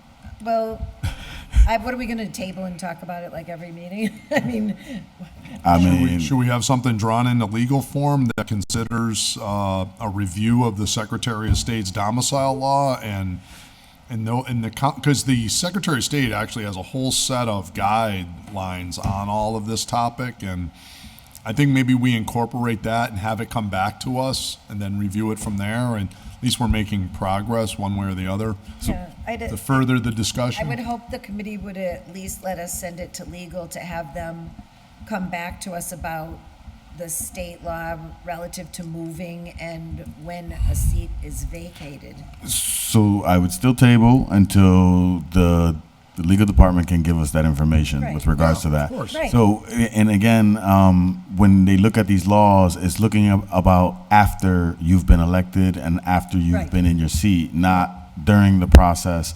So, because to my understanding, a lot of these laws that are already in place all pretty much refer to the fact that the process, right? When you're pulling your papers and you're out there knocking on doors and doing all that, you need to be living in that domicile. After the fact, there is no clarification with regards to that. I looked it up. I honestly think that you finish your term until the next go around. Then next go around, you either have to, you can't run no more. If you're a state rep, what's the rule? If you're a state senator, what's the rule? You're out. Is it automatic? You're required to my understanding, you're required to live in your districts and for state reps and senators. Yes, that is the state law. That is my understanding. So, but for senators, I would Now you say can live anywhere in Massachusetts. Well, I mean, as senators, you could live in Westfield, Holyoke, Chicopee. It's a bigger difference, right? But again, I don't disagree with the fact that you should be living in your ward. Right. But it's not like Springfield where you have someone in Indian Orchard or living in the North End.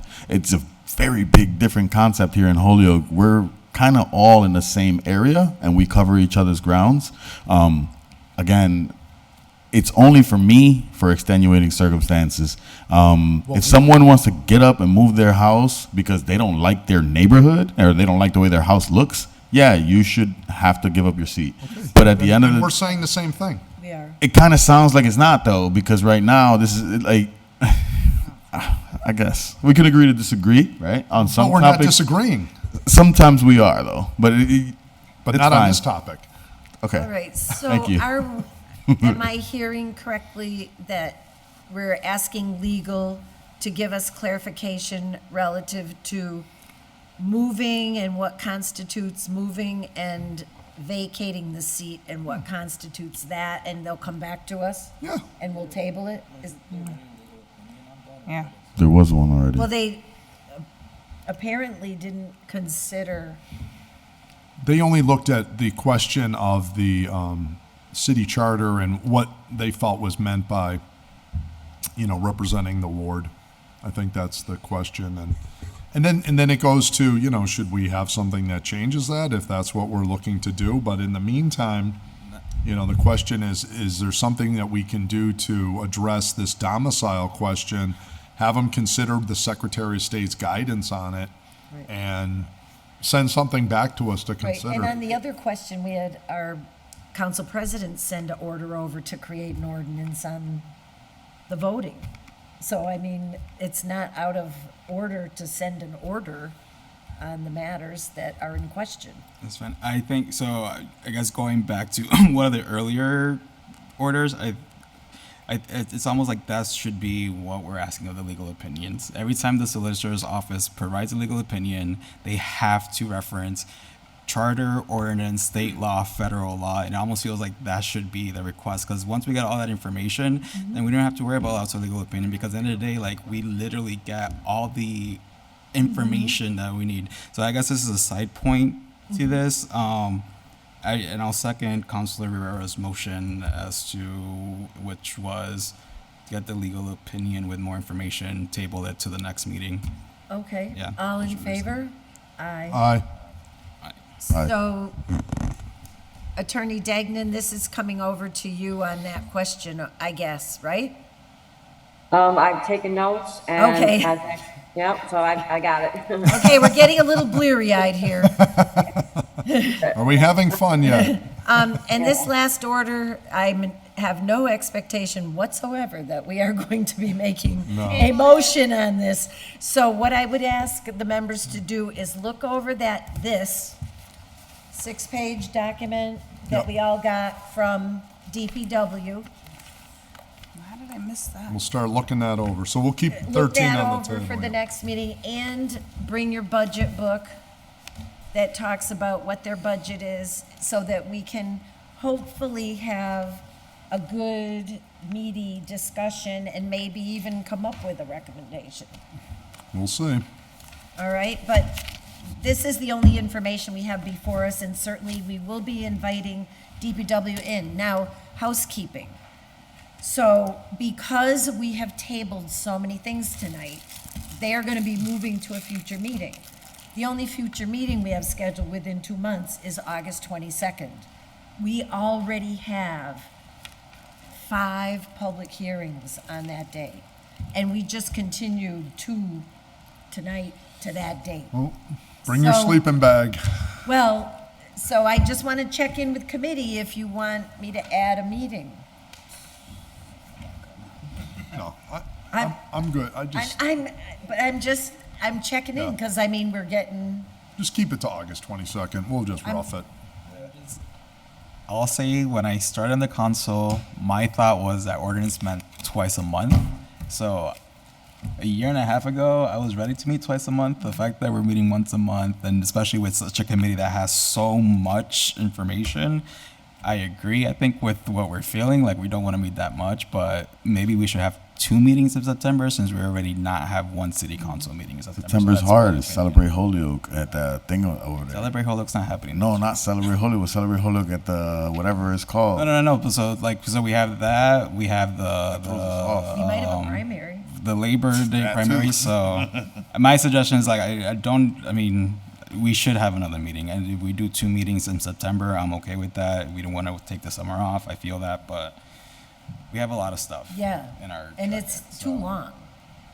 It's a fair point. Yeah. We'll have to make up our mind by August 22nd, But I right? think we can wait till the next one to decide. All right, That's what all the right, second is. all right, good enough. All right, motion to adjourn? Second. All in favor? Aye. Thank you all very much, and thank you for your patience, everybody who hung in till the end. Thank you to all our guests. Good Have a night. good night. Good night, Yeah, bye-bye. Council. Thank you, Good night. good night.